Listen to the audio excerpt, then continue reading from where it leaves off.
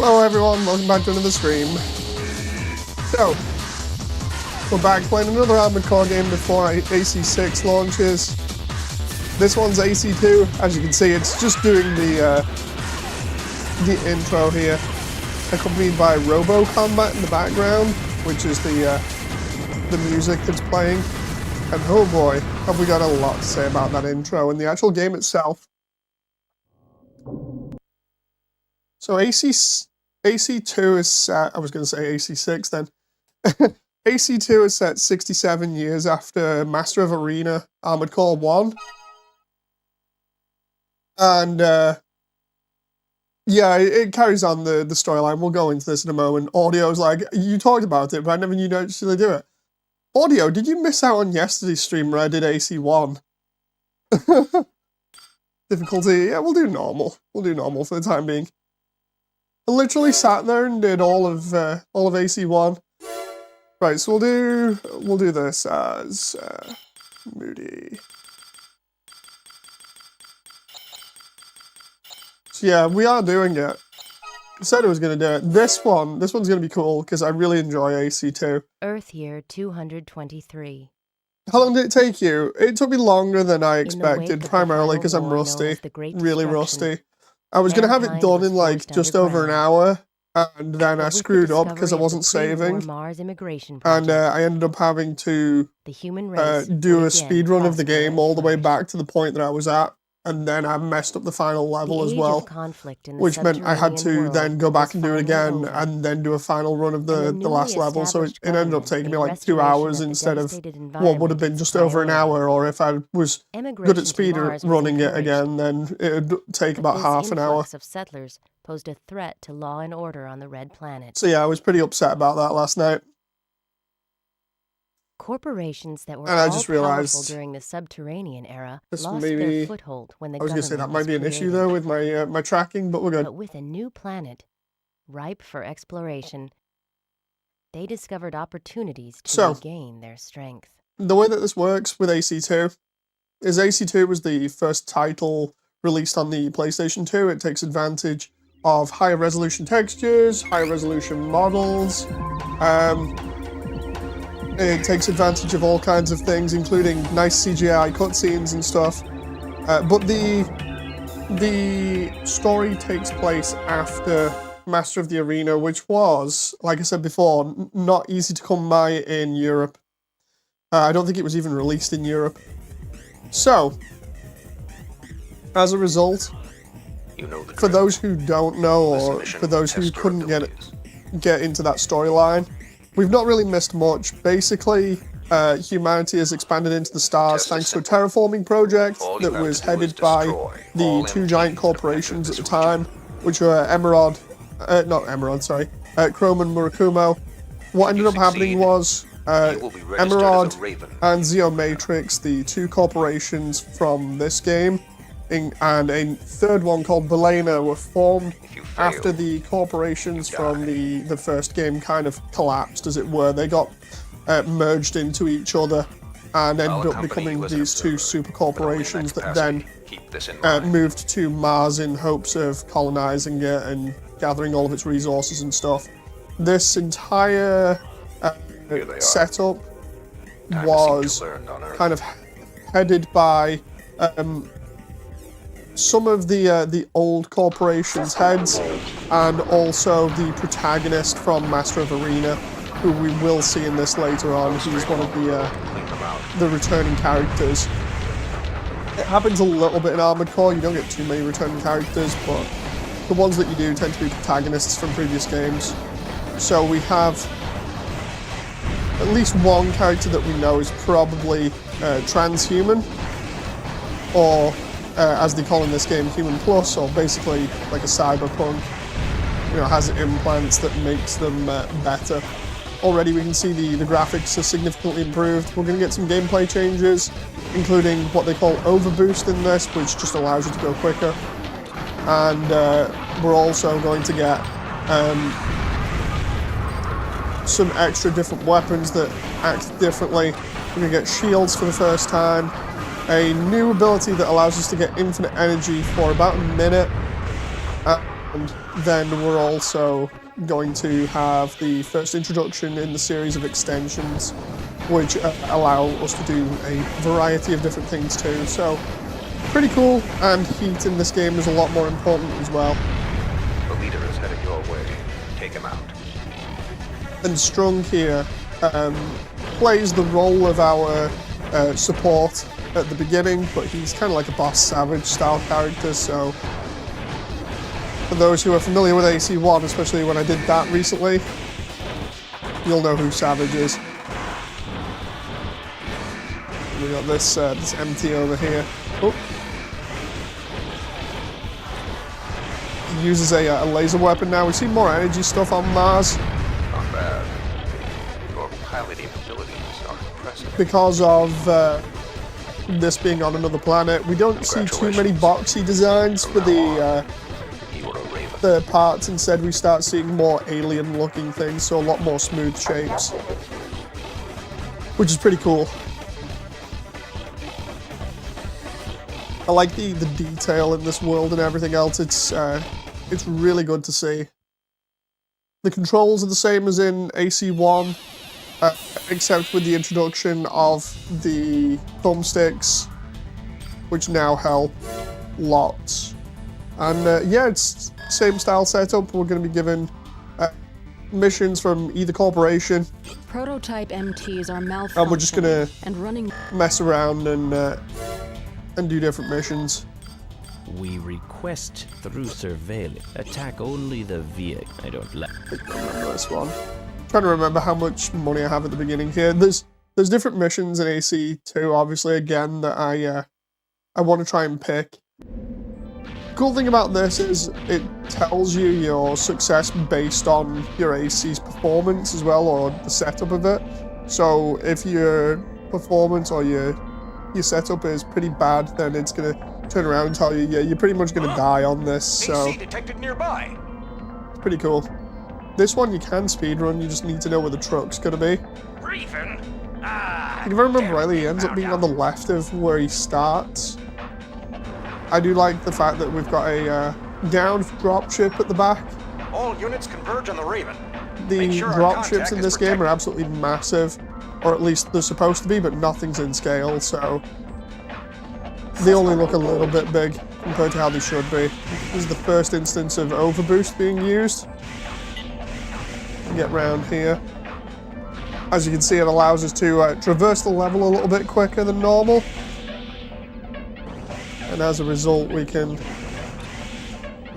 hopefully find out where the target is. It's a night mission. Normally it'd be easier to find stuff here if it wasn't for the fact that it's really dark. Oh, there's the target, or at least I thought it was. He seems to have vanished, which is not good, so we'll just try and take out these MTs now. Oh. We also get laser missile interceptors in this game, which is a really neat add-on. Missiles are a little bit easier to dodge as well. There's the target. I don't want to be paying too much in terms of repairs. The problem is, all these MTs seem to be crowding the target there. There we go. As you can tell, this is running on original hardware as well. It's running on a standard PS2, primarily because of the black box and everything around the screen. Overall, when you first start AC2, it feels a little bit clunky, but it's not too bad. It's pretty much like AC1, just slightly smoothed out. AC1 feels really responsive, whereas AC2 just feels a little bit sort of delayed. We have no idea why Oh, that one. That one's bad. There's also a path that you can find in the training area, if I remember right. I don't remember how to get to it. Let's see if I can just hop on over here and grab it. Hopefully. The presentation overall is improved. I really like that. See if we can destroy that. I can't remember whether, because you can see the difference in texture there, or color. I'm just trying to Get rid of one of these so they don't cut me up here. Problem is, my recharge is really, really low at the moment.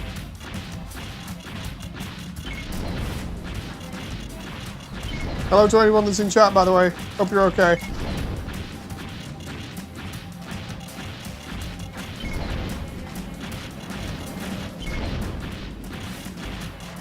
Again, similar style setup. MTs have improved as well. We'll fight a lot of different things that resemble stuff from AC1. But all the tech has improved, of course.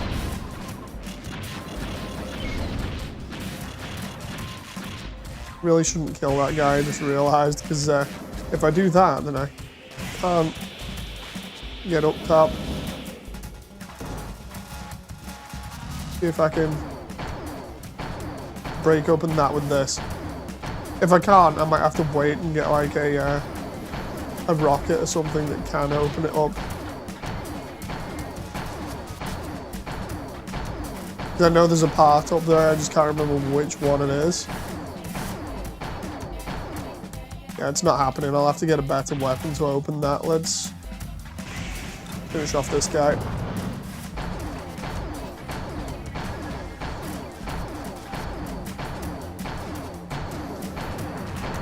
Rifle that you get at the beginning is not actually too bad in this.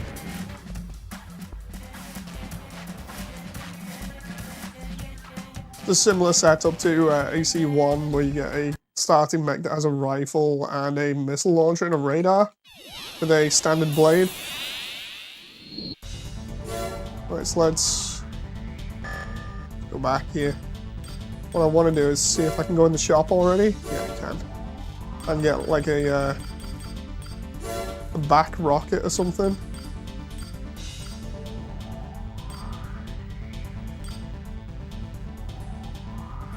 That'll do.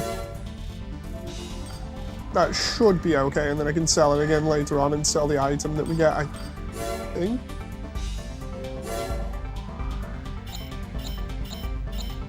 We'll replace the radar. And then away we go. Oh no, wait.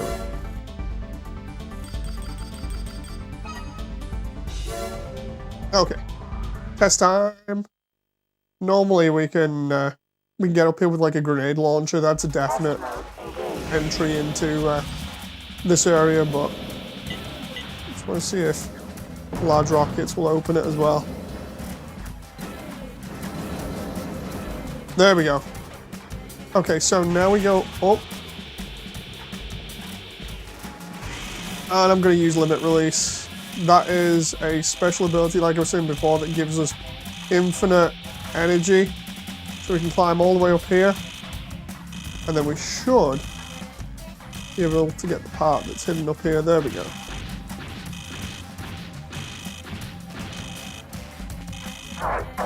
That's an extension which I believe disrupts lock-ons. Now we're just going to take out these two flying MTs here. Let's actually try and use the missile part on him.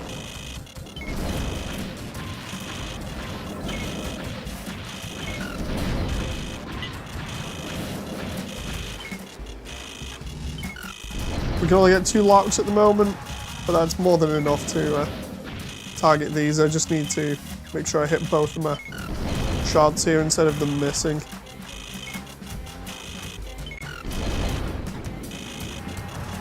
There we go. And the next one, I believe, is somewhere over here. And we've entered a state now where we take more damage, I believe, and we don't have any energy for quite a while, so that's kind of unfortunate, but it's whatever.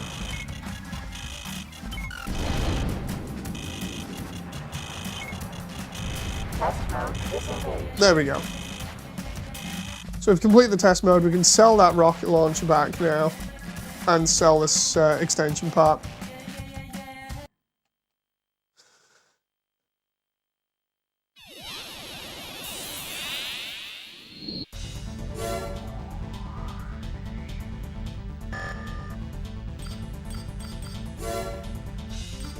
We should be able to get the right amount of money back again. Oh, is it an inside part then? Trying to figure out which part that was. Unless it's a bag part.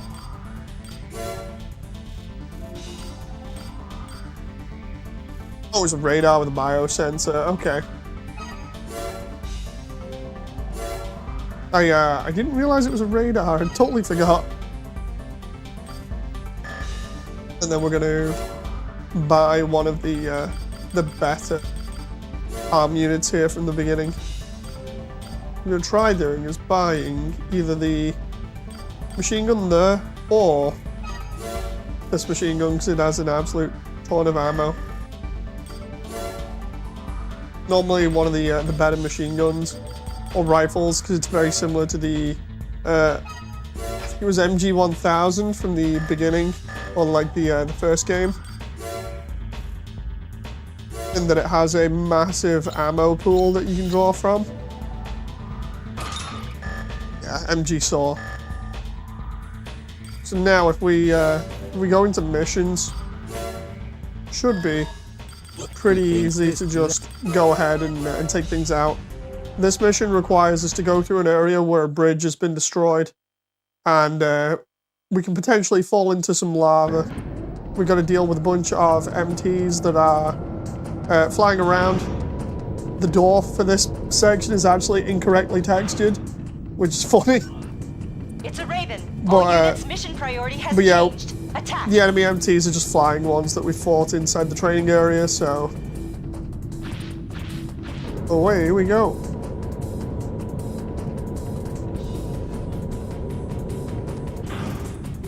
System engaged. Now we're gonna get hit quite a lot at the beginning. The bridge is old and decayed.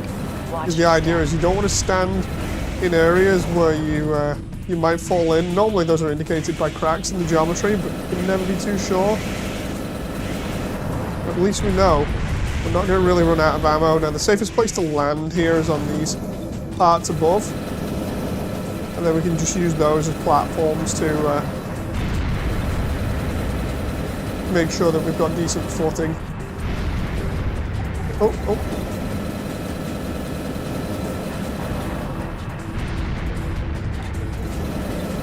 I think this might be the last enemy. One of the last few enemies.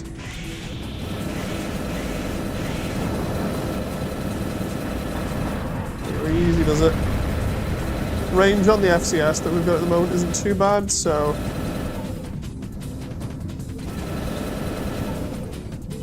come on now. Oh, he's just sitting outside of my range and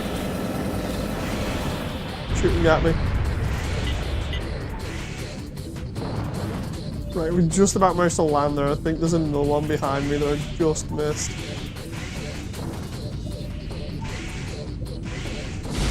Oh! That's one thing I didn't want happening, but okay. Yeah, I thought there was one behind me. We don't actually take any penalties for activating limit release, so it's always good just activating it when you're in a pinch. What it essentially does is it takes your generator and completely bypasses the limitations on it that force you to run out of energy and stuff. It basically says, right, we're just going to overclock it for a little bit. But by doing that, it pushes it beyond its limits and makes it so you end up running out of energy for a full minute afterwards, waiting for it to recover. We've also got an actual working Raven arena in here, so we can go ahead and fight Ravens if we want and take them out and get money for it. We're going to be doing that mainly in either the cave, the ETAL base, or the battle dome, and on occasion maybe the old dome, but cave is normally the best place because it stops some of the other more annoying builds. Hey Riptors, how you doing? You good?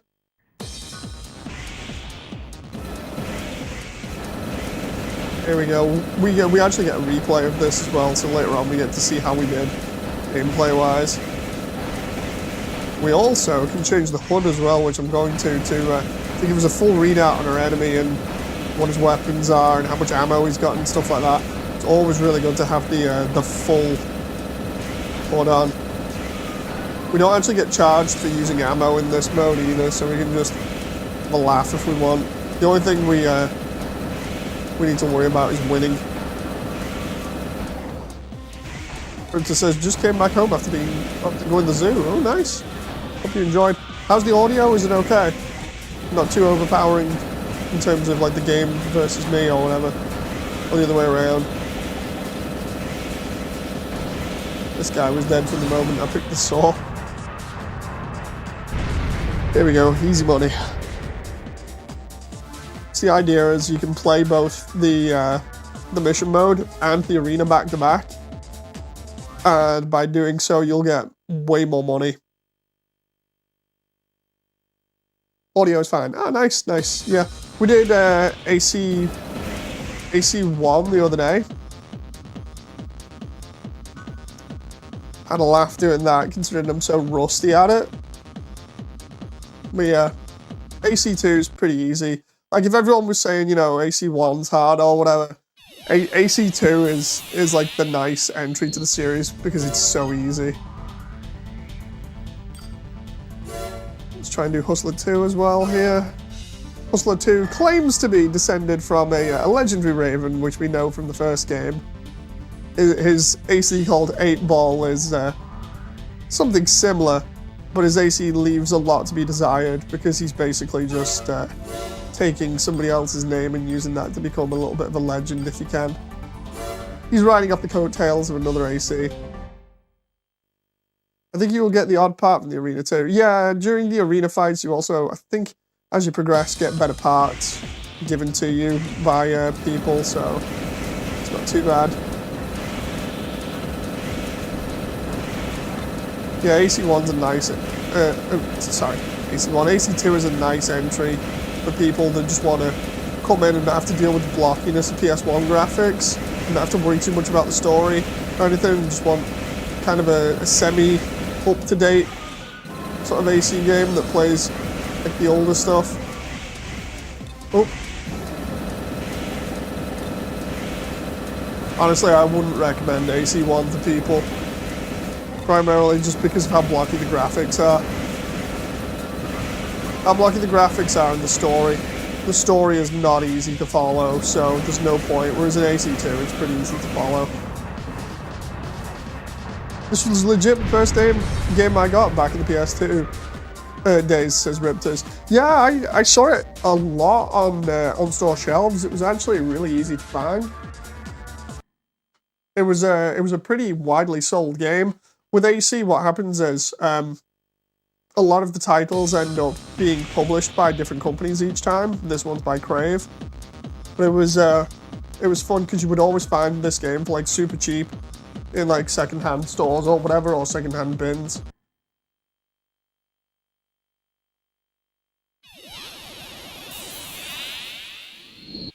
I just realized, don't think that was tracking me there for a moment because of how far I'm sat away here. I'm like trying to play with not a full screen. So let's just try changing my setup here for a moment, just a little bit. Try. Okay, there we go. I got a full screen preview now, so I can play on this one instead of another one. The only difference is it's not as crispy, but I can actually track myself now, which is good. This guy's got the Saw Living Dead. He might end up being our first challenger that actually kicks our ass. Not too sure. Battle Dome might be a little bit hard at the moment, but we'll try it anyway.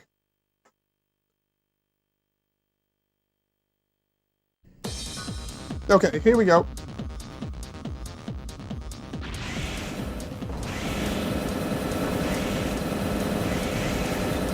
There's actually no latency on this either, so this is good because I'm playing on a completely different screen.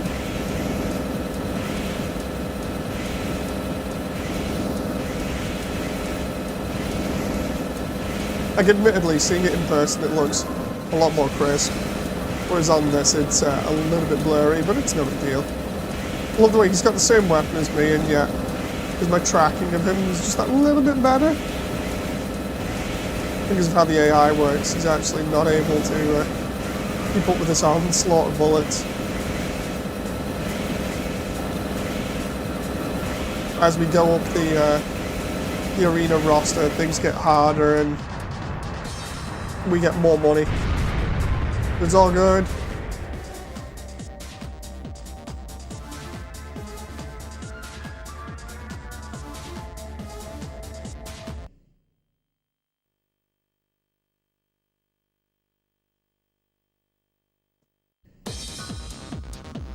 Okay, cancel out that.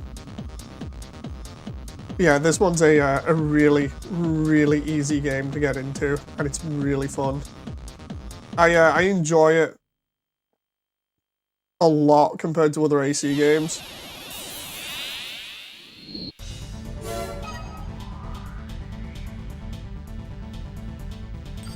Splurge, which one was Splurge again? Oh, he's the first hover leg AC that you go up against. I remember this guy. Just gonna make sure I've got everything set up here properly.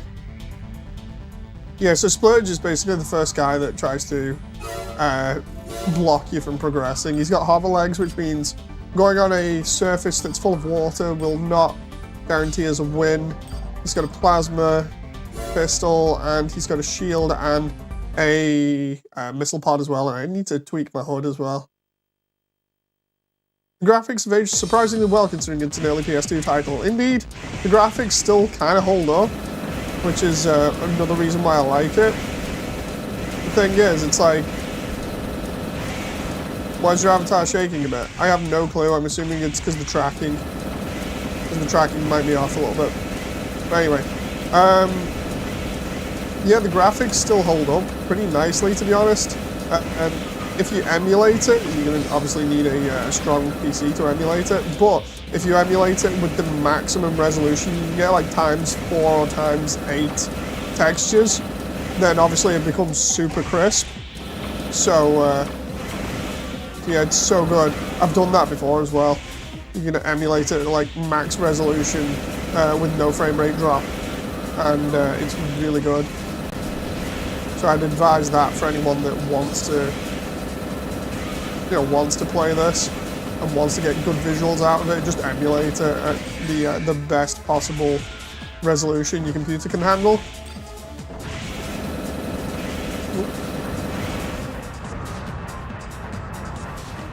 There we go.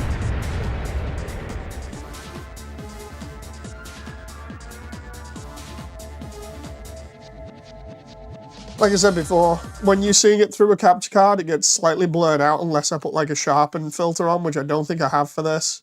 But on my end, obviously it's as crisp and sharp as it can be through a monitor, which is still really good. Compared to what's actually being seen on screen, it's significantly better. Not as blurry.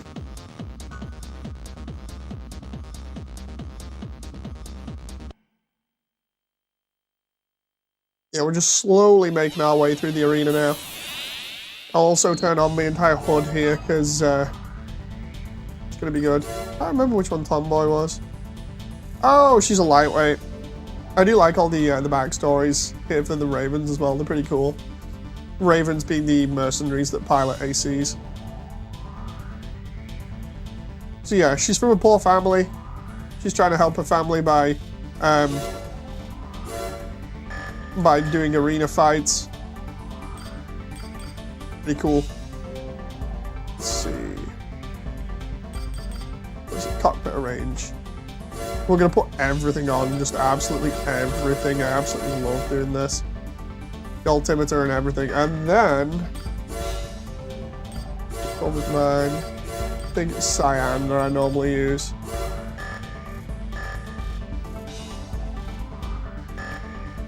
Okay. This tells me absolutely everything in terms of stats and stuff. And I just realized I put her on an awkward mission. Or an awkward level. But yeah, full UI is normally a good way to play this if you want absolutely every single stat, like how much ammo your enemy has, if they've got any boost left, if they have any energy, whether they've taken heat damage, It looks a complete mess, but not too bad. If you want, you can take the altimeter off.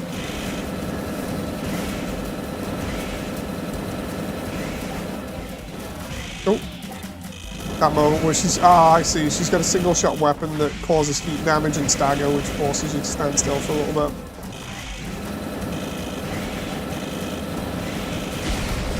Oh, I do love the destructible buildings in this as well. Pretty cool. Handgun heat damage, yep. Not good because she's getting single shots in. What happens is every time she hits me with one, it causes stagger and heat. And she's got a build-up of that, which means she can actually deal a massive amount of damage pretty easily, considering her AC looks pretty lightweight and feeble. Looks are not everything with her. What I might do is take the altimeter off for everybody to actually see. Casually, I'll just play like this because it's funny, but you don't really need the meter to tell you how high you're up or whatever in a level. I think she's out of ammo. Yeah, she got danced around. Normally with a machine gun, the easiest way to combat anybody is literally just strafe them. Just strafe, and to try and save a little bit of energy, just do the bunny hop technique of just occasionally bunny hop and let go of your boosters, and then you're good.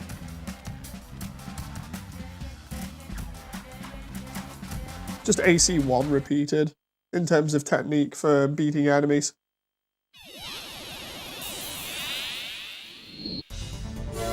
Okay. 4 grand acquired there. This will go to the garage. Cockpit range, panel. See what we got. Angle of elevation. We'll get rid of that.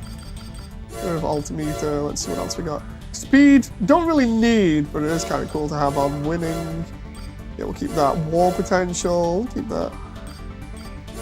Outer heat, don't really need that. Remnants of enemy, we'll keep that. Enemy data, yes. Energy, yes. Heat, yes. Enemy weapons, okay, yeah. So we'll keep the rest. Just makes it a little bit easier for us to see what's going on. Patheon. Medium. Oh, okay. He has shell defense, a shield, a rifle, and some missiles? Best way to stop missiles is take him to cave. Because in the cave, missiles will actually get blocked by the top of it. So you only really have to worry about his rifle now and the heat build-up from it. Here we go. Oh, he's got small rockets, not missiles. So she can't fight him in the parking lots, this Rens. Hey, Rens! Nice to see you again. I'm just gonna chew through this guy, hopefully. Oh, no, wait, he's using his shield. We can just run down his energy here a little bit. We can keep up this aggressive push. We're good. First stage in AC3. We'll be getting into AC3 eventually. Nice to see people. Oh. Even though he's blocking this, he's still taking damage from it, so it's not too bad. At the moment, I've got about 54% chance of winning, apparently, according to the bar above. Keeping him on the back foot here is good for me at the moment. Keeping on the pressure. Just making sure he runs out of energy if possible. He's going to run out real soon. He's in his red zone. He's desperately trying to shield these barrages of gunfire that I'm putting down range. You're not really pushing, more trolling him.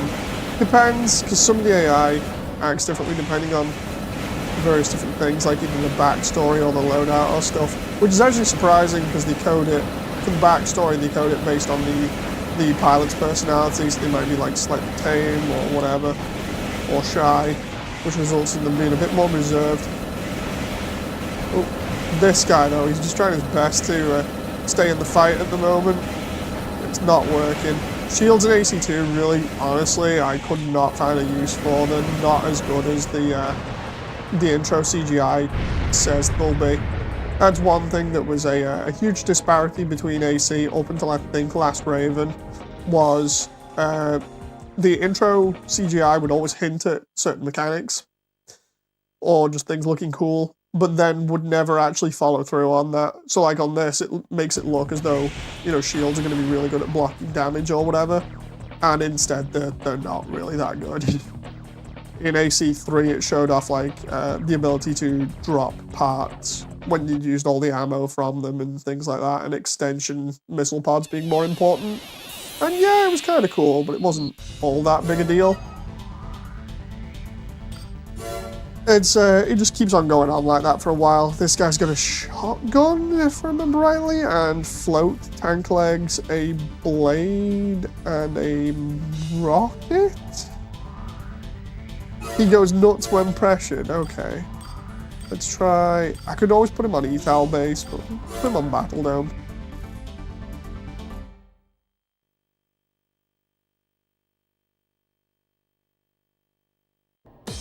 Yeah, we're still using beginning of game gear, so it's whatever. What we'll do is we'll upgrade a little bit when we've got more money.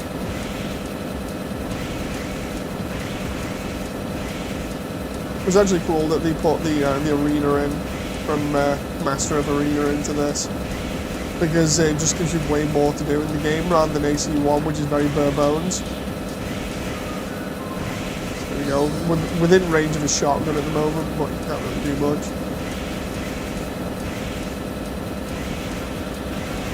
His shotgun's just at its distance, you know, like the edge of its distance in terms of effectiveness. So it's not happening. He's getting wrecked as a result of just having slightly more range, being able to stay out of his danger zone and just pressure him.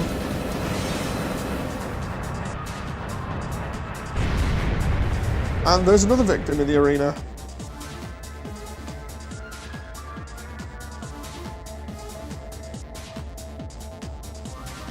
Yeah, going through the arena is pretty fun and pretty quick, to be honest, depending on your setup. And then doing the campaign doesn't take too long either, so... I don't know what the actual speedrun time for AC1 is. I'll have to have a look at that. No, not AC1, AC2. Just realised then, I'm like, I know the speedrun time for AC1, it's like 28 minutes. Around there.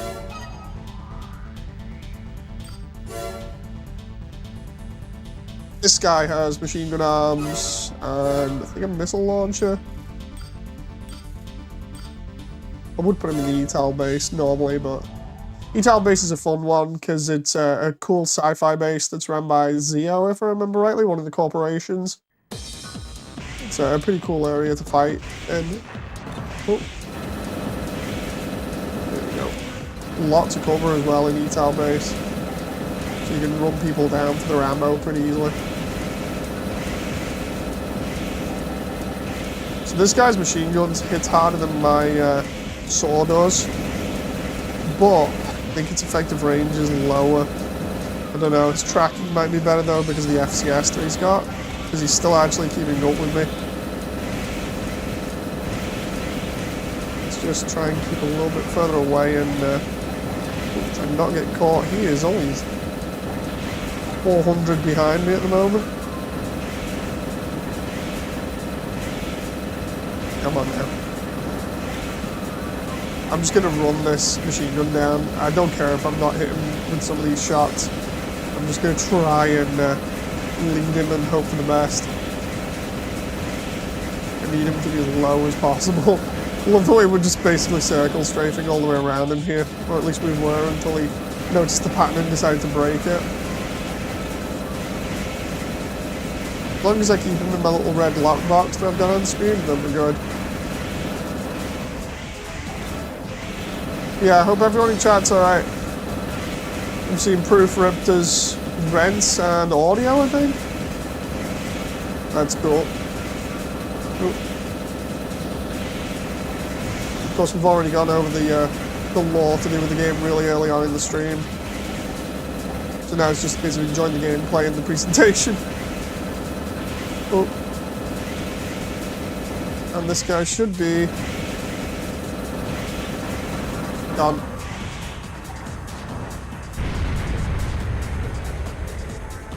There we go.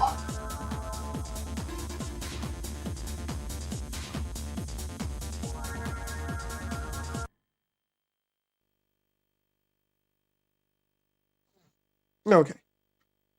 Try and arrange my camera bit here so the cracking's a little bit better. It always gives us a replay after each and every fight. I think in other AC games, it tells us, you know, do you want to see a replay, yes or no? Whereas in AC2, it deliberately goes into replay mode immediately.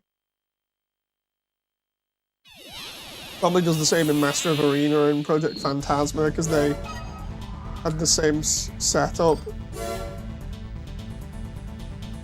Grudge. Missile attacks are impressive. Okay. Long range. Mobility. Okay. I might need more energy to take on that guy. You have a new mail. This will normally be a sponsor or something, or hello to the rookie. This guy's salty because I beat him. He's like, as you progress, it's gonna get harder, dude. Just don't get too cocky. It's like, yeah, whatever. Whatever, pal. You're just salty. This is an emergency. Okay. Disorder units.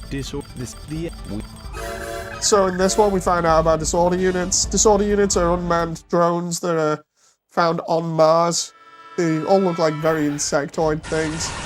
In this case, these are like four-legged beetle-style enemies that have laser guns. They're just causing a train wreck here, so we're going to take them out. Disorder units, or these type of disorder units, are really annoying because sometimes they take a lot of ammo, they take a lot of damage, and if you run out of ammo, then using your blade is a little bit awkward. You got to get a sweet spot on the hitbox. Unless you're fighting the big one over there, which isn't too bad.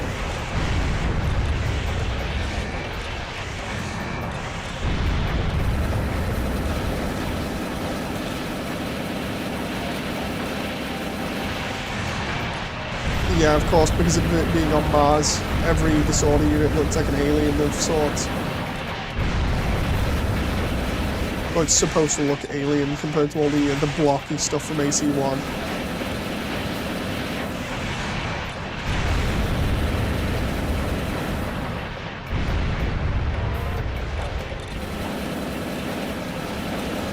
Taking little bits of energy damage from behind there. Oop. Just make sure I'm spraying the machine gun down range here to get as many of them as I can in one go.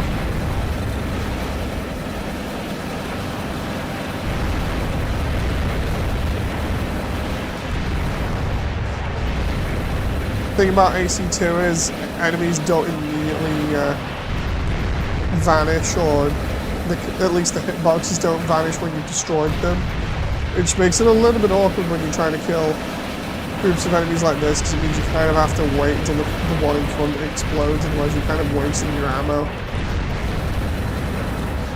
It's like a very minor thing, but if you're trying to conserve your ammo as much as possible, then it can be noticeable.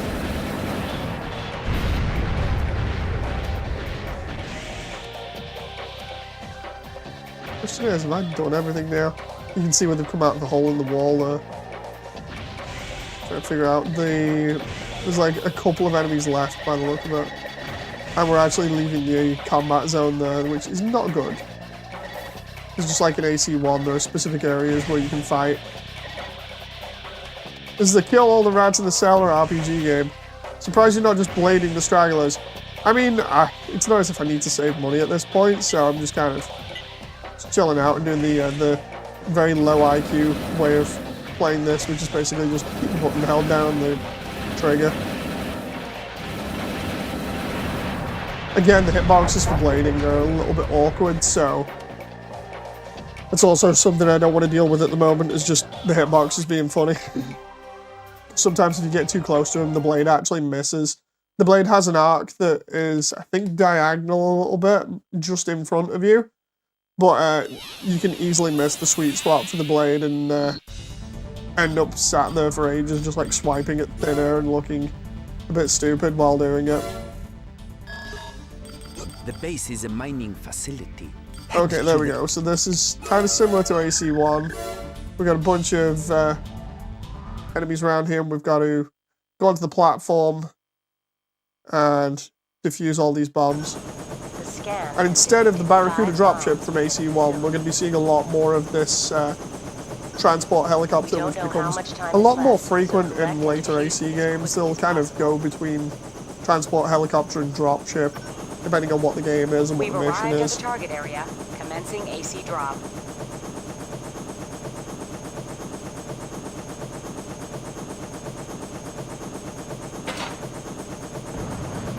System engaged. Okay, so in this one, in this one we got these platforms that have bombs on them, and we have flamethrower units just like in AC1. So we're going to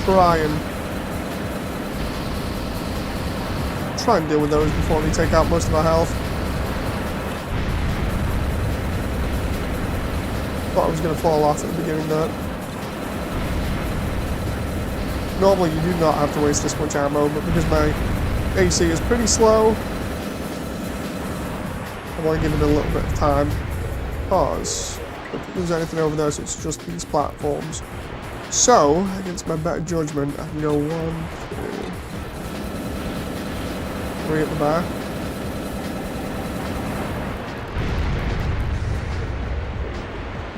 Let's try and make this work.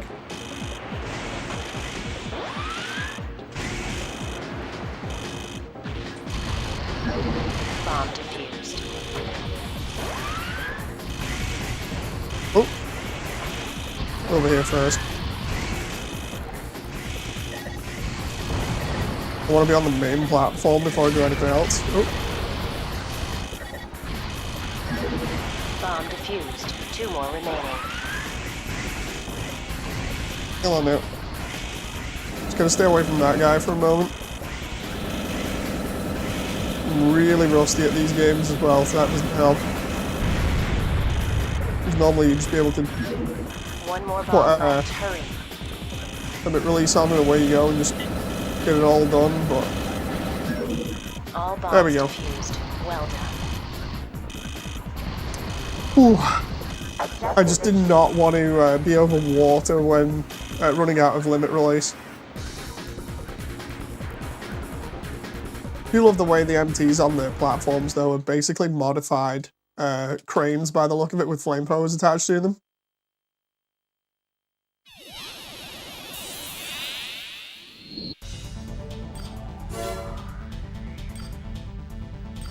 Let's see. Capture cargo. That one was the disorder unit, if I remember rightly, which I need a faster machine to do. Arden River was one of the more annoying ones. The Rectenna installation, that one's kind of okay. How much money have I got here? Oh, that's not too bad. Let's get a better generator first.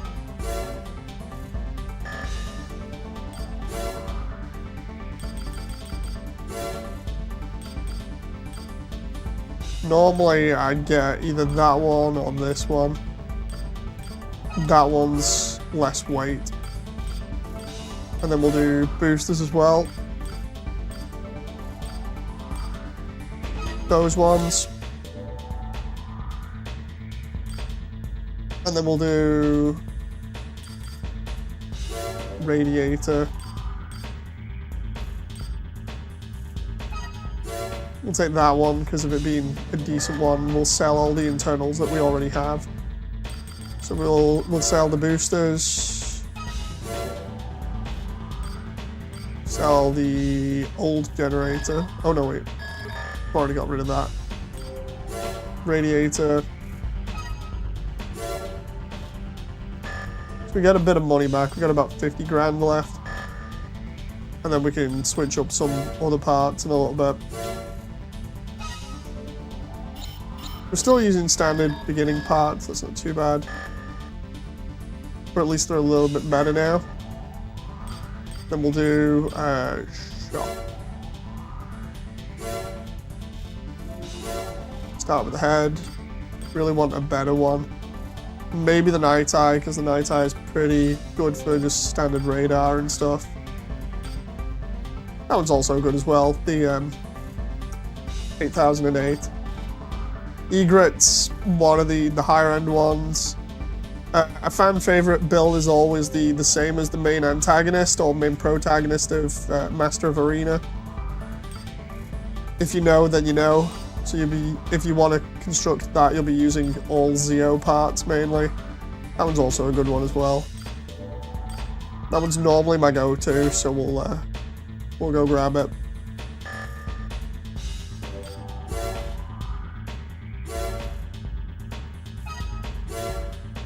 Guess we got 42,000 to work with.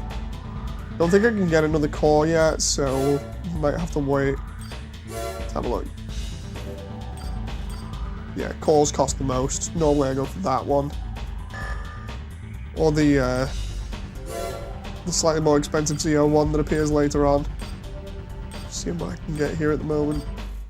Some of this is going to change over time. That one's pretty good for parts set up early on. Legs, let's see. The A2s there from Emerald aren't too bad. These ones are pretty cool as well, the Zeus mobility type. I actually take them. What I'll do is I'll replace my legs by selling the ones I currently have. Because I need like a couple of grand more. That'll give us way more mobility.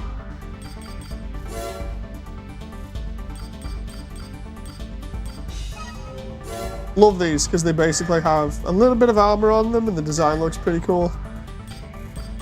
But they have high mobility compared to what we had, so... There we go, all the necessary parts equipped, and then later on we'll be changing the core and the arms. So overall, mobility-wise, we're a little bit better. We are admittedly a little bit of a wide boy right now, but... Now we can take on Grudge, I think. We'll do the Battle Dome just for the sake of it. Just to test the build out. Because doing this in the arena really doesn't cost us anything. Oh, there we go. Much better. Much better. I can fly around freely now.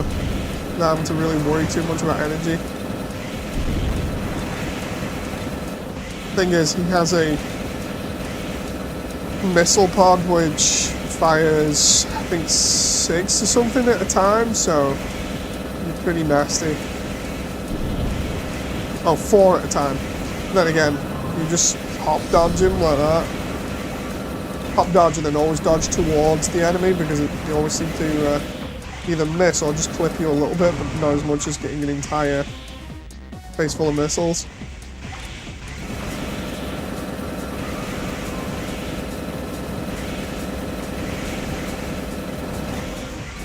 It's about 1,600 below us in terms of health, so we're good.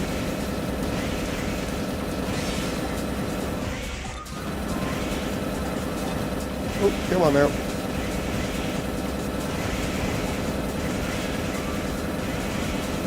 Problem is, I think he just had a hard landing there. One of the other things in AC you do not want when you're flying around is a hard landing when you don't count for how far or high up you are and you don't brace your landing with boosters.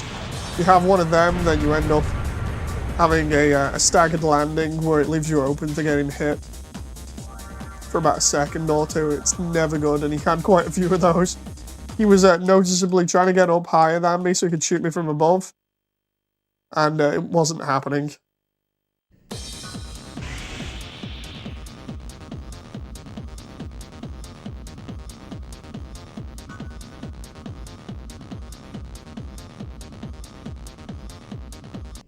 Soundtrack for this is really good.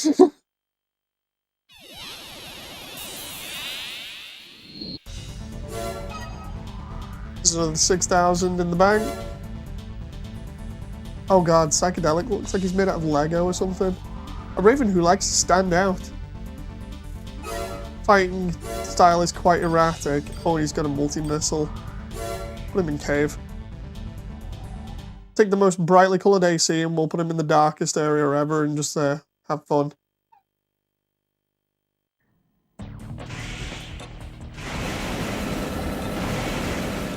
Stand out indeed.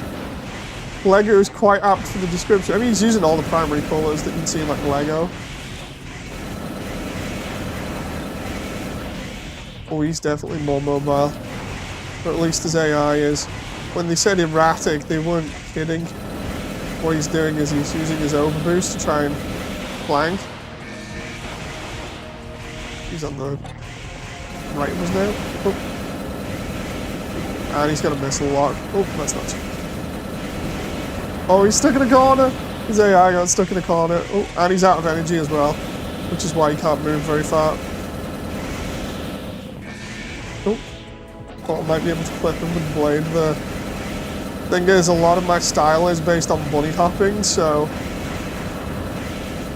I'm not getting too many chances to blade him as a result. Let's just try. Oh, took off there again. I'm bunny hopping by instinct here rather than paying attention.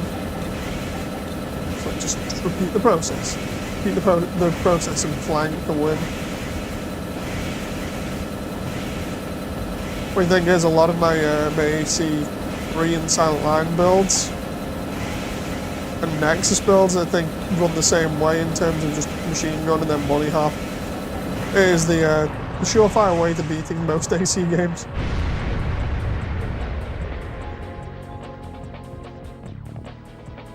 Hey Classic, nice to see you. I saw your comment on the other stream. Thank you very much, by the way.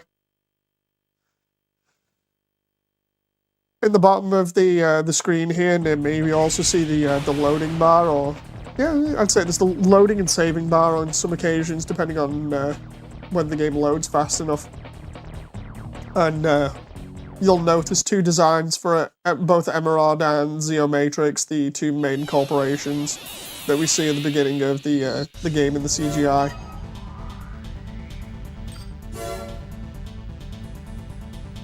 Okay, Hover AC.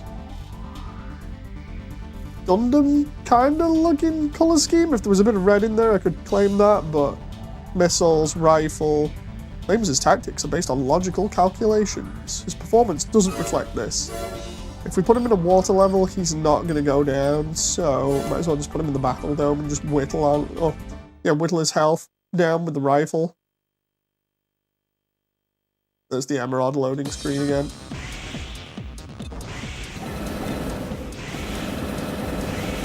Okay, so he's going to bunny hop as well. Thing is, because he's got float legs, he can't really do that too much. His float legs take more out of you to get up in the air like that. It's not like a highly mobile AC like mine at the moment. Thought I might be able to get him then, but nope, left myself open a little bit, but he didn't capitalise on that, so fine. If you see any like lines coming from the front of my AC's torso, that's something they included in this game, which was laser missile interception systems, where they originally had designs for AC cores where you had guns on the front of your AC. They didn't really do anything apart from look cool in AC1. In AC2, they're all laser missile-based, laser interception systems, which are pretty cool, where they'll try and sort of half-heartedly intercept missiles that are coming towards you and shoot them out of the sky. But you can also get separate missile interceptors that actually do that for you as well and work a lot better. Sometimes you get lucky with the core built ones.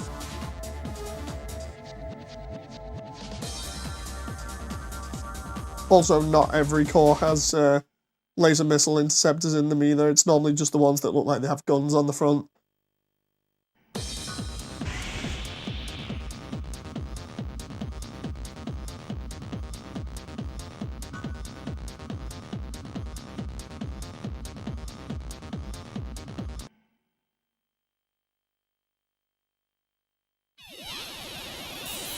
The others have option bits. Other ones look high-tech. Yes, that's true.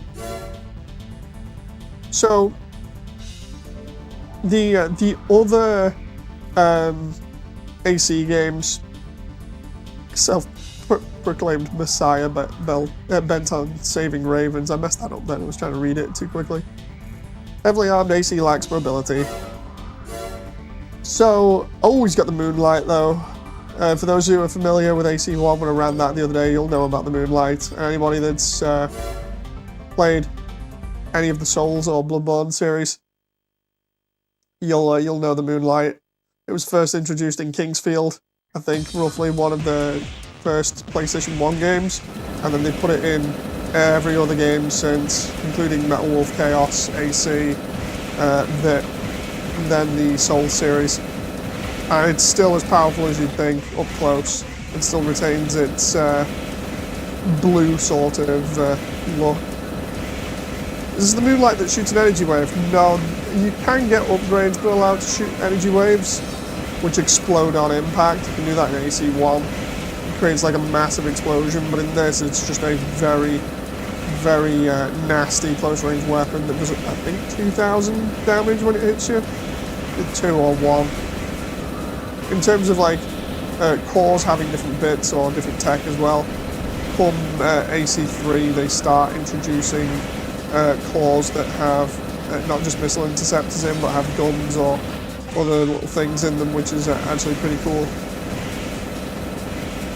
So yeah, one of my popular builds for AC3 has a core that has a rapid-fire energy weapon that can keep reloading, so it just ends up becoming all the Dakar in one go. You can actually really melt through enemies within a literal matter of seconds rather than doing this ring around the rosy. The only problem is the controls for dual wielding on AC3 and beyond is a little bit annoying until we get to AC4, where dual wielding becomes very natural. Messiah was a pushover. Indeed he was. There's the Zeo loading screen as well.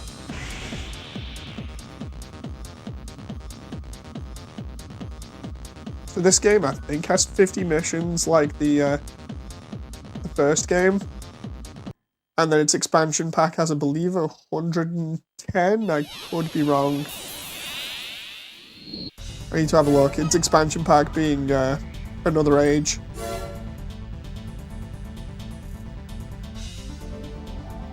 Pollux. Castor and Pollux in here. Let's... Another Age was, I think, 109. I think it was something like, yeah, around about 100, 110 or something. I remember it saying on the back of the box, but I've not looked at the box in 5 years, so...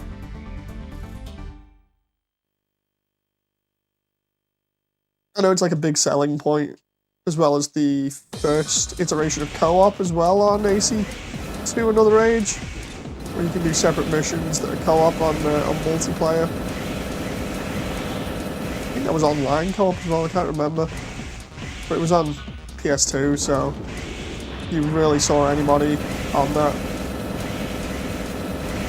Unless they were in Japan. He's getting heat damage on me though, I just realised. He's got a handgun. He's got a handgun that does heat damage. And he's able to keep up with me. It's not good.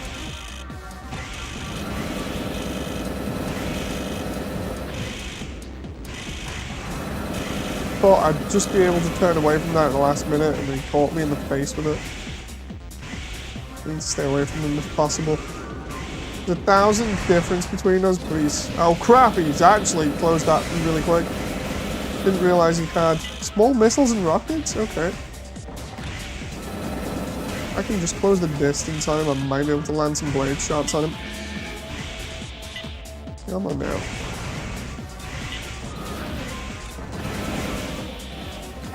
Sat here thinking I can just wait, get him into a good position and then just blade him, but he's kind of just teabagging me with his mech at the moment. Yeah, he's going to beat me here. Oh, that's not good. That's because of all the freaking stagger and heat damage he's doing. I'm going to die anyway, so I might as well just go limit release on him. Those missiles that caught me off guard early on that really did it, and then the stagger.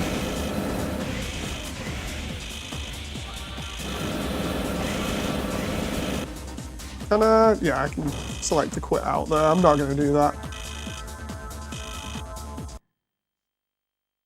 She's clearly too much for me at the moment with his setup. Thanks, Riptus. I'll see you next time. Let's do the cargo. We can do that one. Get 40,000 from that, roughly.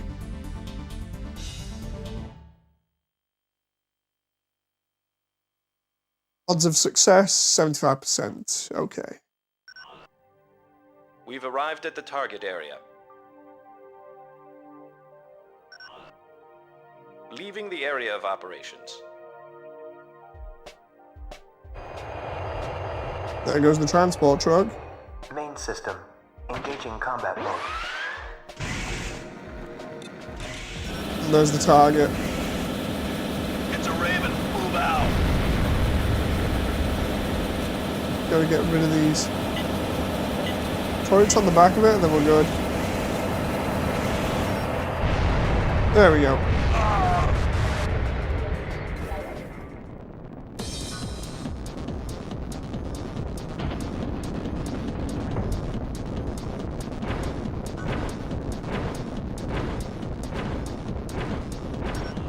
What? A disorder unit? Looks like we'll be And then we can just go take out this guy. Go ahead and destroy them.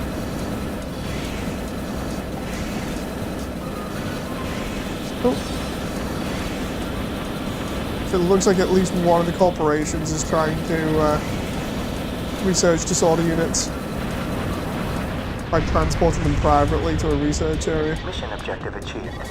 System switched to normal mode.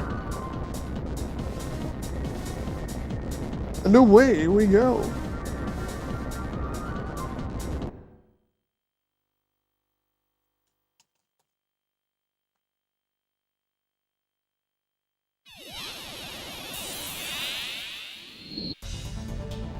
You have a new mail. Oh, we do have to do the River Lab? Okay. I can't remember whether this is the one where we have to retreat or what. Because there's one where we have to I think that's attack the Arden River Lab where we get called away.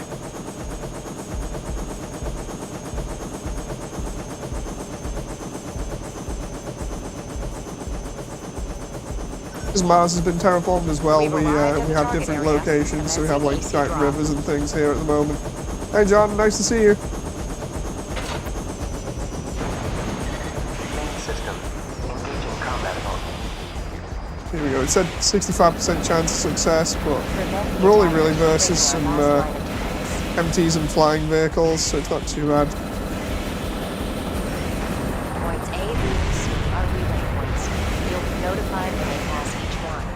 There's another one down. Oh, wrong Stop button the there. attacking units on all 3 routes. And another guy over here that's pretty quick. And then we have helicopter behind us.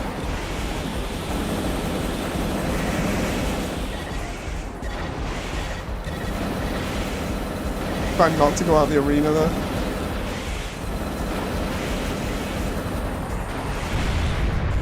But did they have mutated cockroaches? Yes, they do. Oh, and fleas as well. Literally. But that's when we go back to AC3. I'm not joking either. Actually, no, it might be in another age as well, because I think another age has bioweapons in it. I was trying to remember.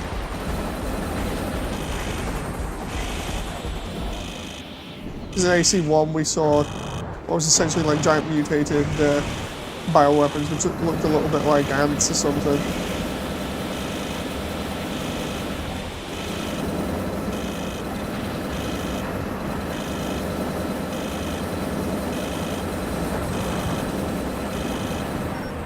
Enemy units have passed point B. Come on.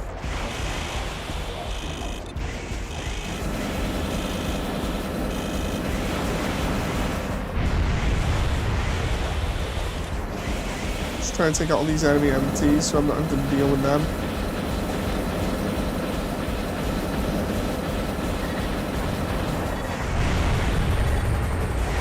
I think there's that thing that's like right next to me here. Is that another helicopter or something? Yeah, it is.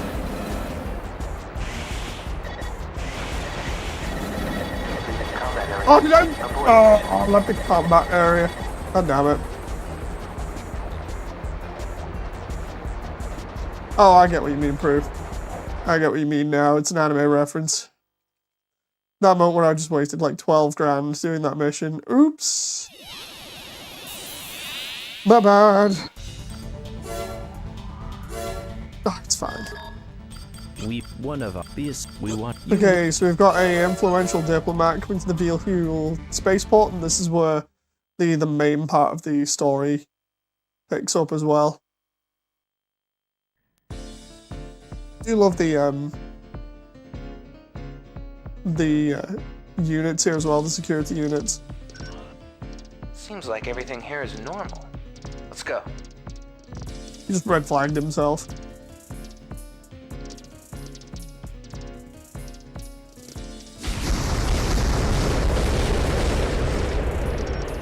Unidentified squadron approaching. Commence attack.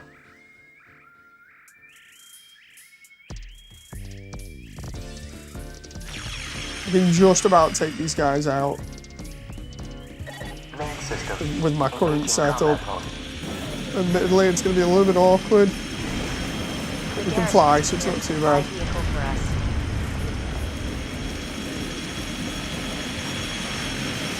I see roughly where they are height-wise. Looks like they're on the same level.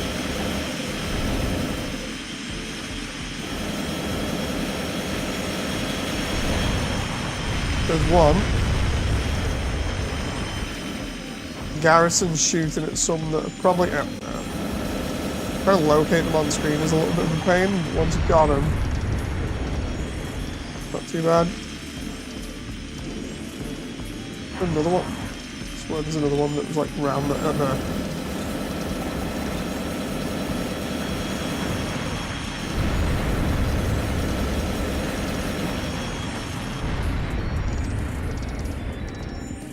That's them back there. Normally you can spot the next wave on the horizon, just trying to see where they are. Can't see them yet. No.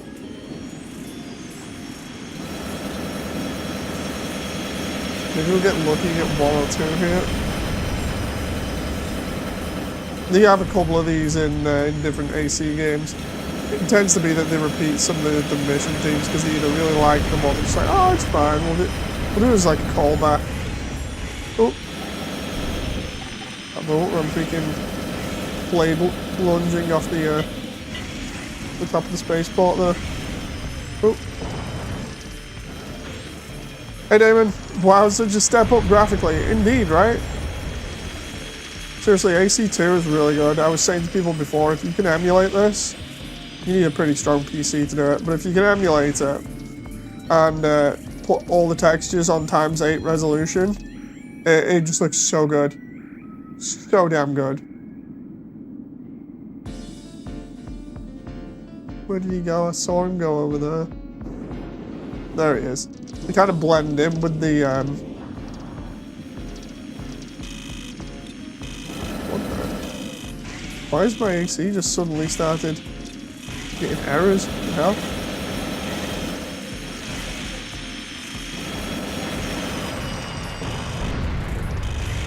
It says Fires of Rubicon on YouTube. What the hell?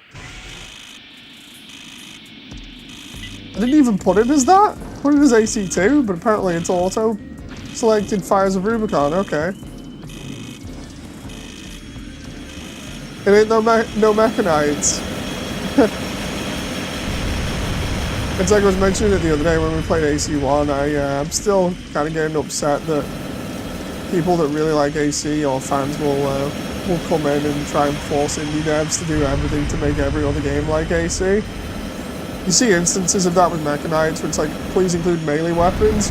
And while melee weapons would be kind of okay, There's been conversation in the community at the moment saying how melee weapons wouldn't really work well with the gameplay for mechanites, primarily because the idea is that you're meant to try and take everything out at range, because if everything gets close, well then you get mauled to death.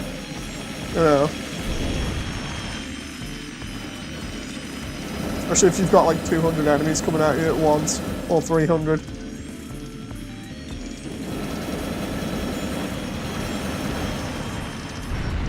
Enemy bomber approaching.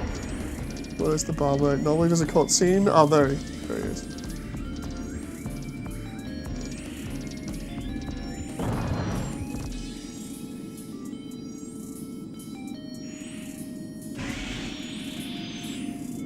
Oh, I can't go that far out. My idea was I was going to intercept him before he gets close. Because he's a big boy, and he drops scatter bombs everywhere.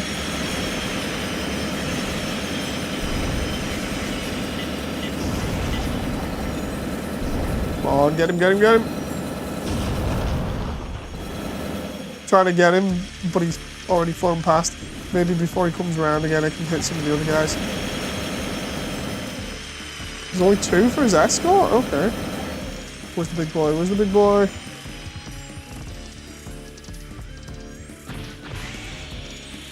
Where the actual hell has he gone?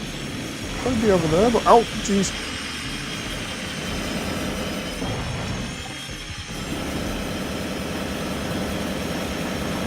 He's the only threat, really, to the spaceport as well, because these guys don't do too much, so... He vanished off my radar as well, which is annoying. There, I think I just saw him. Try and get that guy with a missile. Got him. So where's this big guy? Oh, I failed the mission.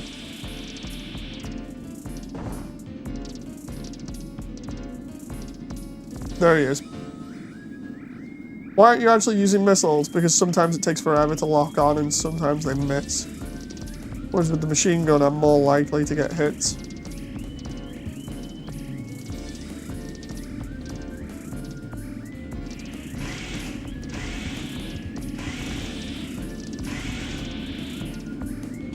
Limit released.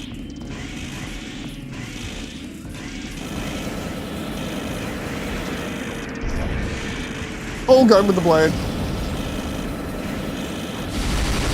There we go. Mission objective achieved. System switched to normal mode. A moment where it's like, why are you using the missiles? The next moment just blade him in midair for like an extra 500 to 600 damage, I think it was.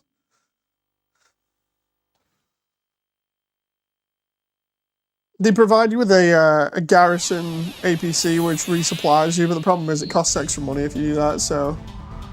You remember under Segmech by Sahara Games? No, I don't.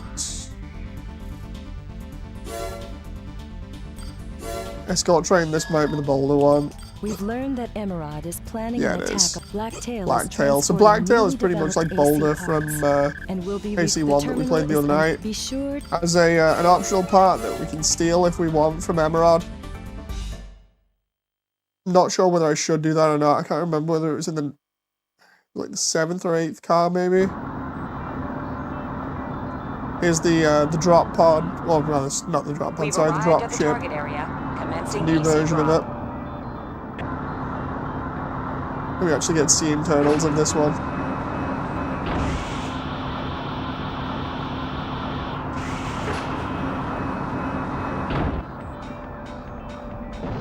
%60 success rate for this, that's not good. I need to remember what the hell I'm fighting here. I think it was fighter jets again. Enemy attacks can come from any direction. Be prepared. Very similar to AC1. Dreams is free on PS4, says Damon. Oh, nice. I think I mentioned it before, but I know somebody who worked on that. Ooh.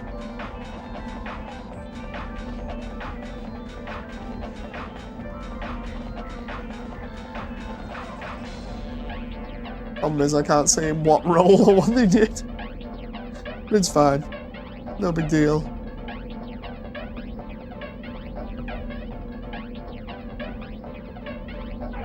Either way, Dreams is really cool. I like to see what people make in it. Oh, here we go. It's the same as AC1. Oh.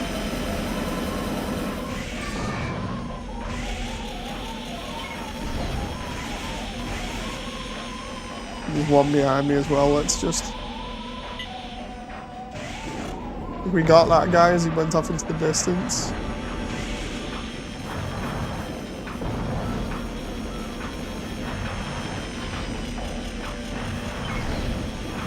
Too slow.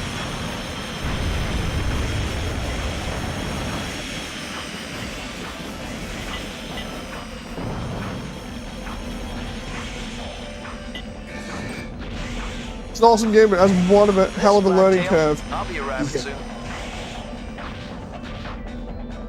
Pretty high learning curve, to be honest.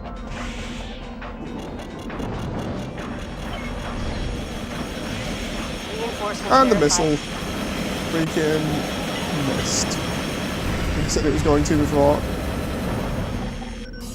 AC catastrophe verified. Oh, his Commence catastrophe. I forgot about this guy. Four-legged AC with grenade launchers. Not good. And a chain your gun. primary objective is to guard the train. He's gonna annihilate everything here. Where is he? He's somewhere over there. Oh, there's the grenade launcher. Wish we'd have taken these out sooner, but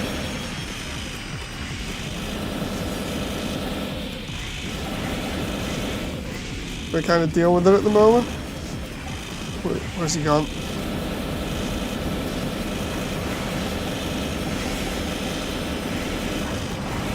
I'm keeping my target lock if possible while I'm also getting kicked on by these freaking planes. Where the hell is he? I think he's in mid-up. He's using the station as a platform, just jumping around all over the place. Oh no, I've run out of energy. That's not good. Not what I wanted to happen. If he turns his attention to me now, I'm screwed. Oh no, I think I got him. Can I use the missile launcher? Can't. I'm stunned by how good this game looks. Considering it came out in like 2000. It's what, 23 years old? This is Blacktail. It's black and bleed. Honestly, if you ever want to get into AC, AC2 is the better way of going instead of AC1, because AC1 is really dated. Like, I'm not normally against PS1 titles, but AC1 really shows its age.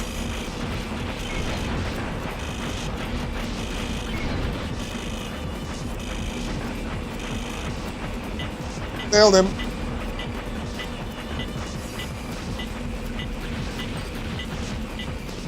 And again, if we hit, I think it's the 8th or 9th car, then we get the optional part though, which is a back boosted that can also be used to quick boost, like in armoredcore 4 and 4 answer. Okay, but what about Master of Arenas' rent? System switch to normal mode. Would you say skip that? I'd say if you can get it, then maybe, you know, go for it, but honestly, I don't really like any of the PS1 titles now. No, I much prefer everything like PS2 onwards.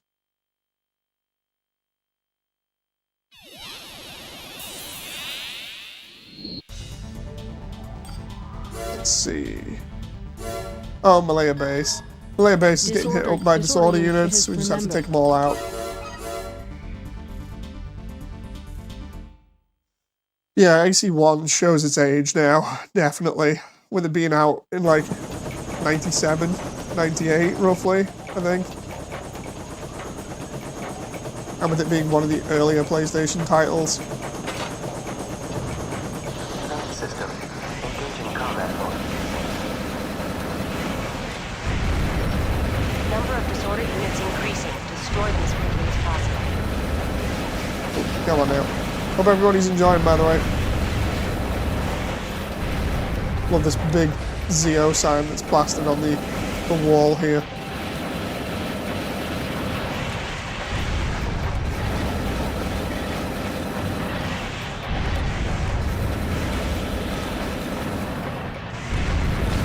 We actually get to see different types of MT here as well. I remember mentioning the history of ACs and MTs in the part 1 of this. We get to see a couple of MTs here that, if you just customize them a little bit, would be ACs. Going off the game's lore. This quad-legged construction robot, or like, looks like the power loader from Aliens a little bit.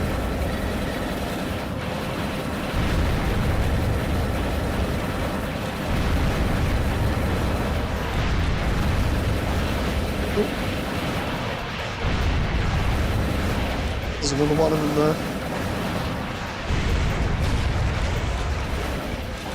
It's like they just keep spawning in enemies behind us here. What the game actually does is when you look away from an area, once you've cleared it, it spawns enemies behind you. Quite blatantly instead of showing them like appearing from anywhere, like holes in the walls or whatever. Oop. Still got quite a few enemies remaining as well. Disorder reinforcements arriving. Nice to get lucky with the blade on that one.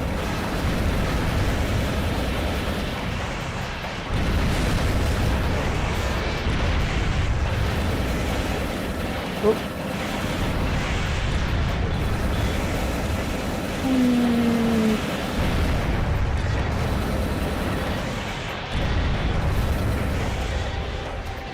That one's annoying though, because that bit of the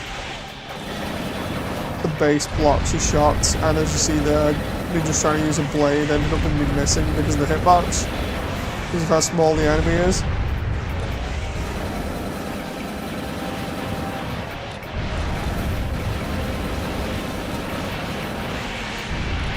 Oh. There are about 3 distinct sizes to these disorder units, one really small, and then a medium and a large one which we haven't seen in quite a while.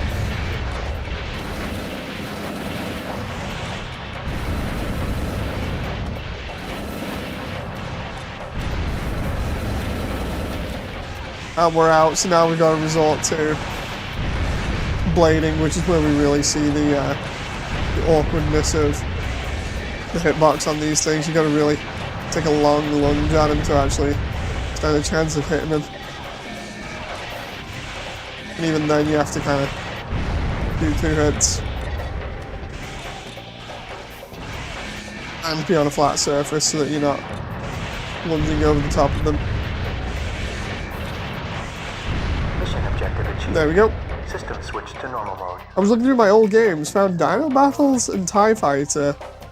Jazz Jackrabbit was good. Nice. Jazz Jackrabbit by Epic Games, or Epic Mega Games, before they just became Epic.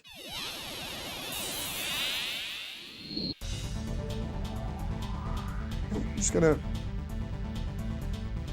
move that to the side for a moment. Ah, secret information. I remember this one. To the Talent Underground factory. Oh, no, I do. I remember this one. Looks like an... I think that was where we first get introduced to the Frighteners, which are the terrorist organization in this game. I think Die Hard, with Die Hard 2, with the military unit that comes in later on in the film. That's basically the Frighteners' role in this.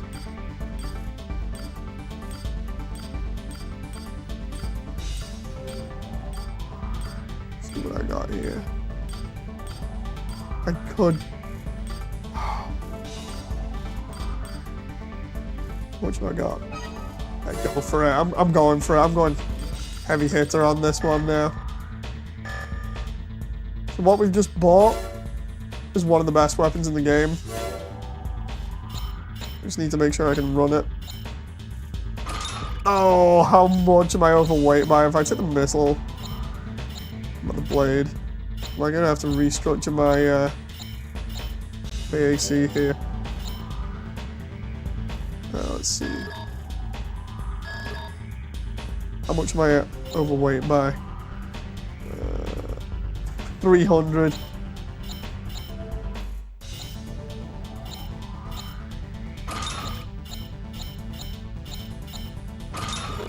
There we go. So I'll take off everything and just go that for the arena.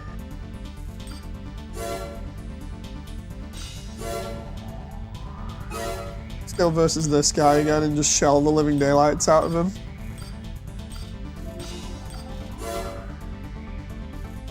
I'm not running this on actual missions. Not without a little change, at least. Yeah, the grenade rifle here is a bit ridiculous. It's a little bit slow firing, but when you hit with it, you need to basically play like a little bit mid-range. Alright, it's fine. Just need for him to land for a moment. Oh! Come on. Come on. A little bit. But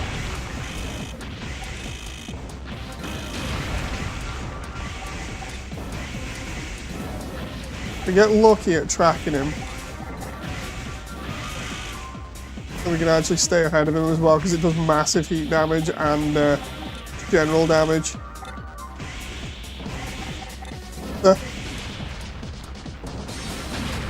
Oh, now we've caught him in it. Oh, come on, we're like 3,000 ahead now.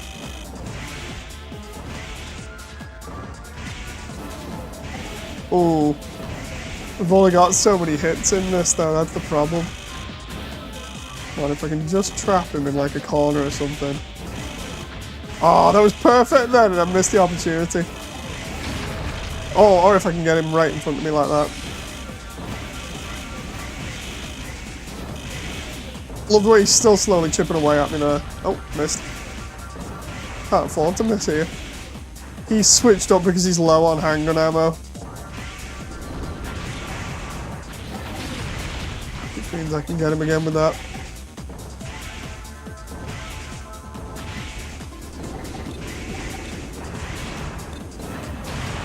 Got him.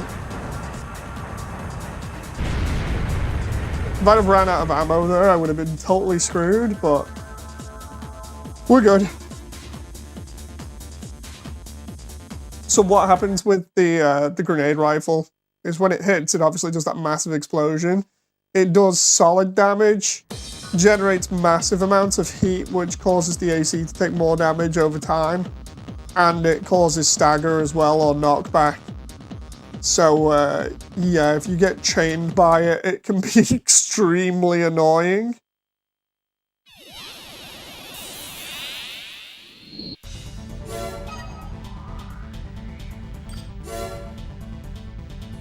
See if we can take out Death Merchant, who's a salesman. He's going to push his wares in the arena. He uses a very fast AC that has hover legs. That doesn't really matter. Risk-reward kind of weapon, says John. Depends on your setup. If your setup has more weapons to back it up, then, you know, it's all good. But at the moment, it's very glass cannon of me to run this. Oh, he's hit me with something that's called a lock-on to decrease.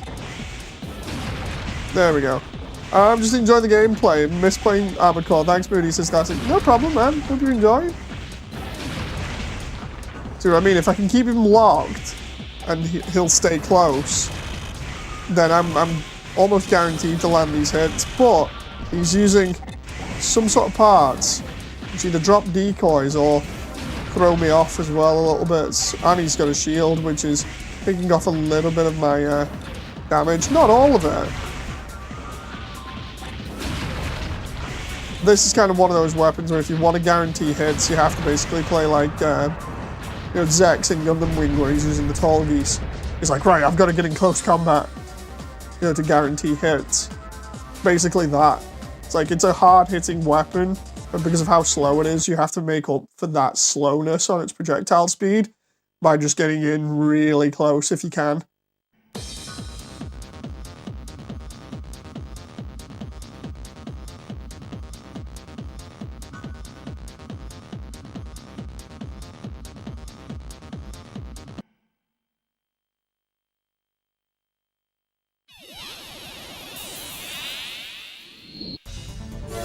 The thing is, this build should actually take us pretty far in the arena at the moment. Oh, there we go, Earthrise. Earthrise is pretty cool. Wants restoration of Earth, accepts donations from supporters. He spends it all on expensive parts, of which he's got missile interceptors, some of the best float legs in the game, the best core in the game, a decent blade, and he has on his back, those are pursuit missiles. I'm going to put him in the cave to try and negate those. Pursuit missiles, they were first introduced in this game. Basically, it's the missile pods from the Dendrobium, if you're familiar with Gundam. He's got those, but in this, and they cause a lot of lag. There they are.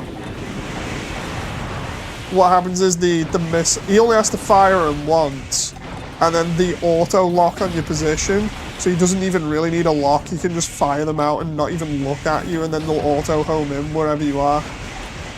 Which is really cool, but the frame rate drops massively when using them if you actually look at them or if you're being caught by them. And he's only got 4 of them though, so he's used 3.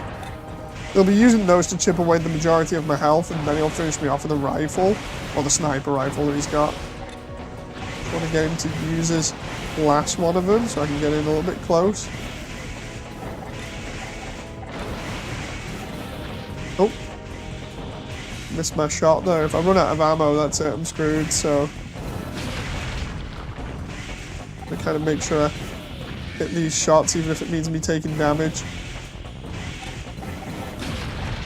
There we go. Come on now. Oh, come on. Still leading, but only just. Think I have roughly about enough ammo to beat him. Oh, say that, I'm gonna miss. He's still taking heat damage from my my last grenade, as you can see. Oh, for some strange reason I can't fire. I don't know what was going on there.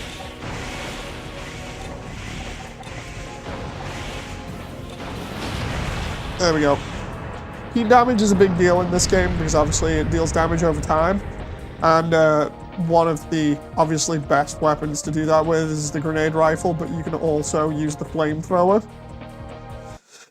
The flamethrower actually has a use in this game, and that being to deal damage over time with a high rate of fire, but also if you just leave it on somebody and you cause an overheat in the system, well then they'll just take damage anyway, whether you're near them or not. It's a little bit better than AC1, where the flamethrower was practically useless because you had to get really close to somebody to use it. And before you even get there, they might have already killed you. Ambulance! There we go. Close combat AC with shotgun, scattergun, missile launcher, or rather scatter cannon, sorry, and a shield.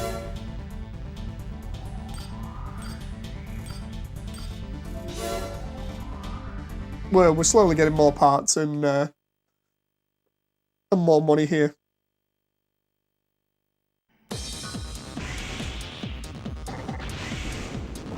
Again, he's another float leg, so he's a little bit more mobile. What I want to do is wait for him to run his energy down a little bit. See what he's doing, he's trying to flank behind me. I'm just intercept him and hit him with a grenade to punish him. You get the parts after beating them. Yes, they get awarded to you. As you get higher up, you get better parts as well, so that's pretty cool. But it's only special opponents. You also get the emblems that they use. See, like on GBO, where you'd get like, or you'd have to pay for different emblems. In this, you just beat somebody and you get their emblem. Oh crap!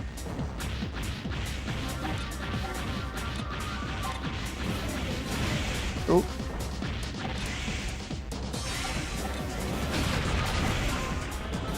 This guy's stuck in a bad position. Oh.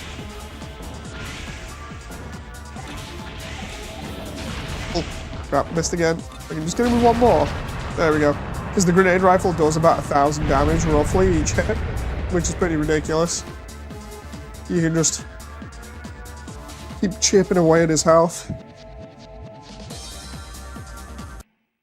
Again, admittedly, this is like an all-or-nothing build. I've got like highly mobile AC, but it only has 22 rounds, I think, in it. Or 20 rounds, sorry, and then once it's done, that's it.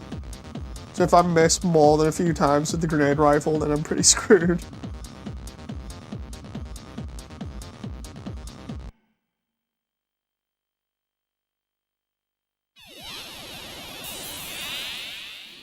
I wish I knew where I put my Armored Core game. It's on one of my gaming shelves as classic. Too many games. Too many games are digital. Yeah, they are. It's the new thing, you know, of making everything digital, but I prefer physical. Ah, there's Caster. Pollux's older brother, I think? Yeah. Same style build, but obviously instead of being red, it's blue.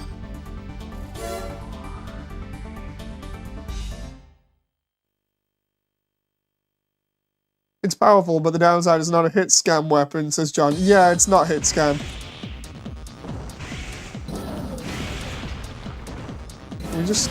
He's using his pulse cannon on the back, which allows me to get some massive damage early on. Because again, it's like AC1, if he's using a back weapon, he's got to crouch. He's going to use his pulse rifle for the rest of this, I think, and try and stay behind me. And the only reason we know that he has those weapons is because of the HUD.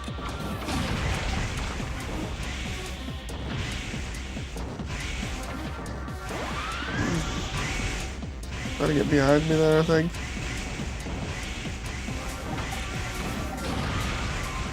Oh.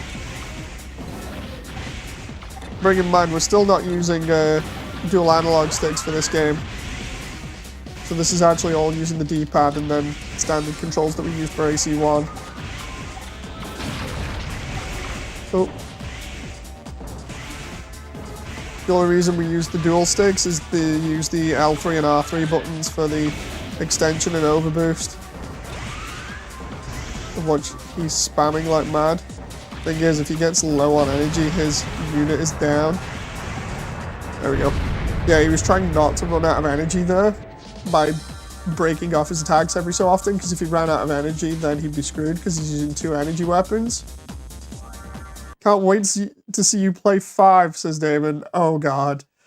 Oh boy. AC5. Hey CloudX. I remember I played AC5 on co-op with Stu when it first came out. It wasn't too bad, but it's been a while. It's definitely a completely different style of game to this. What you're going to see is as we play all the other AC games, you'll see it slowly evolve, is the best way of putting it. The gameplay gets better, gets faster, we get new abilities and stuff like that. But it never changes too far off the original style that it established. 5 is where they throw all that out of the window and go, yeah, let's go for a more tactical game where, you know, you have to use the geometry more to your advantage and you've got different modes in which you can use weapons and can't use weapons.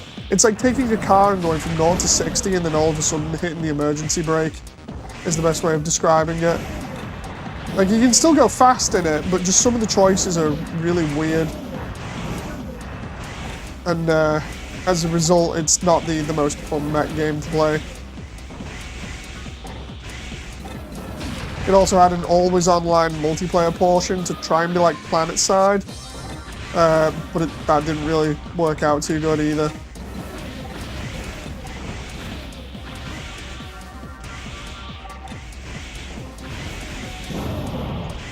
Basically, if you've seen my my video about what is AC without Shoji Kawamori, the guy that did most of the artwork for it, then you'll know more or less that AC5 is pretty much like Chrome Hounds. So if you like Chrome Hounds, then fair enough, I'm not knocking that, you know. Chrome Hounds was its own thing that I wasn't really fond of when it came out. And the same can be said about AC5, because literally they're almost the same game. They go off the same principles, they use the same rules in terms of how they each operate. It's pretty much just Chrome Hound, but with a different coat of paint on it.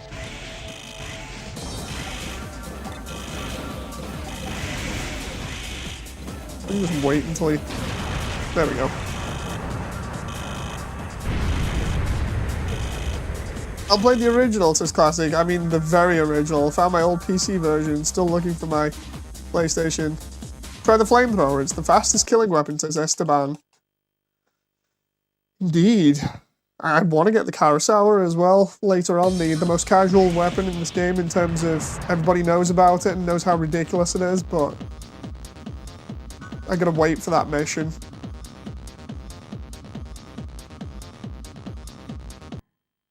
Honestly, I don't remember the flamethrower being that good in this, but I guess we can try it for a laugh if I've got the money.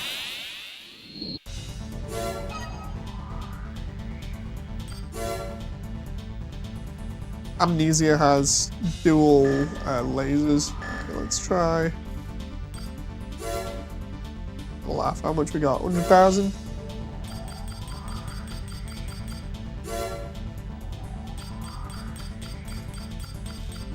I don't remember whether the flamethrower's a basic buy in this. Yeah, it is. Hey, right, 68,000. We'll have a laugh. Here's where it all goes downhill, and then I just end up selling it again.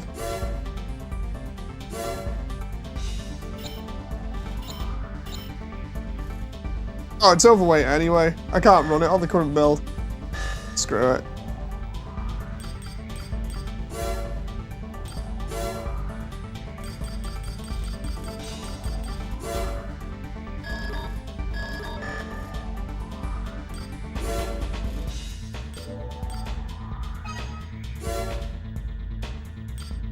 Okay, let's do, so what legs? Those are the legs we got at the moment, the mobile ones. Let's try. Oh, we got the XA2. We can get the XA2 if we want, and then I'm set for the entire game, or I can run that one, which would have laser interceptors in, but Emerald or Zeo. Screw it, gotta represent Zeo in this. Even though Zeo aren't particularly nice as a core, I gotta commend them for the ridiculously good parts. XA2, nothing better. Nothing better than the XA2. Sell the legs.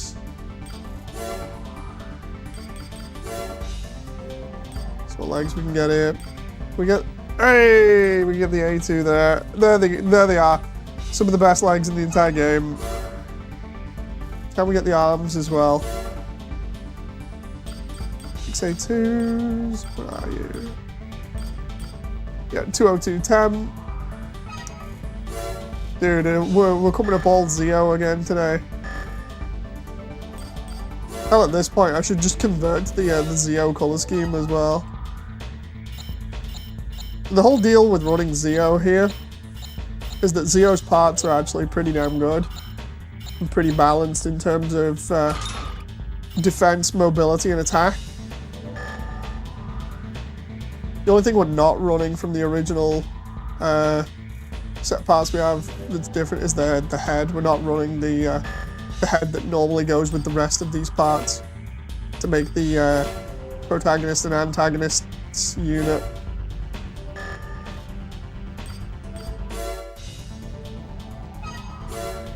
But this is a unit I normally run like this now because of how decent it is.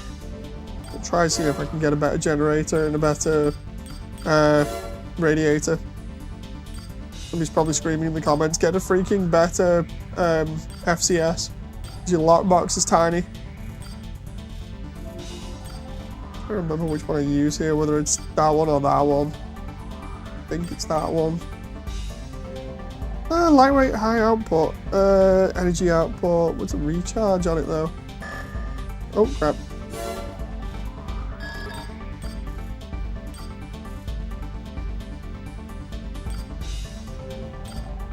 Red zone. Okay, so red zone. Maybe not. Hang on.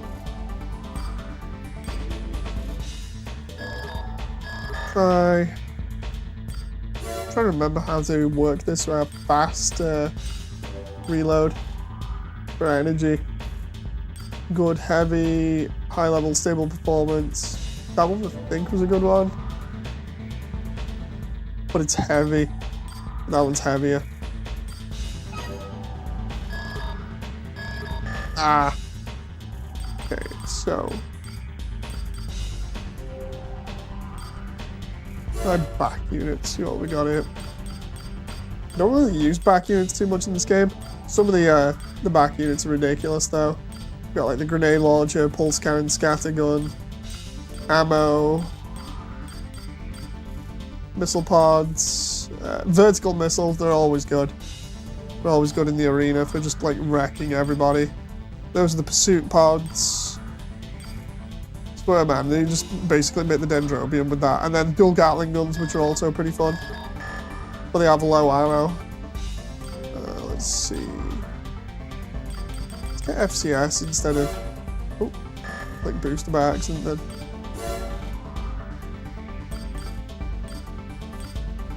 I don't remember which one I liked. I think it was the wide multi-type. I think it was either that one or that one.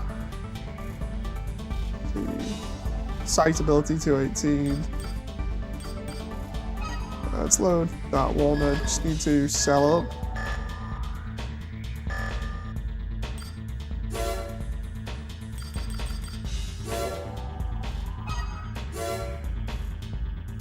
We got enough for that now. I hope we have enough for that.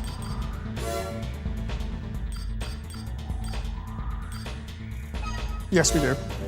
Only just, but we have enough for it.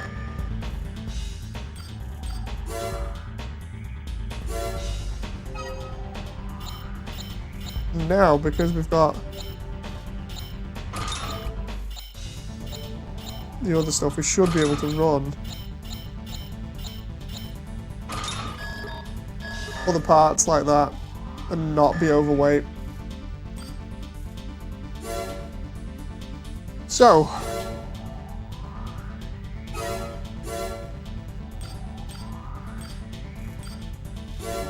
let's try and fight Amnesia here. We should be a little bit better at combat as a result now.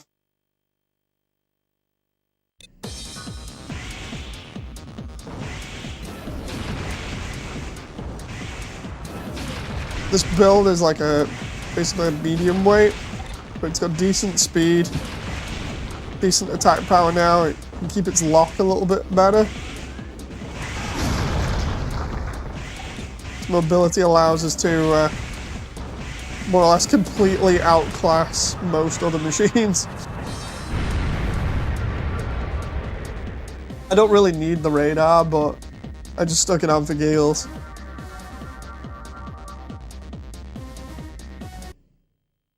So yeah, now we're actually able to hit more shots with the grenade rifle.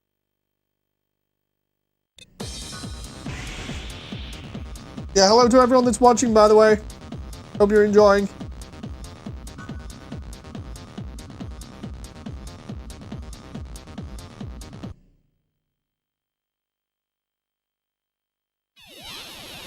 We started at what? Slot 50 in the arena, so we'll go to like 25, so we've done half the arena, and then we'll continue. Tribunal. He's got a grenade rifle and 2 missile pods. Let's try... Let's just put him in the cave.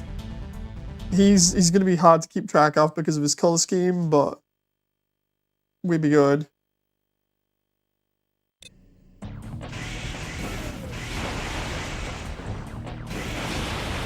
As long as we don't get hit by his grenade rifle.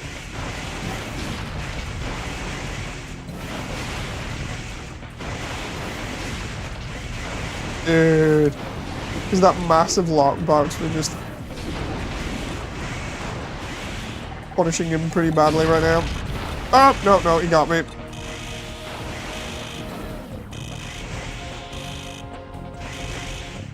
I love the way you can see both of our health just dropping over time now. And he's gone.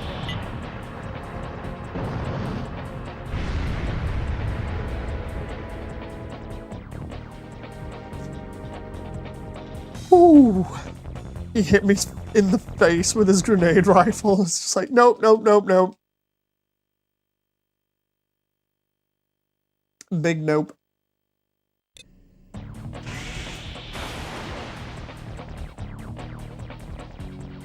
you gonna buy AC6, Mooney? I honestly don't know. Honestly don't know.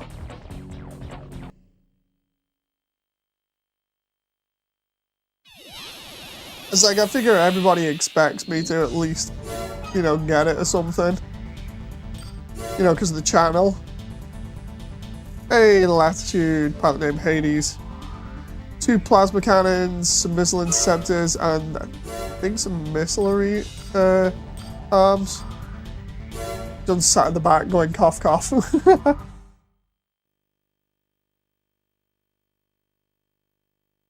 I've still got to go through a load of other games before that, John, so... He's got tank legs, so he's going to be slower, which makes him a little bit more easy pickings.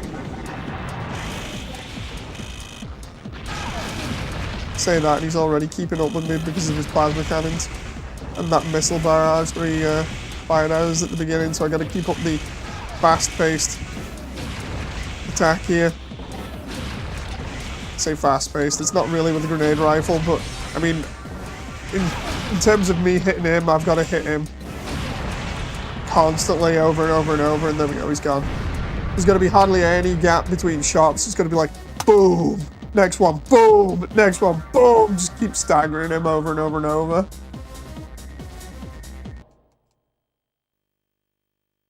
I miss even one of those shots, well then it becomes a case of break away from him and then try and get a better shot on him so we're not missing.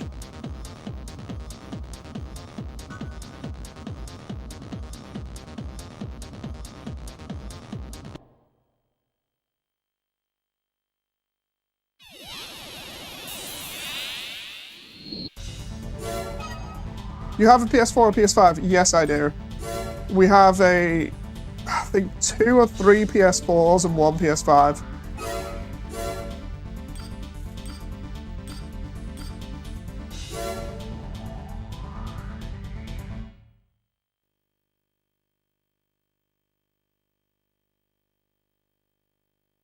I think it's 2 PS4s. No, wait.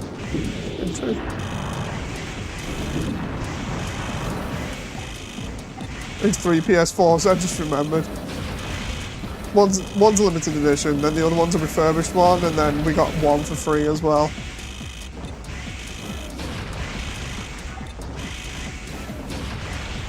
What the funny story of Stu telling me his PS4 was broken, and then was like, dude, if you want, you can have it if you can fix it. I'm like, okay, and then I fixed it within 2 seconds.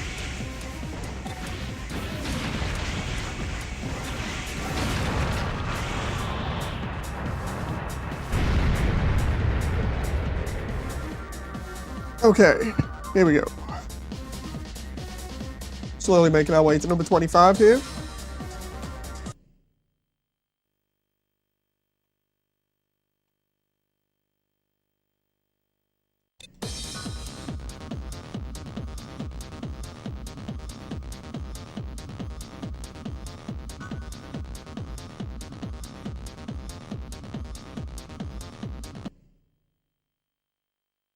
That moment where I'm just like plowing through the arena.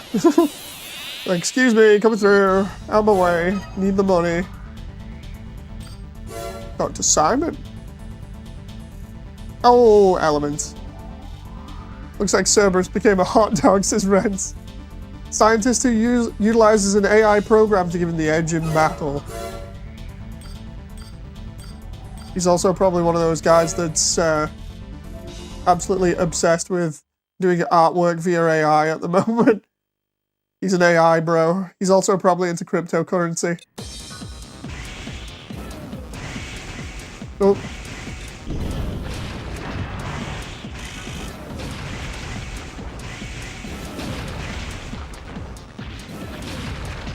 Love the way, because his AC is using medium weight but slow parts. He's getting absolutely stomped at the moment. He has next to no mobility. This is literally me hitting him either side of his AC. So it's like left, right, left. He's just like, whoa! He's rolling around in his cockpit, wondering why his precious little AI isn't saving him. Now he's doing a little bit of chip damage with his pistol or whatever it is. There we go.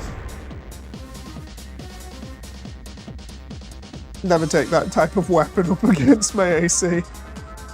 You'd think there should be like an animation where you just see pilots from like higher up the list looking at you as you come up the ranking and just be like, oh dear God, and then having to switch their AC loadout, you know, to try and adapt to you. That would be pretty funny. Because they see you climbing the rankings anyway, so you'd think some of them would try and change, but apparently not. Apparently it's just like, eh, whatever. There we go, we're in the top 25, or we will be soon. There's Billboard. He's using sponsorships to get money.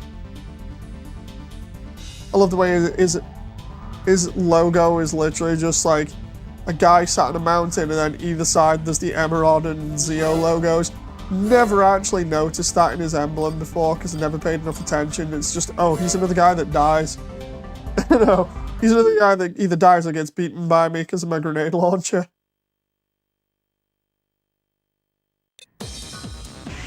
Billboard is a crypto bro. He's a walking guide. Kind of reminds me of, you know, Diva on Overwatch, because her entire suit that she wears has a ton of sponsors on.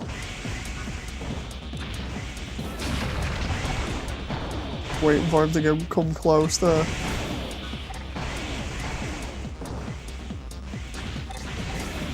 Oh.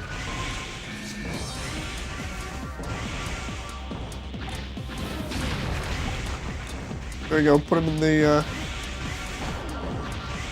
the side there.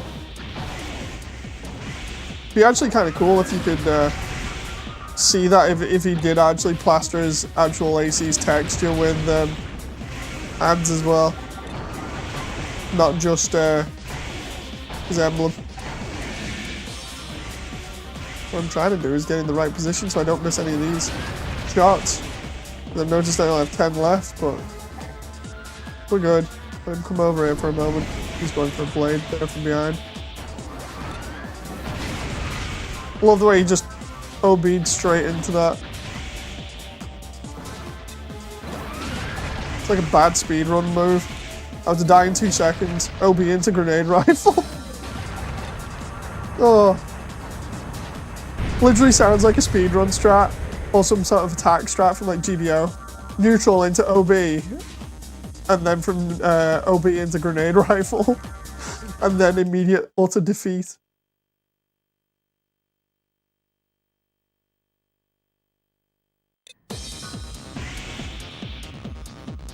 There we go. So we got to 25 in the roster at the moment, which isn't too bad. When we get to number 1, we get all kinds of nice little goodies. But at the moment, we're just using it to fund extra stuff that we can then use.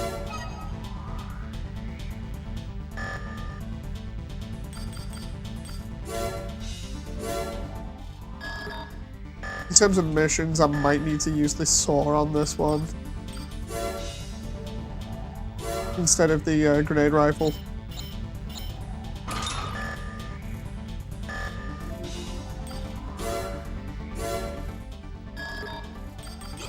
Excuse me. So we go underground. We gotta assist some of the other guys that are already in here. Rare CGI cutscene of the actual in-game parts being used. That's funny. So what you're seeing is the CGI cutscene, the entire hangar is custom, but the actual parts that they're using there are literally the in-game ones. So there's a huge disparity between the actual quality of it. Main system. Engaging combat mode. System seems to be out of There's about 2 or 3 of those CGI cutscenes all the way through the game just to show off stuff in a little bit better detail. is actually pretty cool. Ignore the guard units and concentrate on the enemy attackers.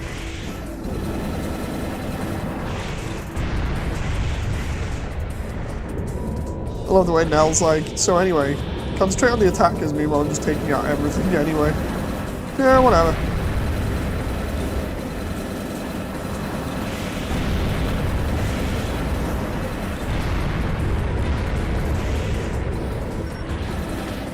Please hurry, Raven. I need assistance. Who's down this way? These guys shouldn't be underestimated. Come on, let me open the door. Or is it I have to come back here later on? Check. Cannot unlock it. Is that another mission? Am I getting confused here? Or have I just gone the wrong way? Check. Cannot unlock it. Can we go down from here?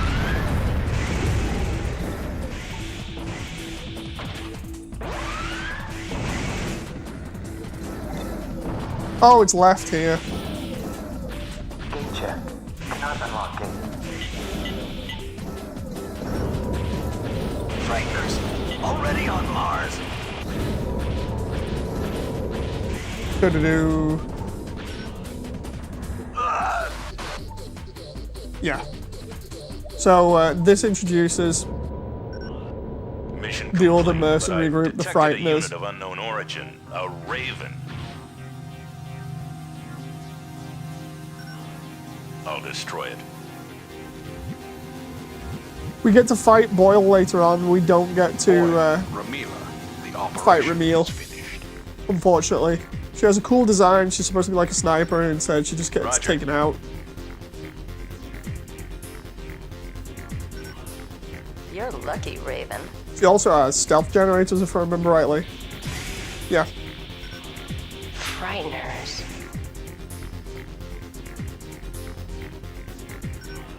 Mission complete. Return to The base. Frighteners are meant to be like a mercenary security force. And, yeah, they've come to Mars to cause havoc.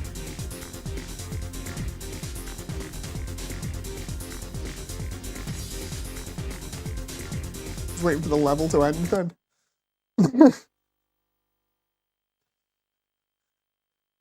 Okay, well, I think we're about halfway through the story already. Women, they scare me, says John. Wait, what? Rescue the research team. This one, I think, is the one where you get... Yes. This is the one where we get the moonlight, if I remember rightly.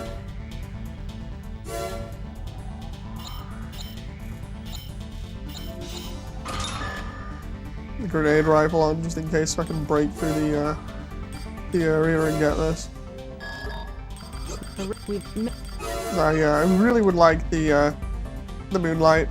So you'll see me skipping through the briefing there. Basically, this Zeo team have gone in here and decided that it'd be wise of them to go into an entire area without escort that's full of disorder units.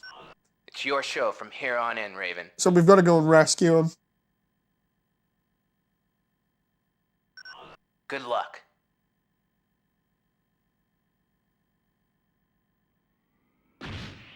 And away we go. Main system. Engage Yeah, in this is the combat level as well. I just trying to remember where the moonlight was. It's at the very bottom of the level. But how to get to it? Hurry. What's taking you so long? I have an auto map the entire room, right? Find the exit.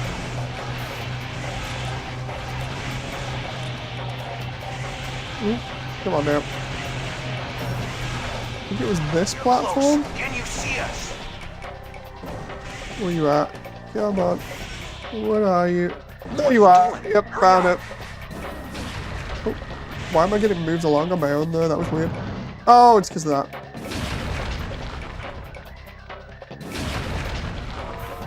Excuse me? There we go. And then just like AC1, we go all the way down into the abyss. And then we go to the pedestal. And there we go. The best blade in the entire game. But it's oversized and is almost the same size as my AC. AC part acquired. The rest of this mission, provided you don't have to take out the rest of the disorder units, is actually pretty easy. That is by far one of the easiest ways to acquire the Moonlight.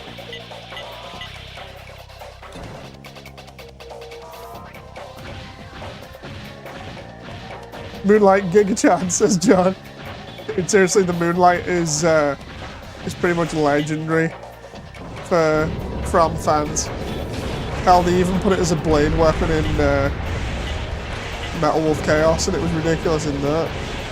Oh, it's this room that I have to go to now? There we go, mission over. Made it. Thanks, Raven.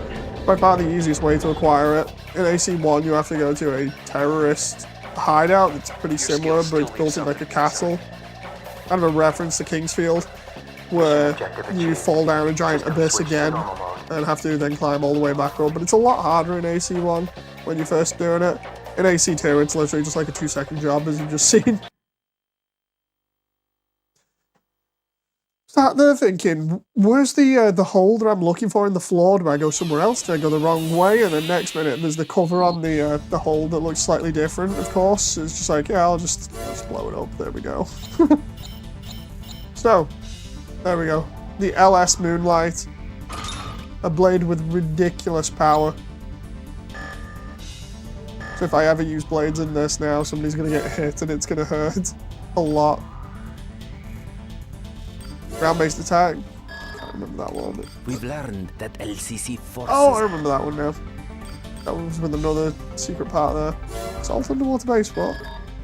Having a lunch with the Chinese takeout at home, says Classic. Oh, dude. To attack the ocean Jealous? is a public resource. This facility... Jealous or envious? I don't know which one. I think jealousy implies negativity, so yeah, I'm envious. I'm envious. I'm not being negative. I'm just like, ooh, nice.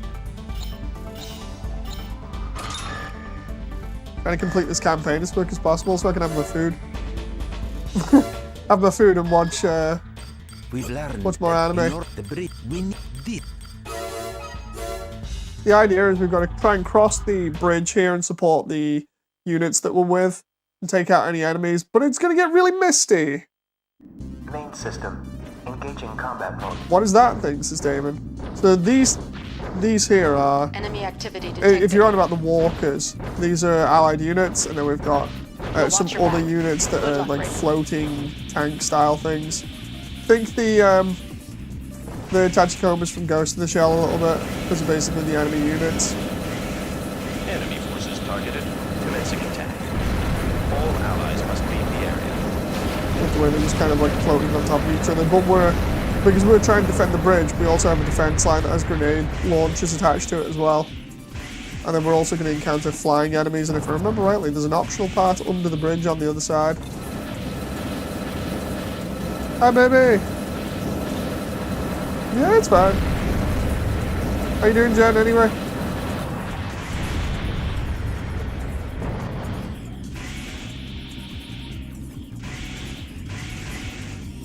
Right, let's wait for my energy to come back here, and then we can go for that optional part. Realize I'm literally taking 4 MT's worth of damage in like 2 seconds here.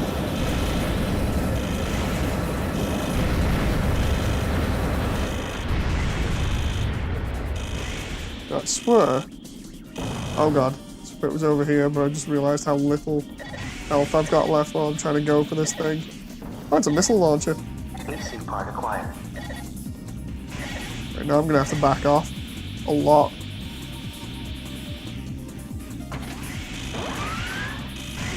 Go.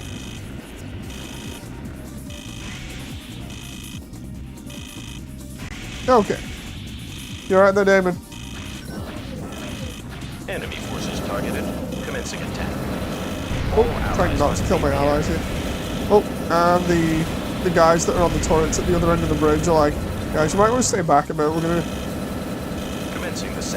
just strafe the bridge with grenades.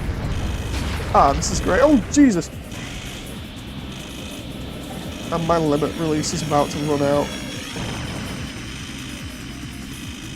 Don't want to lose them right at the end of the mission, but the only thing I've got left is, or will have left is my machine gun. There's the other...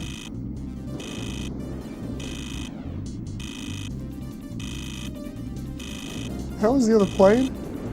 Oh no. Come on, survivor. Enemy reinforcements incoming. David's gonna die, I hope not.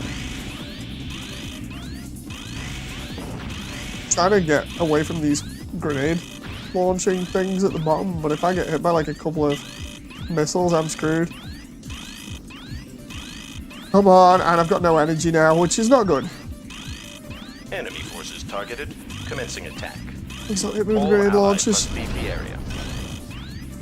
Commencing the second attack, friendly forces must leave the area immediately. Come on. It's fog, man. Terrible. Can I use my... Ah.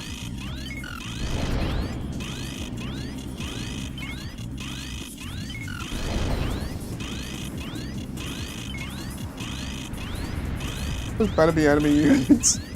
I was just thinking about that and then I'm like, Oh yeah. Enemy attackers have been destroyed. Mission Hey, we're good. We're good. Mission objective achieved. System switched to normal Ran mode. my my health to the limit there. Just trying to Hammurabi on GPO2, says Damon. Oh, nice. I've not been on GPO2 since I had to alt F4 the previous time with taking the baby to the hospital.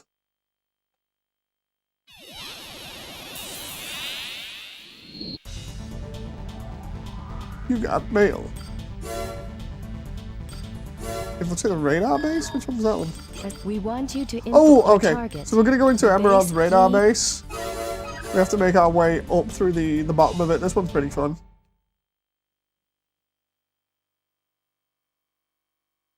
If I remember rightly, there's boosters at the top of it or something.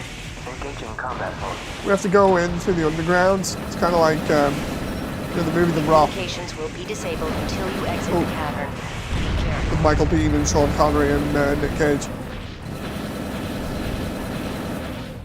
And like that, where you got to go in through the underground and then assault the position. Oh, I need to use the moonlight. There we go. You use simulated twin sticks or shoulder button cameras as blitz. I use original controls blitz. This isn't emulated or anything. So, nice to see you again, by the way. I'm using original controls, which are basically AC1 controls. No sticks or anything.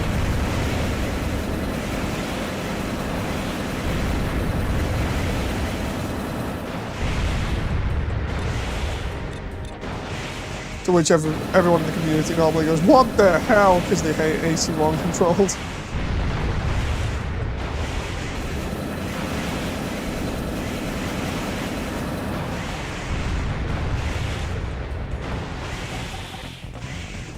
And away we go.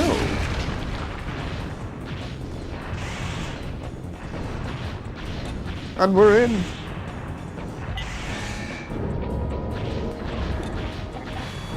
You can rebind controls in the menu. Interesting. Cool.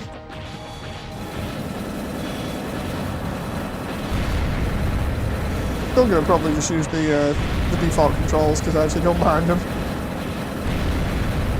It's my term simulated twin stick. Huh.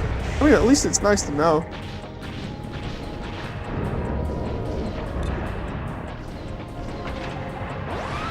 Don't need to fight those two, so...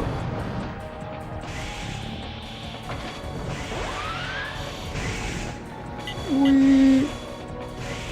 Get past all the turrets there. How you doing anyway, Blitz? It's not... like, it's been ages since I saw you last.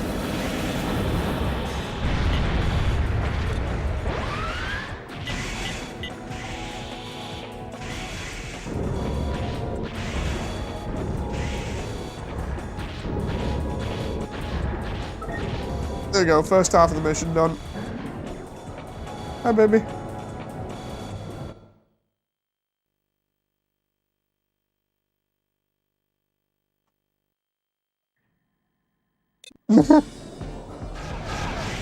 And away we go. Communications restored.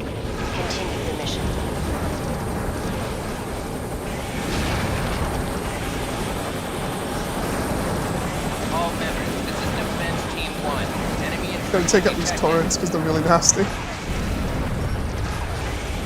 gained access to the underground facility. Commence attack. Yeah, the limiter release blends. It's all L2. It's all the L buttons and all the R buttons for the sticks, and it gives you energy for about a minute. Infinite energy for a minute, but then drops you into OB. So you end up being completely annihilated because you have no energy. Let's go in here for that part. AC pod acquired. I'll take those boosters.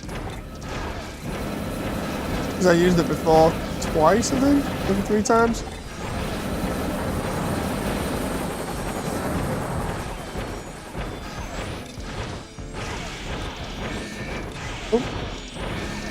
That moment where you try to use the moonlight against him and failing miserably.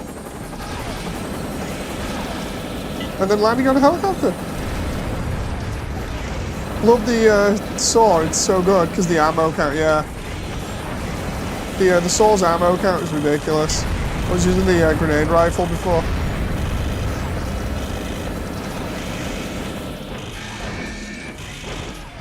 Ooh, come on now. Dude, it's hard to tell that I used to play Blade only on these games because I've lost my touch.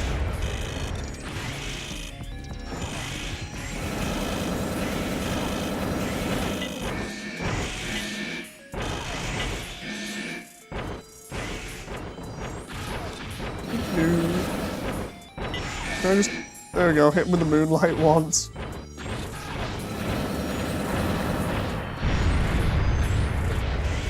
I've got better boosters as well, so we can sell these ones now. There's 2 turrets on top there? Yep.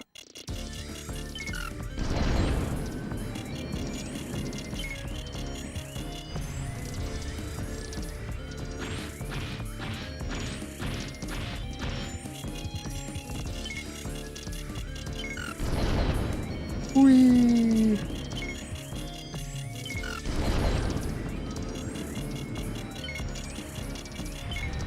There we go, I think that's the end there. Unless I actually have to go ahead and destroy the, I think I might actually have to destroy the radar dishes.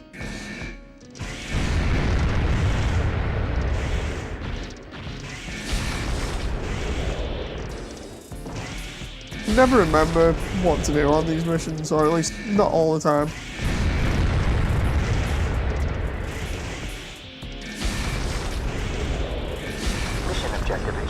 Yeah, the Mark II, the most broken version of the Kurosawa to ever grace AC.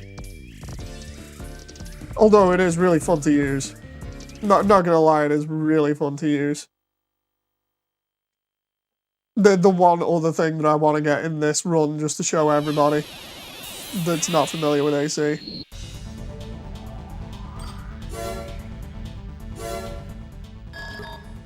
River Invasion is where we get turned around while we're invading with Emerald, if I remember rightly. Where they turn around and go, nah, come back to base. It's like, oh, okay. Excuse me. Low rate of fire? No, it doesn't really have too low rate of fire. 50 ammo, big splash damage, and huge direct damage, yeah. Commencing AC drop.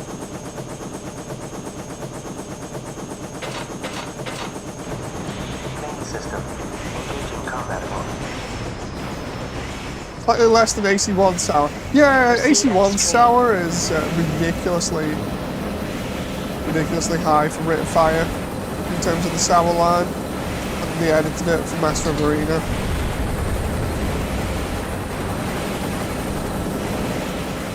He made the sour slightly heavier in Master of Arena.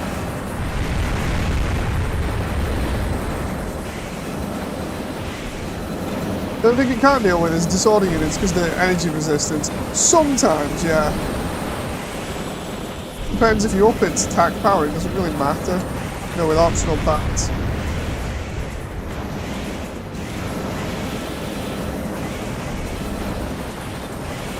Hope everyone's enjoying, by the way. It's always good using the optional parts for energy stuff on the Sour and the Moonlight because nothing matters then. It just delete, holding both, just delete everything on field. It doesn't really matter.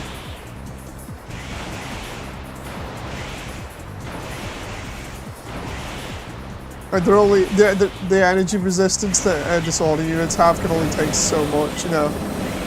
I wish PS2 emulator cooperated with the AC3 series. It's kind of hit and miss with AC3, which is why it's better just emulating it on the mobile ports, obviously, and then just changing the bindings because the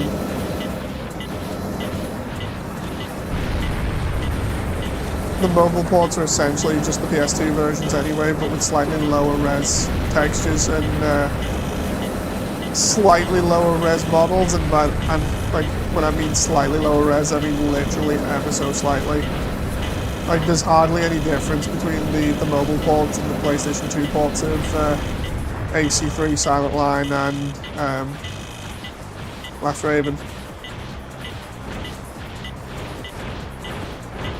Because in terms of mobile ports, you have 3 Silent Line and Formula Front, and then Last Raven.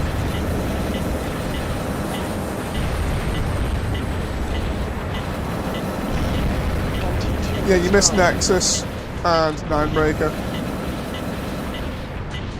But I mean, like, who really misses Nexus? You know, outside of the optional reference missions and potentially a little bit of lore implication for like what happens in Last Raven. The deal with Nexus is obviously the changes that they made to the system, which really do kill certain builds.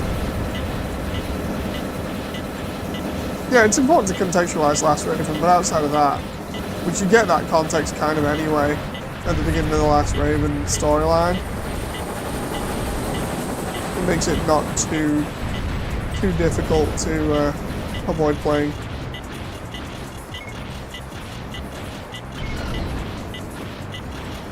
It's only as bad as in Last Raven because Nexus is ending. Yes, because the player unwillingly releases the unmanned suicide drones.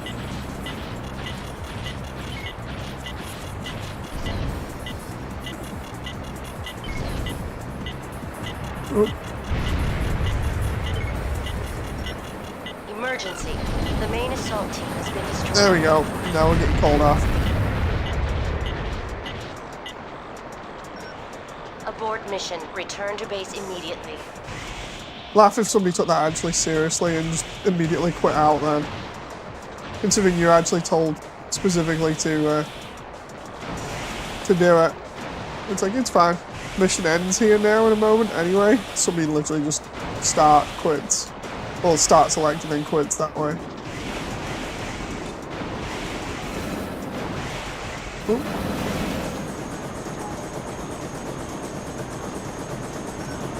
Hurry and get to the hangar. We're leaving this area immediately. Ah, we're good, we're good. Technically, that translation made no sense. Should be hurry up and get to the chopper.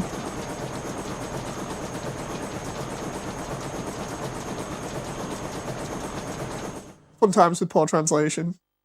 I wonder, are the pulverizers the precursors to the next? They share a lot of technologies, like primal armor for one. I don't think it's related, primarily because the timelines don't merge. The timeline ends at Last Raven and then starts again anew in AC4. So, gameplay-wise maybe, but let's see. God H. We've lined up defenses to thwart. Oh, I remember that one. Toy containers. Based on this information. Oh, that was terrible. That one. Even though you get an extra part from it. On top of Zeo Tower, we're getting threatened. Yeah, that's the thing with AC, with some of the stuff. It's just like you can't really turn around and be like, oh yeah, was this that or whatever, because the timelines don't merge. So main system engaging combat mode. I wish that fan animation retelling the dismantlement war was canon. A lot of stuff that like is cool from fans and stuff, you know, you'd think they'd try try and make cannon, but it's not like that, unfortunately. Ooh. I just wish that the original version of AC4 had been done, because that would have bridged the timelines between Gen 3 and 4. But instead, those were just test assets.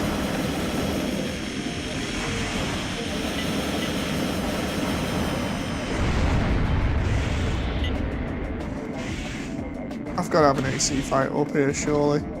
I just realised that then. I was like, why is it saying I only have 51% success? When all I'm fighting is planes. Gotta be an AC fight.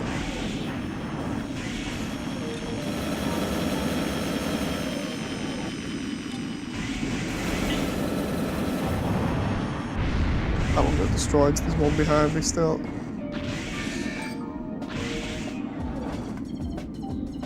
Where the hell did it go?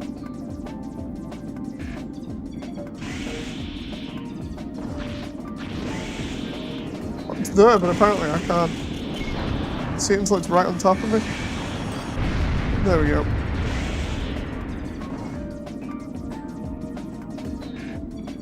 Oh!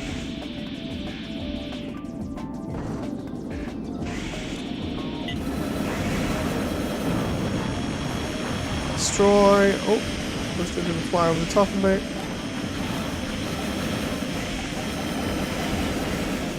Come on. Oh, I flew around the other side. When they fly over the top like that, best just try to shoot at them while they go past, and I can get a destroy on at least one of them. Okay, he's gonna go over the top now. Turn around, aim. Oh. Got him.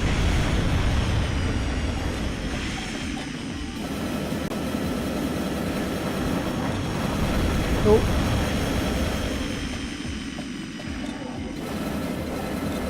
Come on now. These ones are slightly faster. Now we got another wave of them coming in.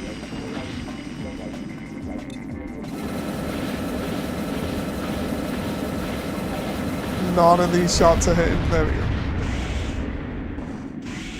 That's also why ACs regress to barely being above muscle traces by the time you start AC4. Yes, that is true. Then again, ACs were barely above MTs to begin with, lore-wise anyway, from like AC1. That's an unidentified AC. So you're the Raven Ramil was talking about.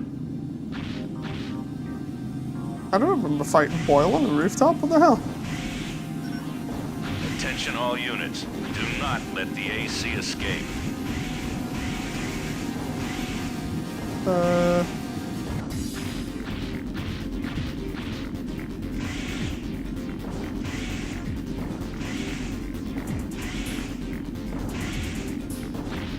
What is going on right now? Oh, whoa, whoa.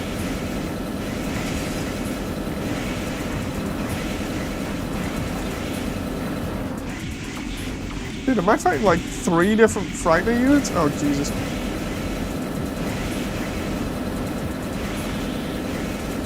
I totally forgot this mission. I just need one destroy. Come on.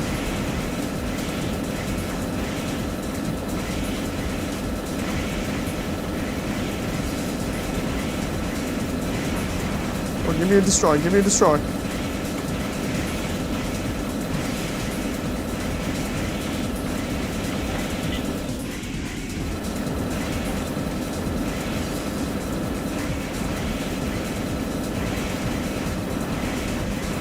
Dude, what the hell?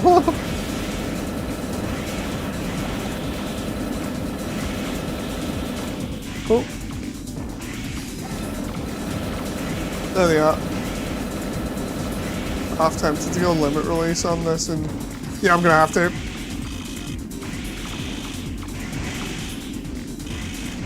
Well.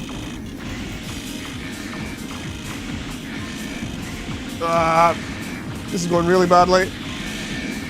Oh, they have legs like that.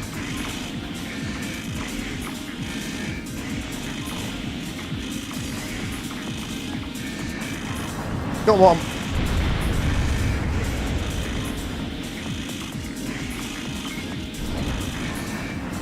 Got the other one. There we go. He's quite a pilot. Looks like I'll have to take care of this one myself.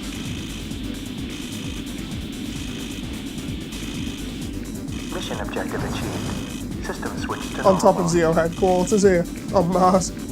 Okay, it's totally fine. I honestly thought I was going to screw that up then.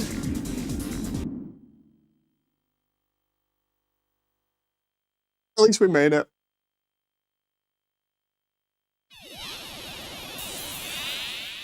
Who owns a PS4 anymore? I do. What's wrong with PS4? Seriously, what's wrong with PS4? We will be executed, even though they're forced. Going to the military base. Okay. Destroy everything. Wait a minute, wasn't there an AC fight in here? I think there was pretty much like destroy the computer in the base computer in AC1. engaging combat mode. The gate leading to the base is locked.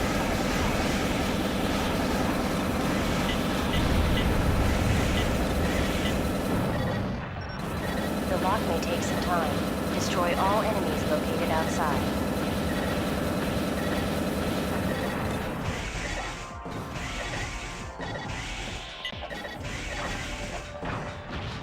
Doo-doo-doo.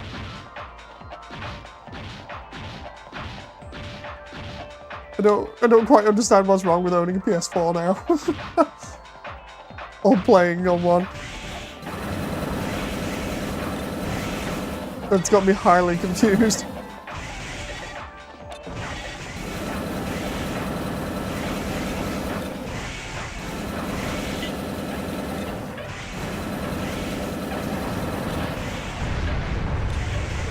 Oop.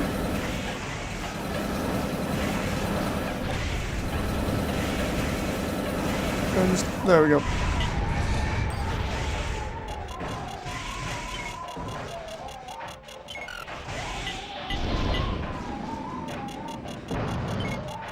Two destroys there, nice. Oh, I'm sorry, one destroy.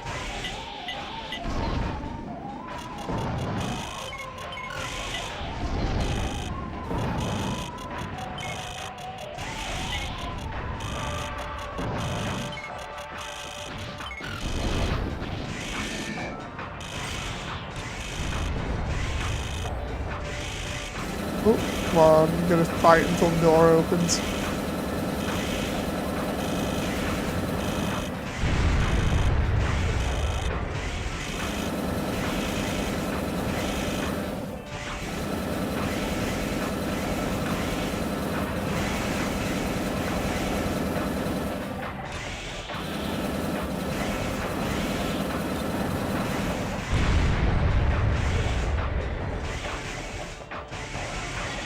Oh!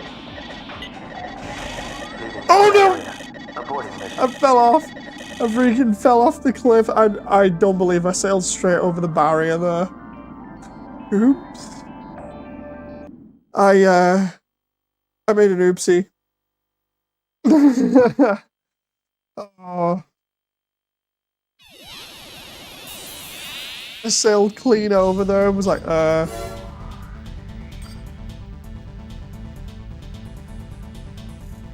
Wait a minute, aren't the top of the research team? The mission's object. Magnetic storms are at their peak in the area. Oh, I know that one. That's where we fight Strong.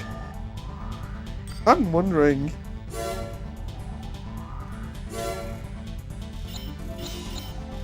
I'm gonna fight Strong.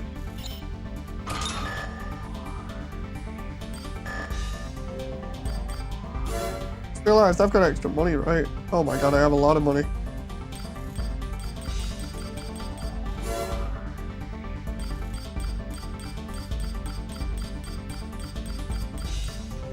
I'll load up with my usual build. See what happens.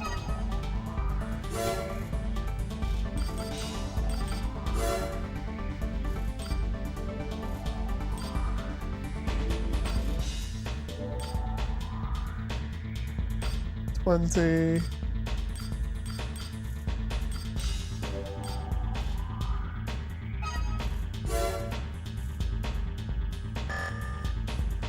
defenses. This is gonna be real nasty now. Especially if I go in the arena.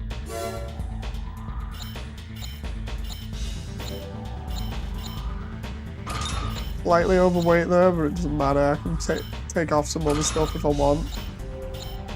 Like for instance, I can probably trade that for the sword. Yeah, there we go.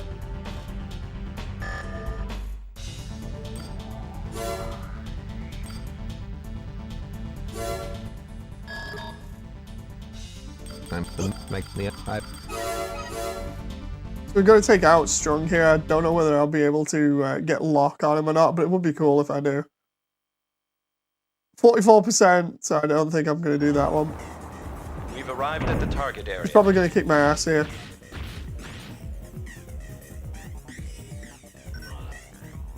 Leaving the area of operations.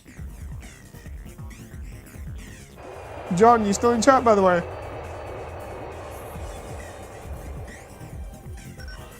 It's been a while. Thanks for coming. Just checking. I'm on the I other figured side you of were, the hill. and you were just being a bit Together silent. we'll ambush the enemy That's fine. platoon. Let's go. Let's go. Main system.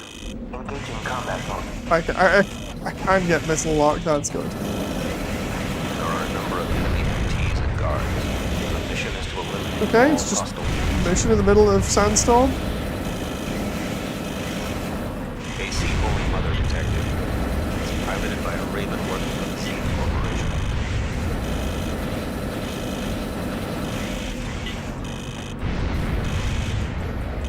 Oh, come on now. So what we're using now is missile extension parts, which are actually really nasty. They work in tandem with what I've got. And this guy here, right? I would just fire a ton of missiles on him. That should hopefully take him out the picture.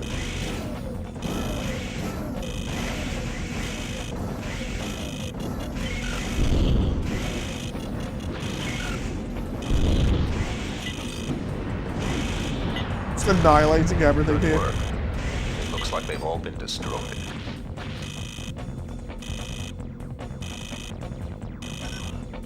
I still cannot believe what an exceptional pilot you have become.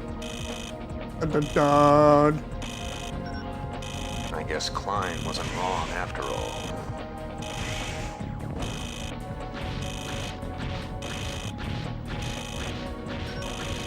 You are too dangerous. Here we go. You must be eliminated. Where is he? The moment I pick him up with my missile pods, he's gone.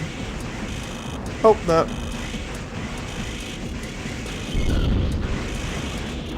Come on. Just fire everything at him here. Did we get a destroy on him? Yeah, we did. The Strong's actually a insurgent for the Frighteners. System switched to normal mode. He's just been hiding here for ages. Oh, we just took him out. We took him out in like 2 seconds because vertical missiles, despite costing so much, they have a ridiculous amount of damage on them.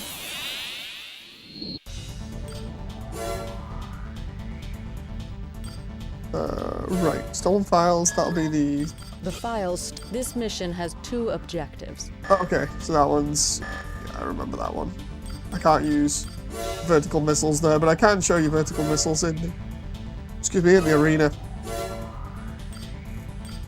So... You get to see these firsthand in the arena now. They are really heavy damage missiles that are fired from the back pods that we've got. They go up vertically and then come down immediately.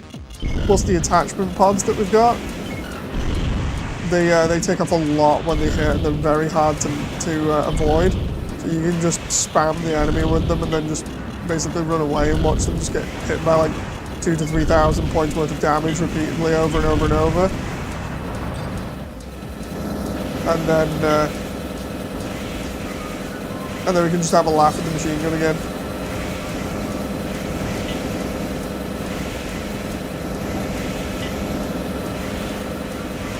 Cheeky strat, indeed it is. It's pretty nasty. Like, it's a pretty easy strat to pull off. A lot of people know it. It's basically that whole thing of nobody runs against somebody with vertical missiles without putting, like, missile interceptors on or something, but even then, with missile interceptors, it's pretty hard. If you're fighting against an AI with these, normally you'd put the AI in an area where it can't use them to its advantage. Whereas with that, because we're out in the open, it's literally just a case of laying into everybody with them. And you can actually run them with some of the more powerful weapons that aren't my machine gun here, because my machine gun's pretty early game. Like, so good.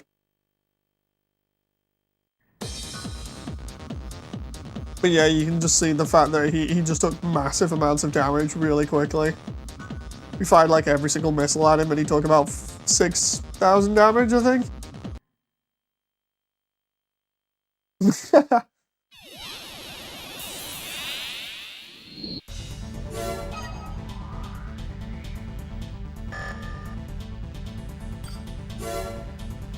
We're gonna swap out and see if we can complete these other missions, because I think we're just over halfway through the game.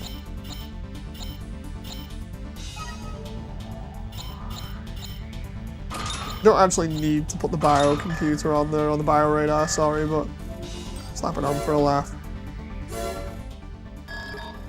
We've just... Right, okay, so that one, the Zamda military base, I swear that one was an AC fight.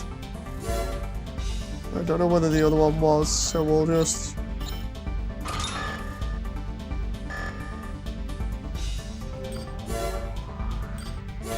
I think the Stolen Files was for Emerald. Oh, not Emerald, sorry, Zeo. Let the bomb escape. If I remember rightly, we have to fight an AC on the way out.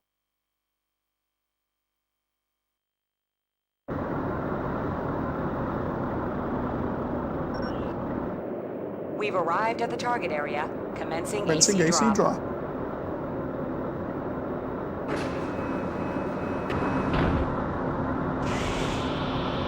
I do like these little cutscenes.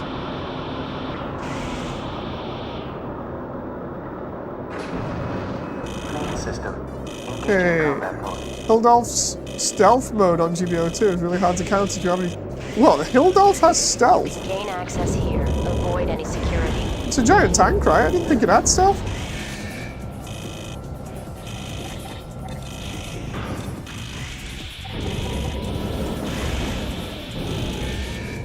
Oh.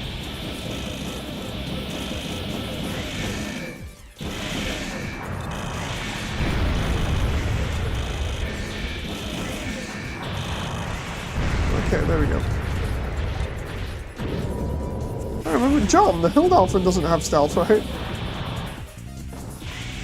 What's a Belena base? I wasn't keeping tabs on where the hell we are.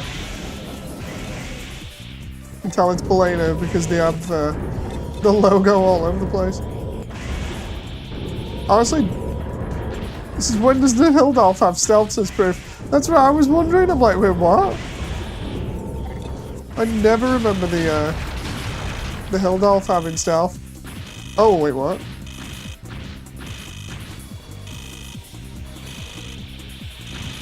I forgot to put those boosters on. I think it's this way.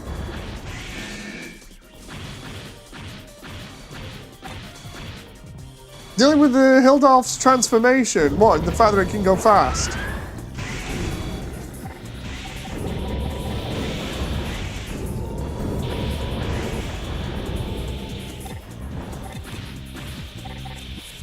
When it's going fast, you just try and stay away from it a bit. Hey, Raven, can you hear me?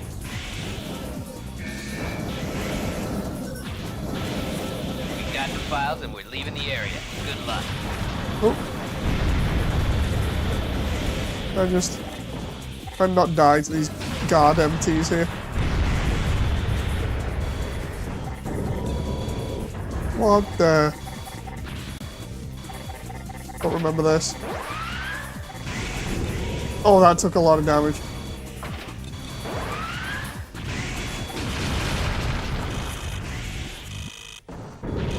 Hey, Demesia, how you doing? Been a while.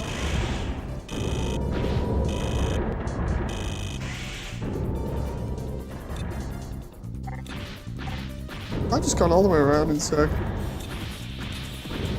Hell, man.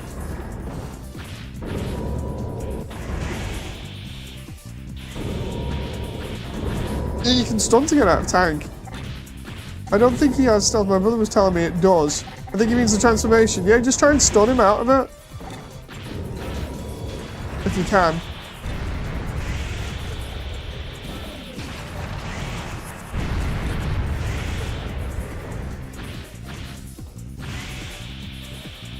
Oh. It's that room? It says plant the bomb. I tried planting the bomb, it wouldn't have it.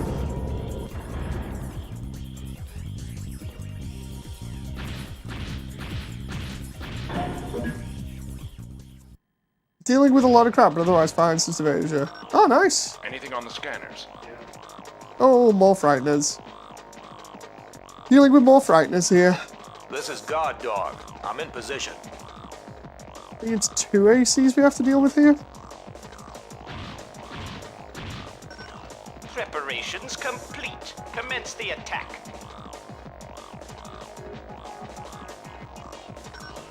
Bomb planted. System activated. You have 5 minutes. Although it's like you have 5 minutes to get out, we only really have to deal with one of those guys, I think.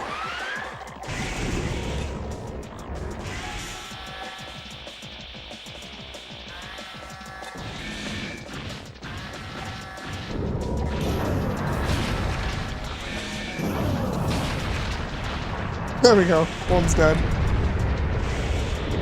Or maybe I have to deal with both of them.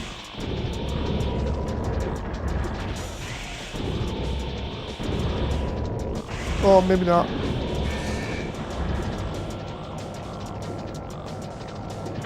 I don't remember here. I'm like, what now? Mission objective achieved. There we go. System switched to normal mode. Like, you've got 4 minutes to kill both of them and you get a little bit more money if you want. I'm like, no, leave the other guy alive. He can go tell the bad guy what I'm up to. So for those who haven't been keeping up with the story at the moment, mainly because I've been skipping through little bits here and there, cutscene-wise and through mail because that's how it's given to us, at least you'll know that somebody's after us by the name of Klein. And we'll find out in a little bit. Oh, there we go. Stop the surface weapon. It seems emeralds. This is where we get the Kurosawa. Need to save this. Save. Memory card 2. Oh! I already had saves on here. What do you know?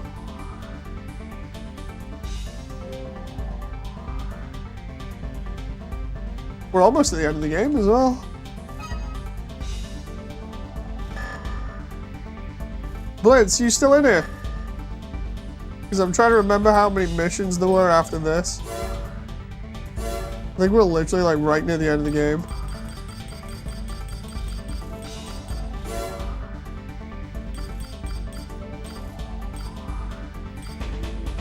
That one's funny, it launches like a mini nuke.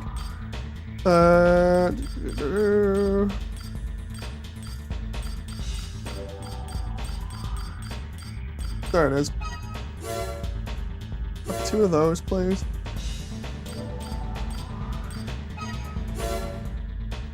Gonna have so much money at the moment. Like, I could just use vertical missiles on him, but I want to make sure I've got enough ammo. Question is, do I have enough weight? Not enough energy. Kidding me?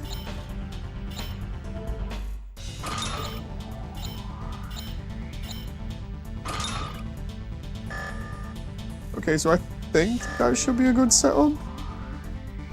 Oh, hang on.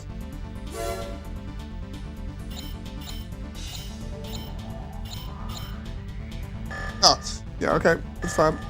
So what we're going to be doing is just missiling the hell out of these things. These are basically giant floating weapons. Imagine mobile fortresses from Appleseed. They're basically like them. that are on the way towards this base, and we've got to save the base beforehand by destroying all the weapons on them. But we're also going to be trying to get the best weapon in the game as well. Large heat source detected.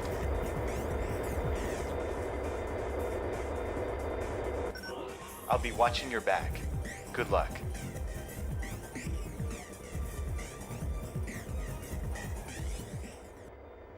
Main system. Engaging combat mode.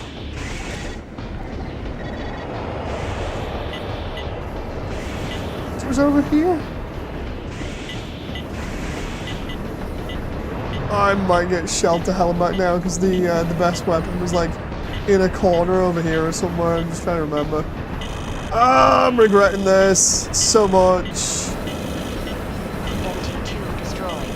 Oh no!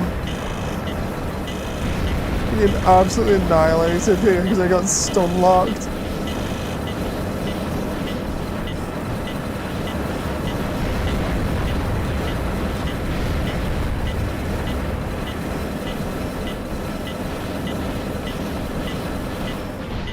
Wait, can I just... There it is. Right near the edge of the level. AC part acquired. Best weapon in the entire game now.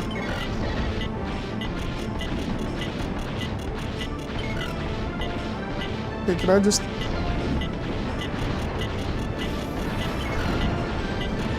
If I can not get missiled to hell and back here.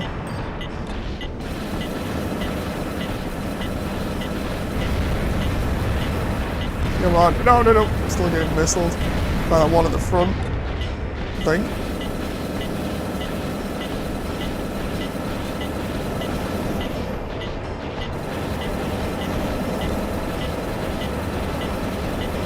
Come on, this back one's almost done.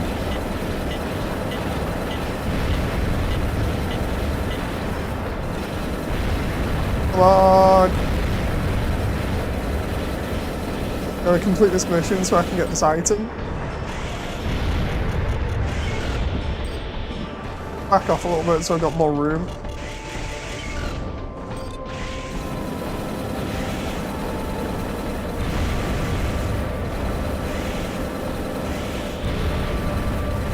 Okay. I think I have to go around the other side now and then we're good.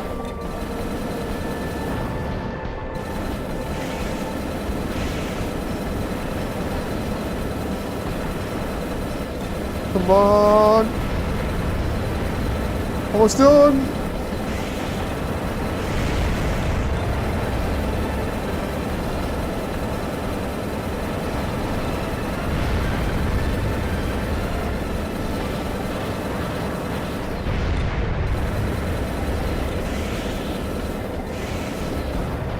Oh. Mission objective achieved. Yeah, there we go. Switch to normal mode. So it was worth it.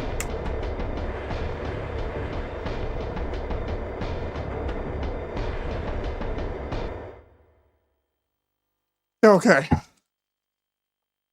I think there's only like 3 or 4 missions, maybe? I don't know. But now we can show you the best weapon in the entire game. So, when fans speak of this game, they speak of 2 weapons normally. The Moonlight, which is the best energy blade in the entire game, and the Kurosawa, which is the weapon that I'm currently wielding. This is the Mark II version of the Kurosawa. It's a little bit more up to date. If you saw me use it in AC1 the other day, you saw I was absolutely blitzing through enemies with it. This is just as nasty, if not the craziest iteration in the entire series, primarily just because of how freaking ridiculous it is. It's an energy weapon. It has high damage. It has stun. It has knockback and stagger. It can do heat, if I remember rightly, which accumulates over time. And I'm trying to remember the other stuff that it can do. It can do everything, basically. So we don't now need the grenade rifle. The grenade rifle is pretty much null and void right now. what we do need is stuff to make the Kurosawa into a even more overpowered weapon, which is by using the optional parts. So we can do stuff like expands generator, reduces recoil, energy weapon power,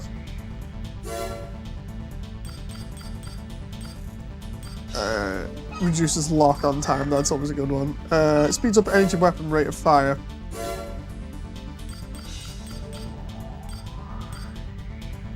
reduces energy from firing. So you can see where we're going here. This is like all in on energy, and then I think we're good apart from reduces lock on time. I think that's only for missiles, but we'll see anyway. And then I might be able to upgrade my generator and stuff. But using all this stuff,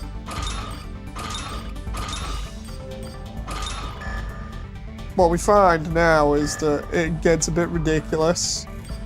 Let's try and oh, we got escort submarine next. God damn it.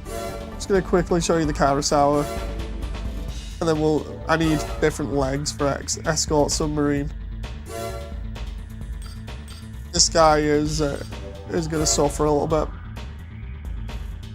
So in AC1, where the Kurosawa was a normal laser rifle that just fired ridiculously fast and had high damage and was pretty lightweight, this thing is stupid. Once you get hit by it once, that's it. And as long as he's about medium range.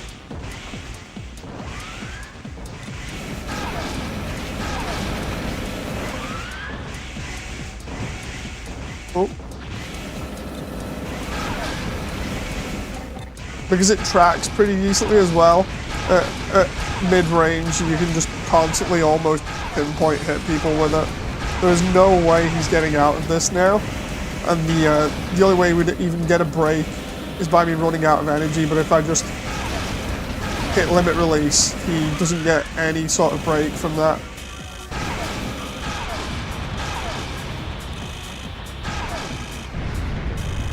So yeah. Hooked up with a new phone, says Classic. It's fine, Classic, it's all good.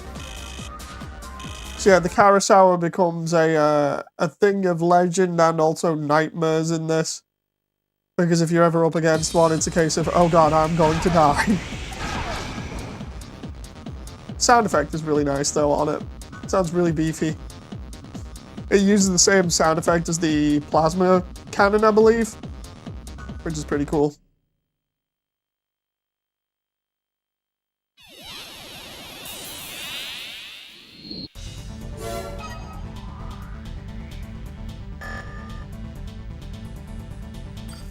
You got mail. Oh, we were gonna quickly make sure that I don't fail that mission. Escort the submarine is one of the very few missions in this game that require you to go anywhere near water. And for anyone who doesn't know ACs can't typically go on water, but they can do if you trick them out by having legs that float. This is the first game to introduce that mechanic, so if you equip legs that float, and we just get rid of a couple of items, so say for instance the moonlight, then replace the generator, we are good to go. And I just realised I still didn't change the boosters, of which I need to do that later on. Yeah, we go shop, generator, take that one. If I remember rightly, that was the best generator on this, or one of the best generators.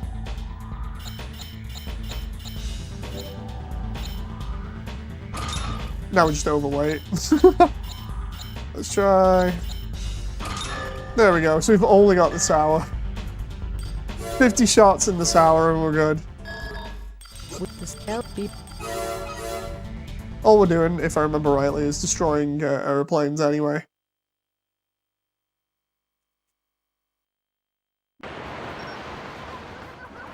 Unidentified units detected on radar.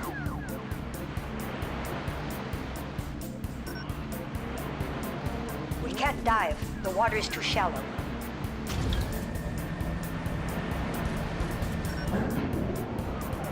You've got to protect us. Main system. Double check Engaging this. combat mode. Yeah, there we go. We're good. Your AC cannot be recovered should it fall into the ocean. Nah, it's You fine. have been warned.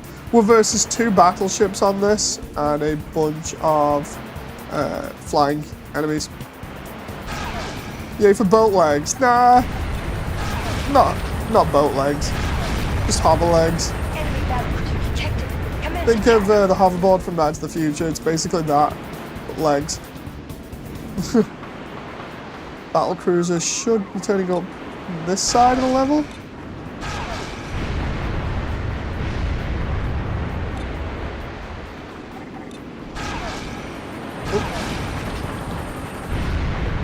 Why send sub into an area where it can't dive? That's plain simple. I think they're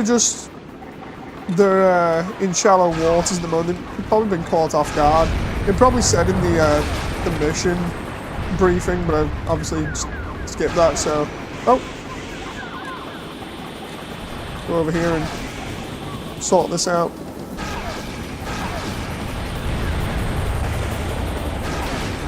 If I remember rightly, we deal with this.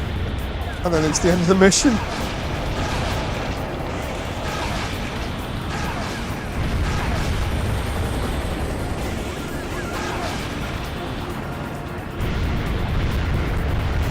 So there's the boat gone.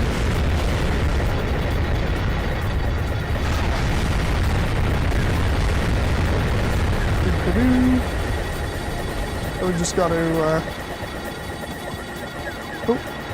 we just got to deal with the flying enemies now. Honestly thought we were good there. There we go. There's a bomber there and that's about it.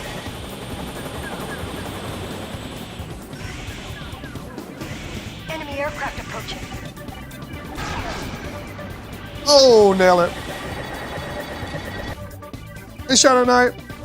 Do the same on my channel. Nice. I'm doing the stuff that's only available in the UK. Unfortunately, I can't play any of the other ones like Master of Arena or Project Phantasma, unless I emulate them.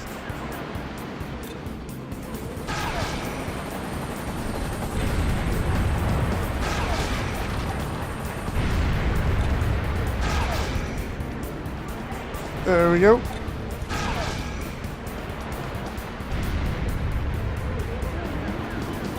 I'm emulating them, says Shadow. I'm doing it through hardware only. But yeah, it's cool. Are you finding it anyway? Oh, aircraft carrier? I don't remember that. I really don't remember that. Then again, it has been like 5 years since I last played this.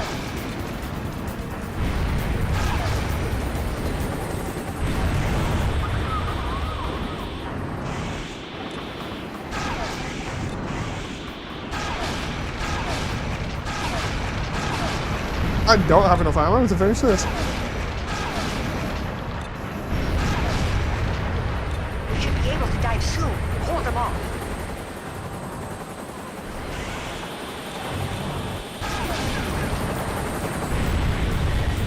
You were a giant enemy spider, says John. I love it. That's good. The aircraft carrier is actually a multiplayer level. Commencing dive. Returning in. Oh! Last shot. Mission objective achieved. System switched to normal. First time playing any actual AC game, but I was told to play the series by a friend. Oh, nice, nice. So first time playing through all of them. Nice. So you're doing Master of Arena next then? Assuming you carried your AC1 playthrough over to Project Phantasma, and then I'm assuming you're carrying that over to Master of Arena?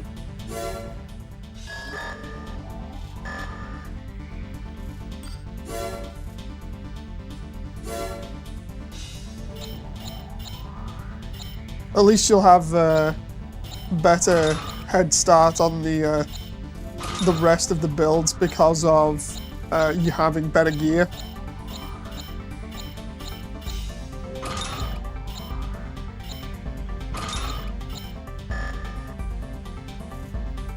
Master of skewering noobs, says Devasia. Yeah, it does tend to do that to people. We explained all the lore behind AC1 and Master of Arena the other day.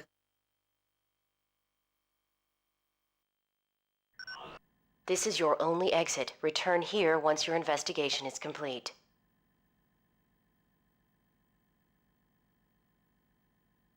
And away we go. Engaging combat mode. We just chill out around here for the time being, and then an enemy AC comes in and we totally annihilate it with the Sour.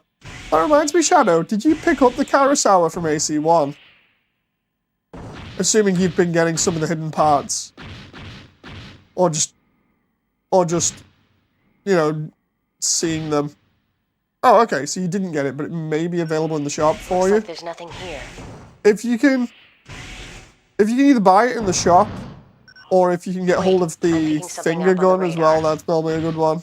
Can't remember whether you can buy those after AC1. High temperature response. Missiles approaching.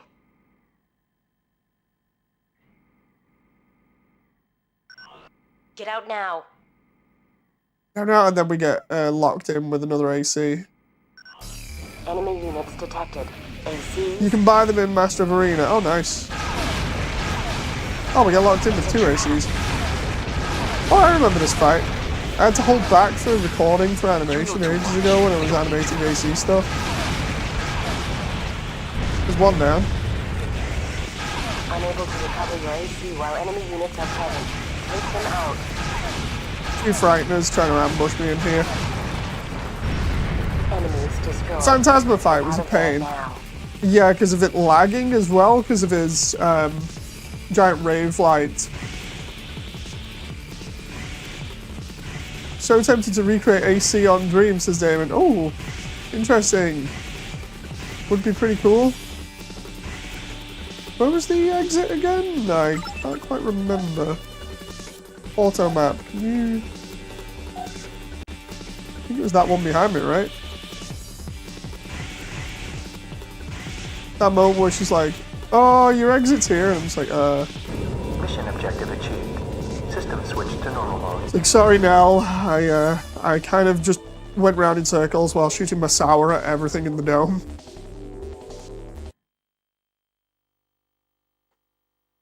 Yeah. Phantasma is, resistant to energy weapons quite a lot. Which is unfortunate. Do it, Damon. Do it for the memes, says John. Got it with a large missile that deals a little over 3k damage. I'd like Oh, to nice. make a request as represent clearly. However, I their remember which one last this work one was. since the meeting, the Mars division has ceased all communication. We also sent teams to the railway. Oh, I think I know this one. Was this destroy the large disorder unit or something?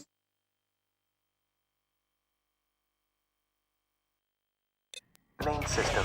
Engaging combat mode. It might be. AC detected. High heat source detected. Yeah, it is. Have to destroy a large disorder unit in here. Heat source is increasing. If I remember rightly, there's a hidden part in here as well or something.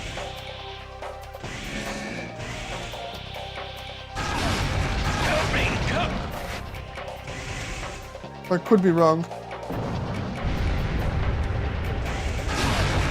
Any recommendations or tips with Master of Arena for when I get to AC2? Just enjoy it if you can. There's no real tips for Master of Arena. Just keep playing the way that that you have been doing. You should be fine. No, John, I don't. I don't. Large disorder unit. Just enjoy AC1 up until you get to like AC2 onwards when everything kicks into high gear. Extremely hot. What is it?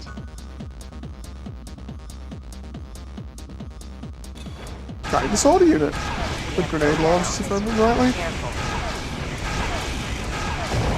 I love this. It's like, oh, so it has energy resistance. We're just gonna go up to it and just hit it with everything we got.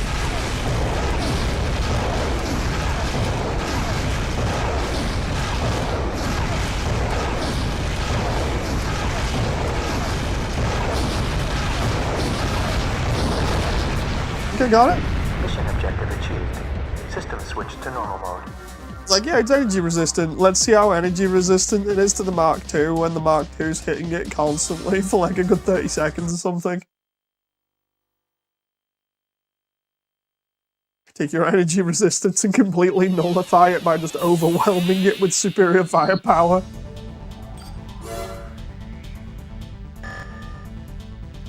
Right, we are pretty close to the end of the game, if I remember rightly.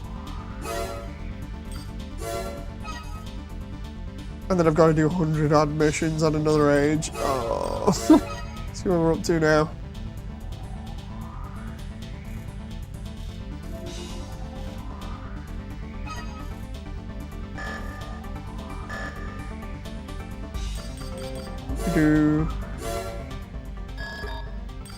Even though they've lost their last card, we've learned that the Mars division has planned. They're actually. I remember these ones. I think this is the first instance of fighting one of Klein's avatars, which is right near the end of the game anyway. 29% success. Main system. Engaging combat mode. Extremely hot, she says. I know, right?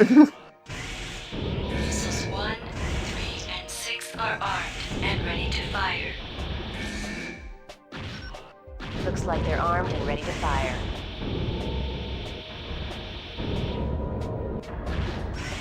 Find the controls and abort the launch. I just gone like the completely wrong way. Oh no, wait. There's a lift there. Or a hole in the floor, sorry. Whee! Red Fury, this is Infinity. Oh. Hey, hello, transport truck. AC of unknown origin detected. Commencing attack. This guy's this guy's voiceover, man. Fury, continue the mission. Oh, where is he? I honestly don't remember this mission. Oh, we're gonna have a blade off. You want a blade off versus the Moonlight?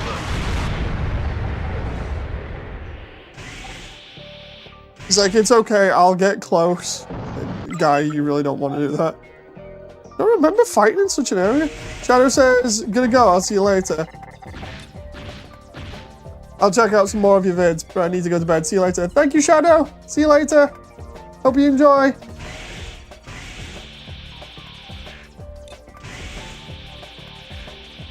See, that's somebody nice.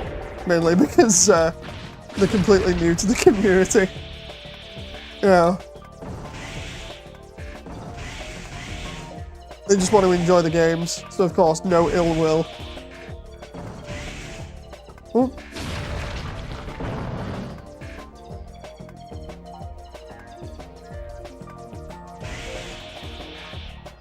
Whee.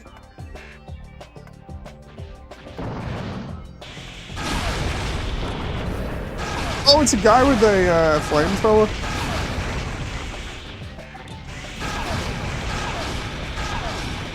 Here. Why here? Nope.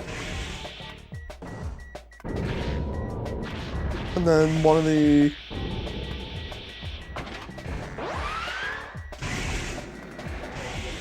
One of the controls is around here, right?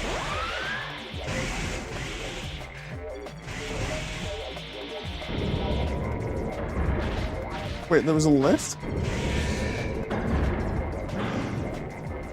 It goes up? What? I don't remember this. Have I gone like the wrong way and I should be just done with the mission now or something?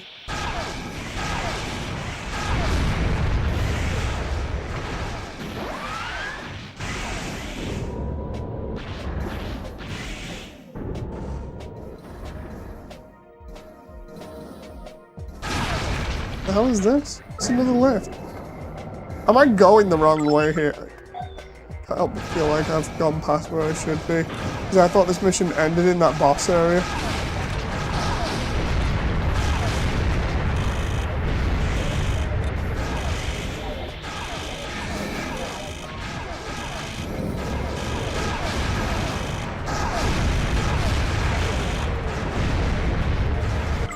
Where the hell am I? Have I been here or what? No, wait. That's... Okay, so I haven't been here. Okay.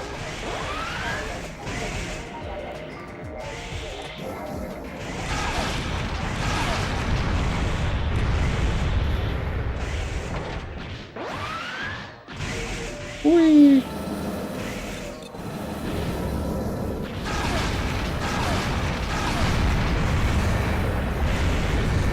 Little droid robots that look like they're out of AC3.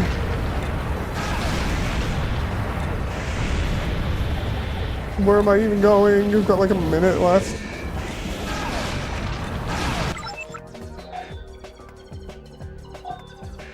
Back where we came from, or what?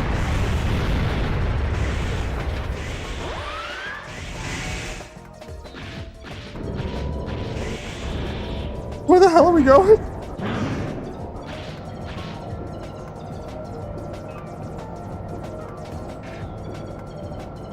Honestly, getting kind of scared now because I think we're close to the... Are we close to where I should be here or what? Oh hell. Is this? Oh no. That's not good. That is not good. Have I gone the wrong way?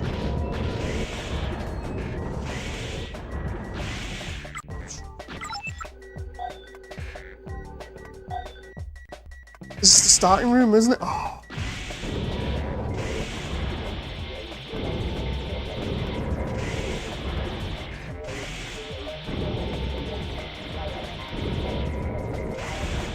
I swear the button was right next to that red AC.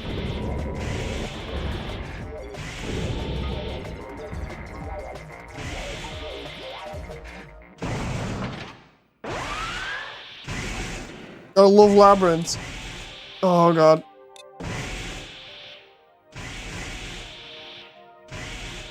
Got like 30 seconds or less. I think I need to drop down the next area, and I swear it's in the room below me where I fought that AC.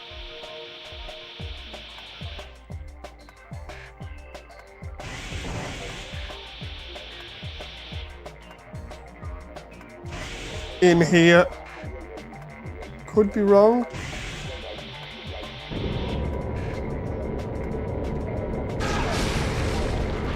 Launch device number 6 deactivated. Oh hell, no! Missiles armed and ready to fire. Commencing launch. Oh shoot, we failed. God damn it. I thought I'd got that then. It was literally that area. I didn't read the briefing. Oh, I've never seen this before.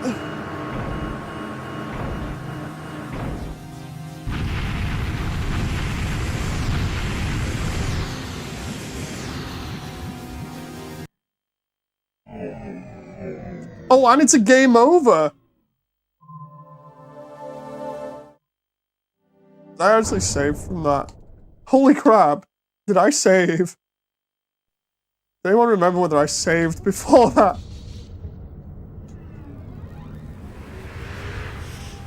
Because I've actually not speedrun this, so...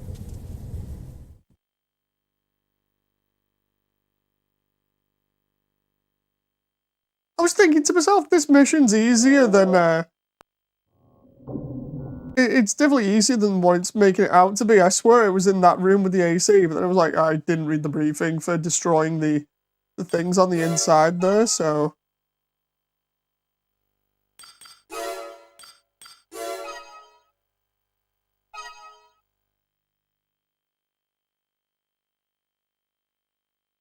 A moment where you accidentally mess up and end up with a missile launch happening.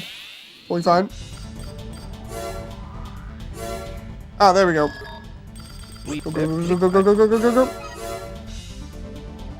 Ammo, or I'm just like treating it like speedrunning and just end up smashing everything. Okay, 29%, yeah, if you mess up. Main system. Engaging combat. Right, we know where we're going now. It's 2 AC fights, then downstairs. Missiles 1, 3, and 6 are armed and ready to fire. Looks like they're armed and ready to fire. And away we go. Find the controls. Down we go.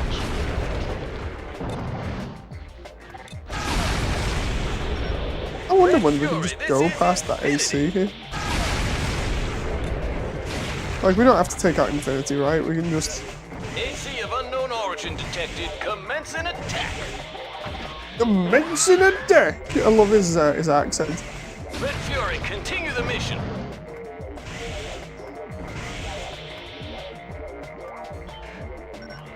Roger. This is Red Fury. AC of unknown origin detected. Nope. Most likely an enemy Raven. I've got him. Here. Why here? She's dead. Let's just do all of these this time. Launch device number 1 deactivated.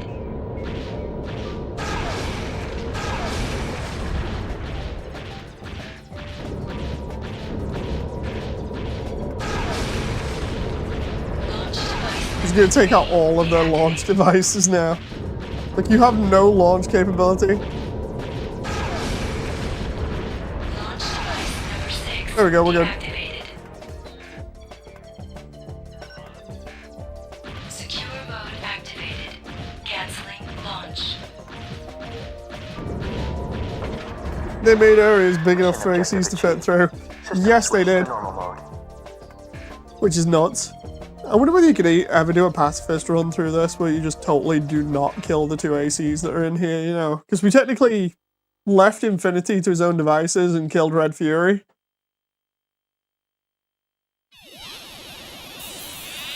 Just turn around and like slam Red Fury into a wall and just be like, you stay there! Stay there, don't move! I've got to do this! I've been paid!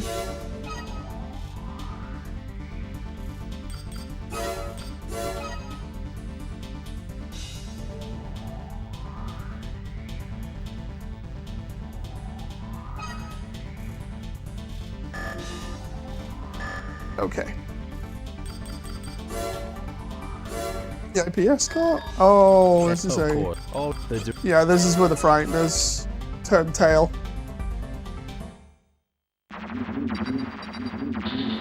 So what we're seeing here is the Frighteners battle plan. You can see the Frighteners logo on these pilot suits. Basically what they're planning is to attack the spaceport and kill the VIP. They've arrived.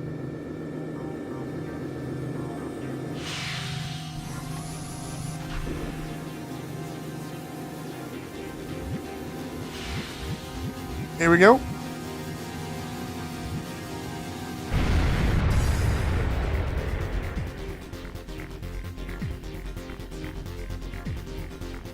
Dual plasma cannons, decent blade, and SMGs for both of these.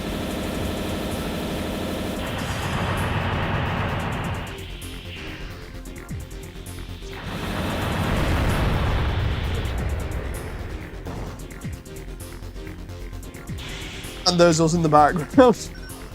Commencing operation. We'll take oh no, over wait, the no, it airport. isn't. That's Boyle and Ramil, right? Hang on. Destroy all enemy forces. Oh no, no, that's other Frightener back up there. It's an insurrection. The special forces are revolting. Attack!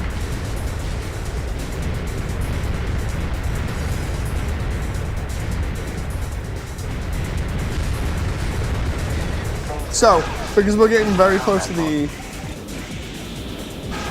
end, I'll be able to tell you the story after this if I figure out where we're up to, because one of the final missions is the giant flying fortress, which is really cool. Oh, come here. Guy's like stuck in the wall there.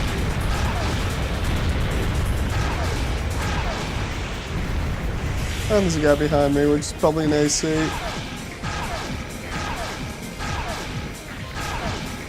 I'm over. It's like you just watch gameplay for like an hour or so, and then watch Dave totally break down the lore into something that's really simple to digest.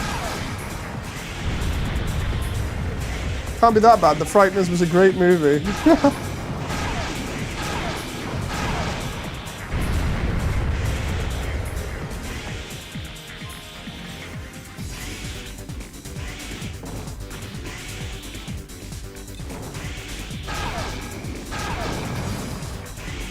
Should be behind the building though.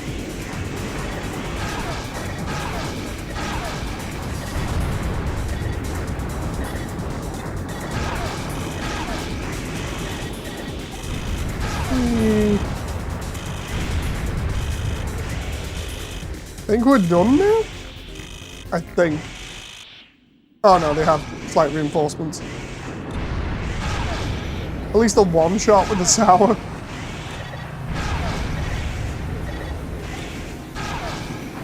Or rather, the beefed up sour.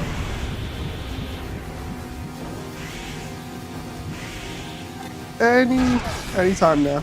Anytime now, game. Considering I now have to use laser blades and missiles, anytime now.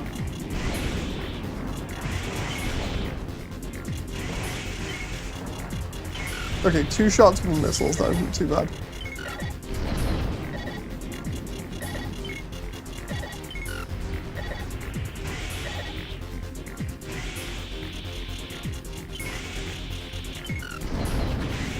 Dude, are they gonna run me down everything apart from Blade here? Because it feels like it.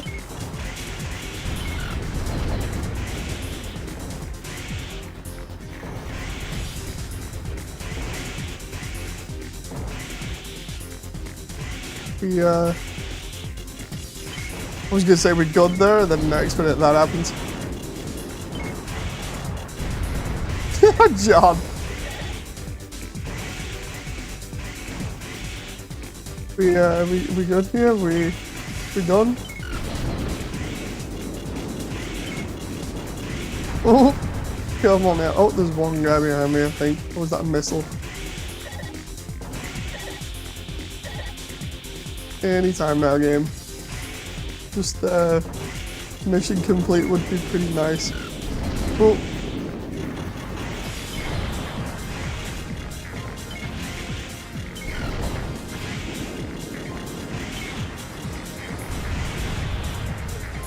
I don't remember having to fight wave after wave after wave with these guys, but apparently it's a thing. Oh.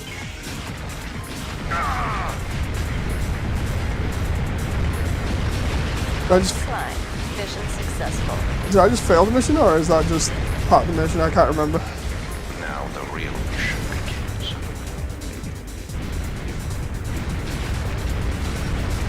We'll meet again. I think that's kind of just a big wait until that happens. That ship is in pain.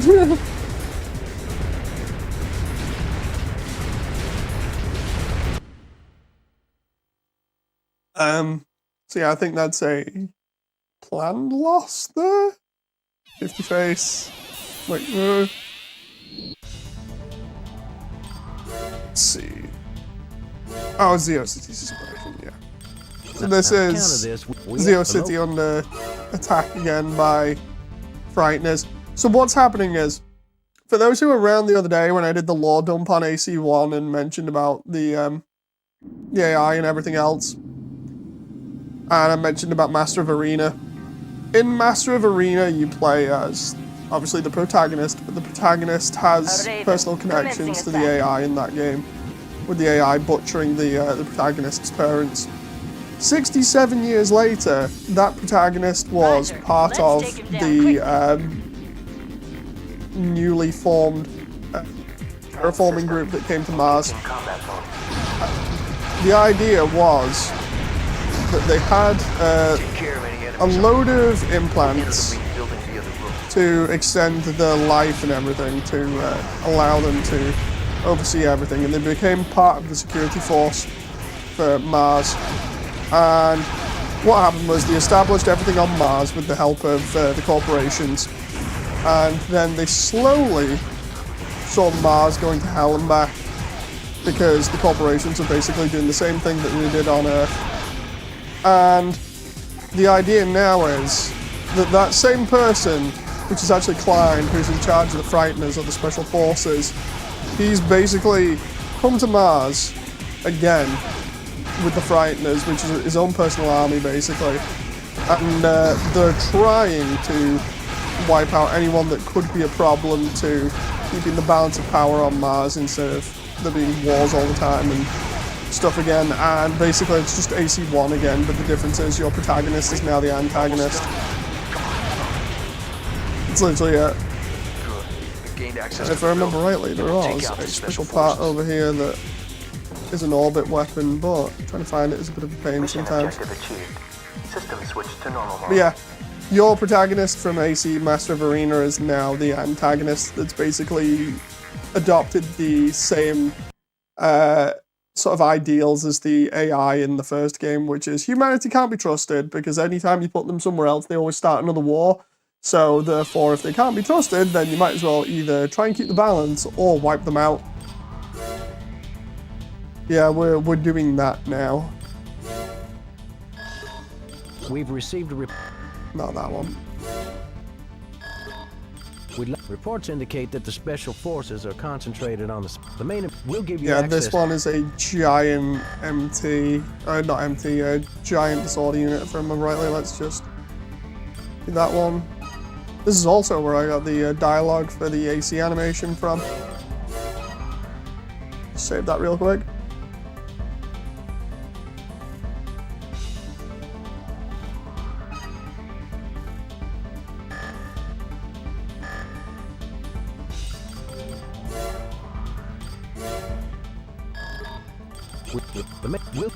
The Special Forces are gathering on a space station up in orbit, and we're going to try and go up there and stop them using the space elevator Rapture, which is tied to the Hammerhead space station.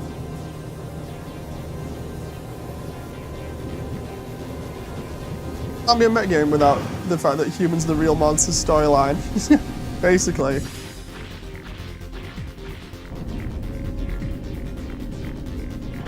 But yeah, this one has a bunch of enemies that obviously have energy weapons and stuff in it.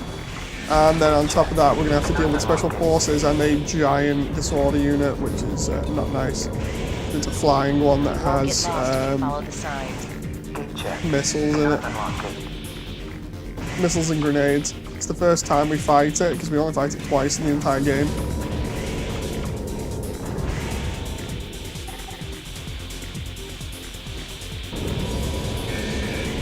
Oh, and there's the special forces. Love the way they just came in out of nowhere there. I'm like, yeah, do you want a laser blade in the face? It's like, no, thank you very much, bye. This gate instead then? Oh no, okay. Okay, so we have to actually defeat the AC in here before we can move on. I couldn't remember that for a moment. Let's just take out all the... Okay. So the entire boils down to another Wednesday for humanity, says Proof. Basically, every AC game is painted as like morally grey. But it's the whole thing of it all boils down to humanity bad.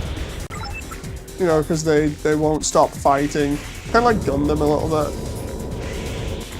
Will you do more 3D in Blender, Mooney? Oh yeah, I'm doing 3D in Blender in the meantime. I've been doing it in the background and just need to work on it a little bit more. Feel the gate.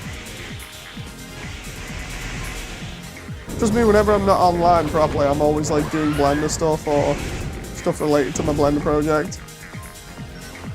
A disorder unit. What's it doing here? There we go. So we're in the hangar here. There's a giant disorder unit. We're going to take it out. And then it's the end of the mission.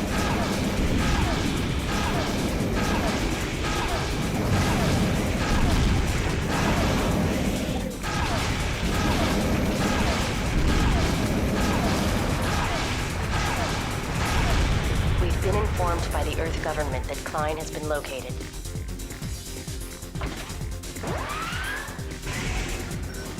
They've ordered you to return immediately. We'll leave the rest up to the government troops. We don't actually lose that much money either. Destroyed. Don't let him escape. We don't lose that much money either, because we're using AC approaching. Multiple ACs detected.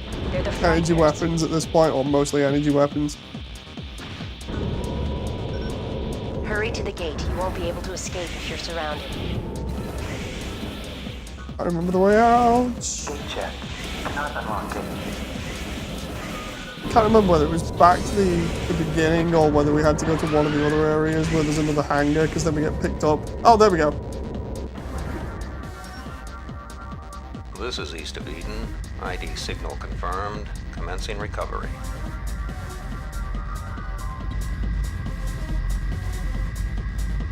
That is literally the same dialogue I used for my animation in 2010.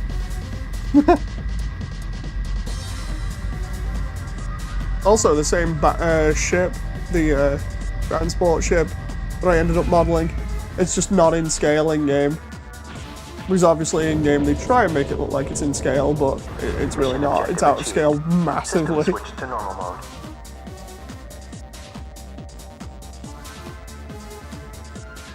My time for Blender is going to be Fridays, says Classic.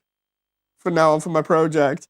I've been doing a lot of like work on the side to get stuff done because of animating and stuff. It's all really good now. I've got like a couple of workarounds and stuff that just make everything a ton easier, and it's only going to get better as it continues.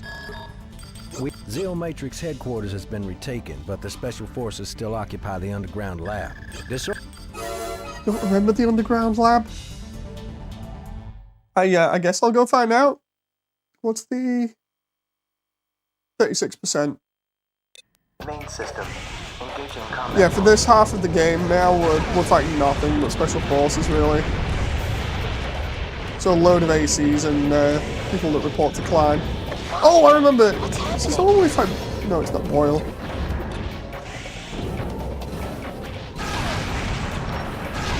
Oh, it's another labyrinth, isn't it?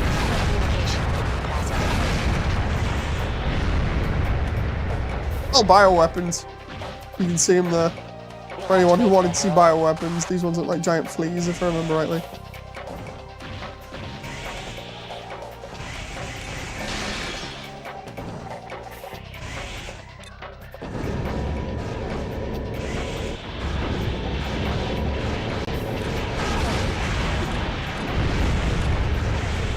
This way?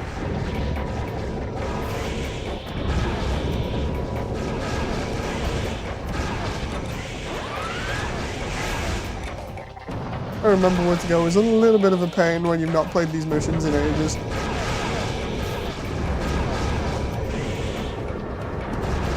Huh.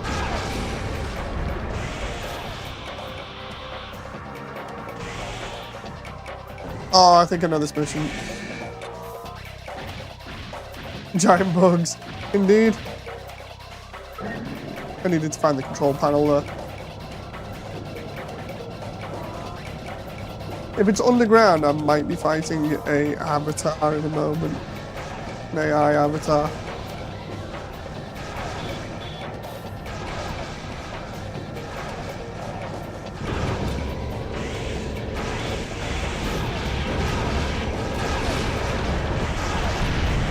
Unless I'm thinking of the wrong mission. Someone help! It's moving! Might be thinking of the wrong mission here. Because even the special forces are having problems.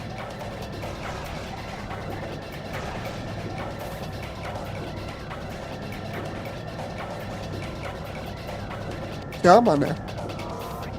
Can I just... Oh.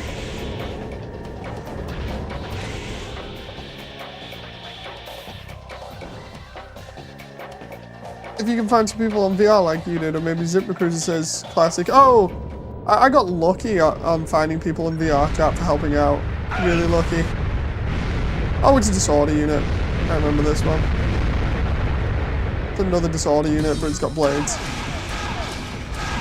This guy handles pretty much like the last boss.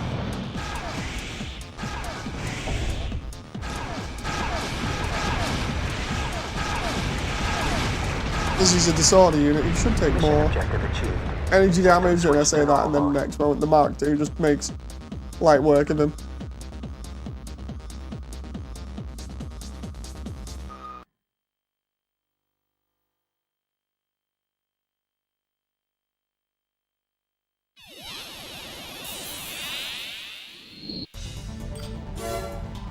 And then, hey, here we go, final run now. Help. I need to make sure I save here. So what's happening is, Klein has gone against everyone, all the corporations, everybody else, because Zeo invited him to Mars with the Frighteners. He's come in, he's wrecked everything, he's more or less just leveling the entire playing field. So there's nothing left standing. The corporation's like, holy crap, you need to kill him. And he's held up, or at least we think he's held up on the space station again. So they're asking us to assassinate him now. They're like, dude, seriously, this guy? He's a big problem? Can you just go deal with him? Yeah, the Earth government are asking us to do it. Main system, engaging combat mode. Don't attack the reactor. If it explodes, it might take you with it. Love the way it's like, don't attack the reactor, but we're probably going to do that anyway. This is Klein's theme as well, the fight theme. If I remember rightly, it was King Lear or something, the name of it's meant to be.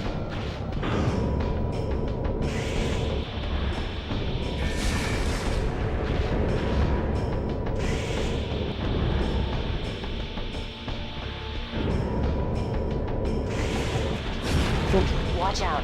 They've planted bombs that are difficult to detect. All of the way, it's like bombs are difficult to detect, they're just flying over the top of all of them, it's fine. The only song I know by name from AC, says Proof.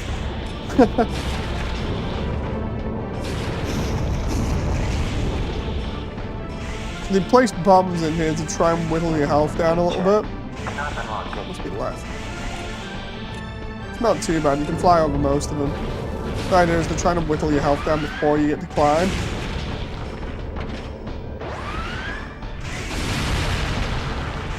Just go really fast through him there. And here we go versus Klein now. Who's using a very familiar AC. Let's fight, Raven. We'll settle this in battle. He's pretty much using the same parts that you see in the intro, but he's red. And he's got a 9-breaker Frightener emblem.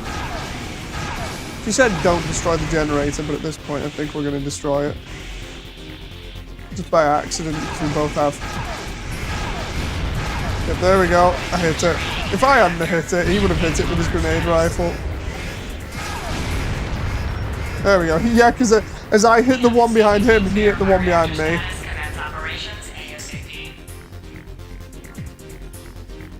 Only because it's remix called Death to the King by OC Remix. Yeah, that was a good OC Remix album from ages ago. Let's fight.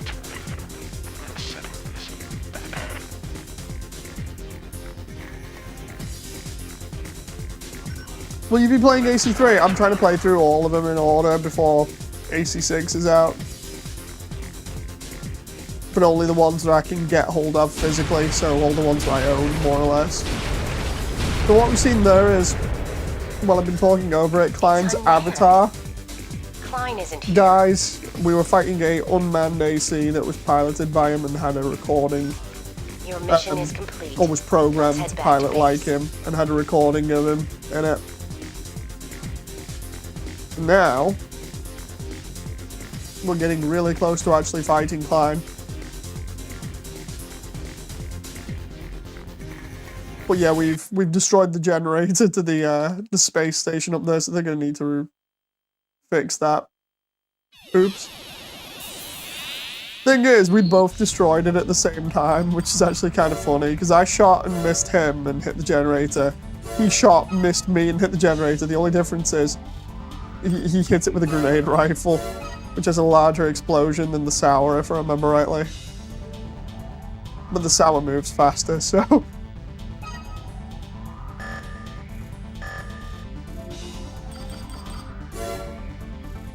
Ah, here we go. We've made a mistake. An LCC military facility has been overtaken. So what's happened is Klein's now decided he's going to go all in. One of his last-ditch efforts is to rob one of the... This is the Frighteners readying up, by the way. There's Klein's AC, there's Ramil's next to him. Basically, what's happened is he's decided he's going to break into a facility that's owned by one of the other corporations that has stolen the giant flying battleship and is now going to use it to rain death down on everybody. So we're going to try and infiltrate it with a bunch of other Ravens that have been hired for this. And it's basically whoever gets to the center of it and diffuses it or, you know, causes the battleship to come down gets paid. The case of it's a kamikaze attack, almost like D-Day. And whoever survives gets paid. This is a massive level, by the way, one of the biggest in the entire game. Main system. Engaging combat mode. I don't remember whether I get more ammo back later on. Please hold on. Nell has to hack the hatch here at the beginning, so in the meantime we can try and take out stuff to make it easier on him.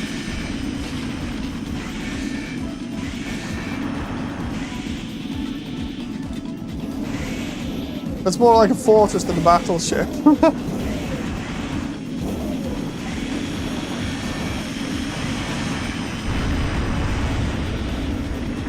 It's the devs that named it, not me.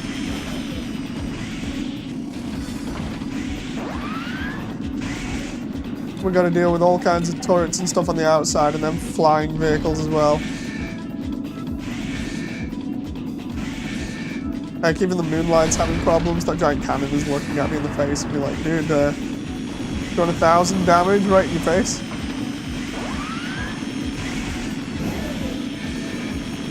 And the thing is, they're not faking any of this geometry either. You know, the rest of the battleship, it's not fake. It's all on screen.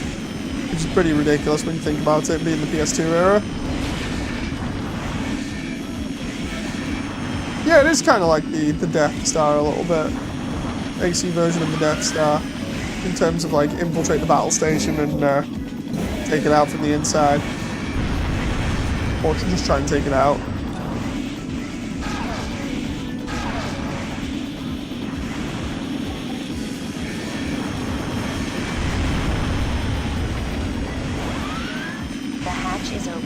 Proceed.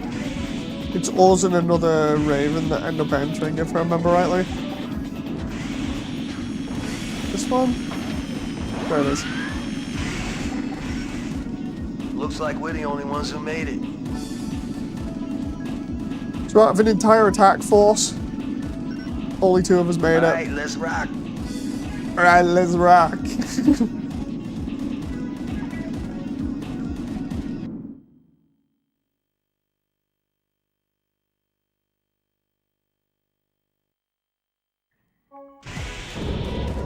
And away we go, we're inside the battleship now. Now we have to make our way past all the gun barrels and everything else that's in here and all the disorder units and try and find out where the hell the freaking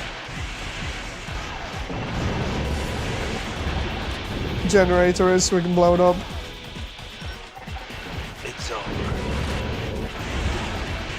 There's the gun barrels that are in the side we can see there. You can go from like room to room and see just how many interior cannons this thing has. We can assume they're all like grenade launchers or whatever. Thought there'd be another door through here, but I think I might have gone the wrong way.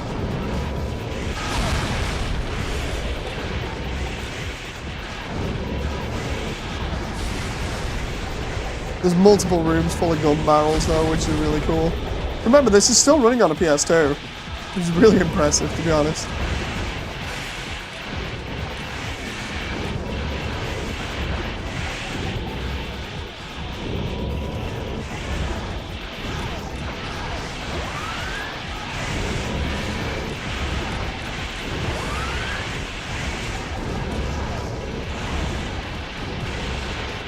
I don't know what.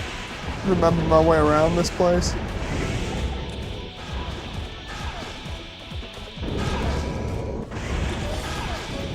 I think in one of these rooms is where we fight Boyle. Gate check. Cannot unlock gate.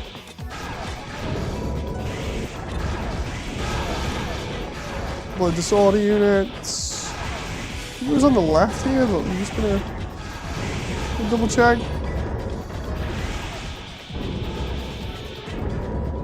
Oh, here he is. I'm not letting you through, Raven.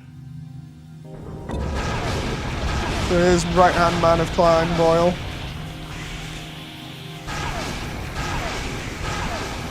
He's got an energy-based machine gun, but it doesn't fire as quick as it should do. I see.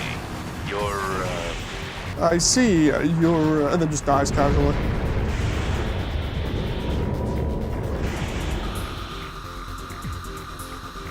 I should play my PS2. Got it out now. It's fun, says Classic. Dude, it's always good, you know. Old games are pretty much always fun.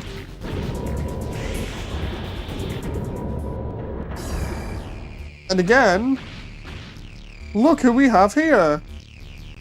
The only difference is it's his actual... You remind me of another pilot I knew long ago. Oh, here we go. A rebel. A rebel.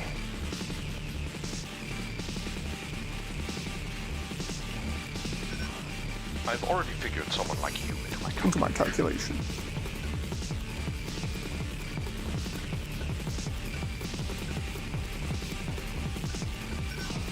It's my intention that you do not interfere with my plans.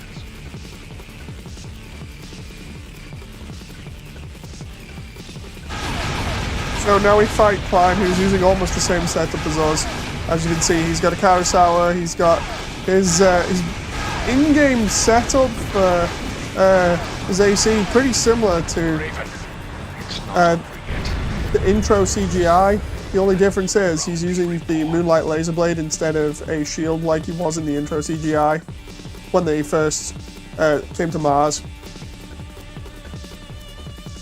But yeah, that one's pretty awkward. So we beat Klein and Boyle. Well, Boyle's dead again. Klein's still waiting around on Mars for us.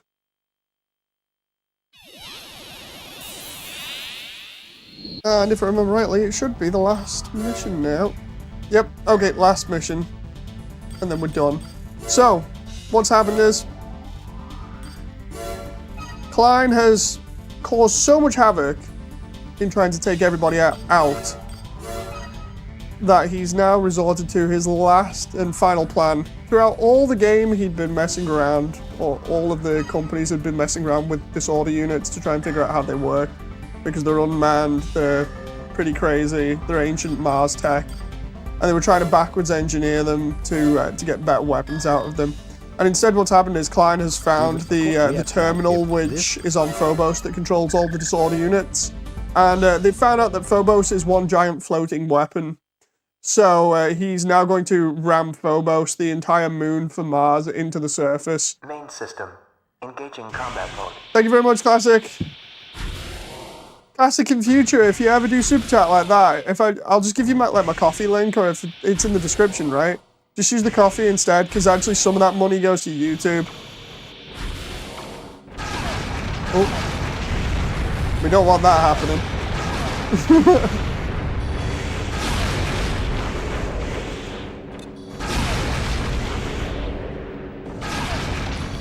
Oh. Yeah, thank you very much for the super chat.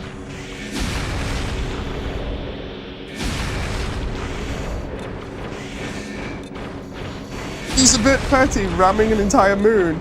He's following the same rules as the bad guy, like we were saying off the first game, which is humanity is bad, let's just kill them all.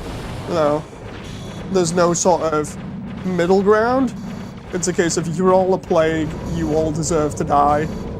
You know, so now we're basically going through ancient Martian tech here till we reach the center of Phobos, and then hopefully we're gonna stop him.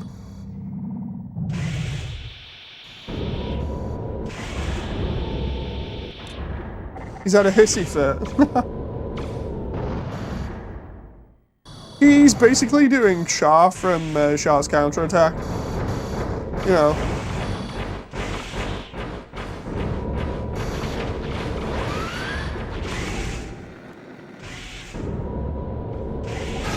We have to defeat this disorder unit to progress in here.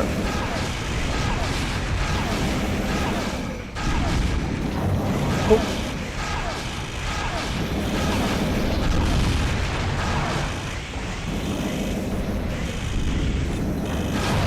Trying not to die here. Nah, he's doing a freezer.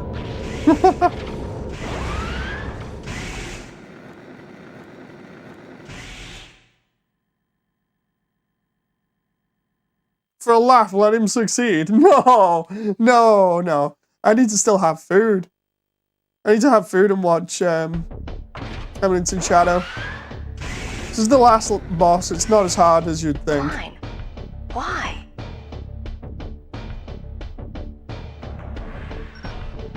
We were nothing but pawns?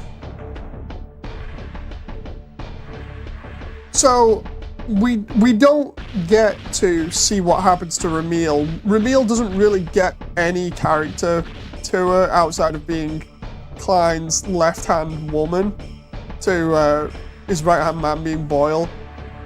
But she doesn't really have any love interest in him or anything else.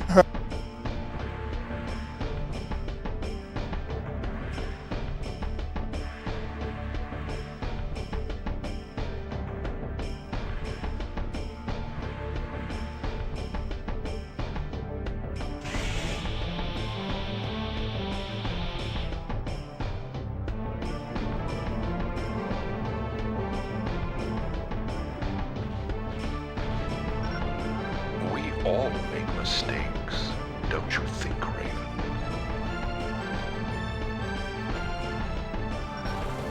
We humans need strict supervision. We cannot live on our own.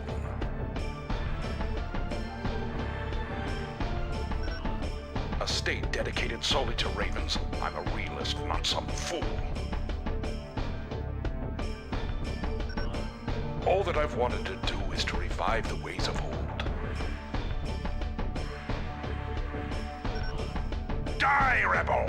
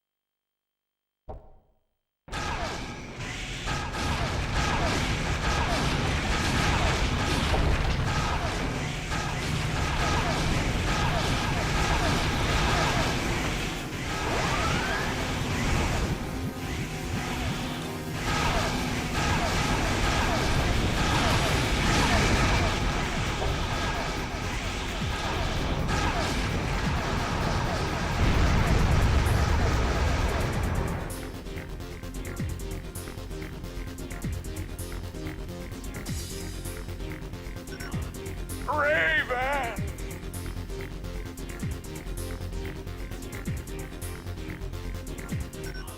Phobos orbit altered. It's falling toward the Martian surface.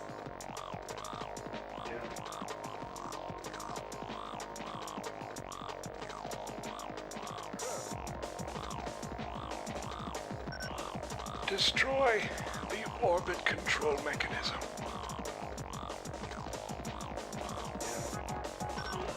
Phobos will stop when you do so.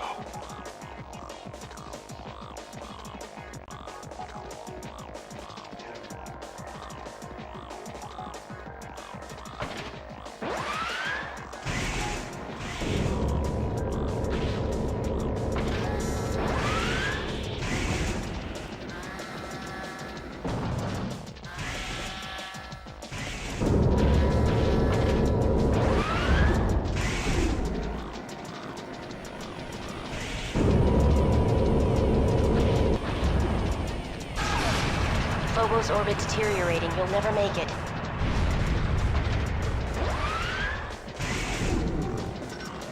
Get out, hurry! Raven.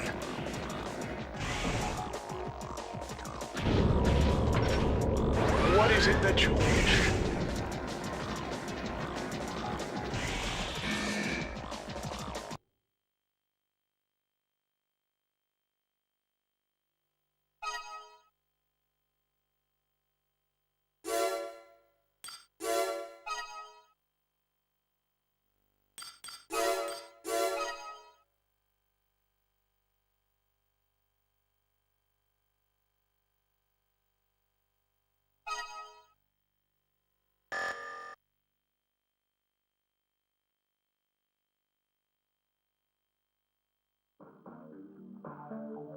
The government has announced the death of Leos Klein, leader of the coup d'etat.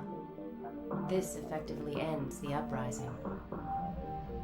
Society refers to him as the revolutionary who tried to create a government on Mars.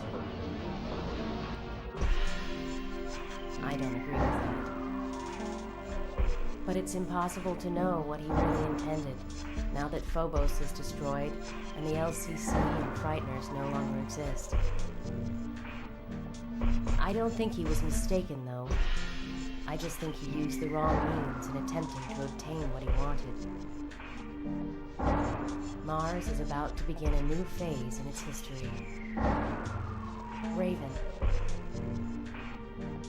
where will you go? What will you do?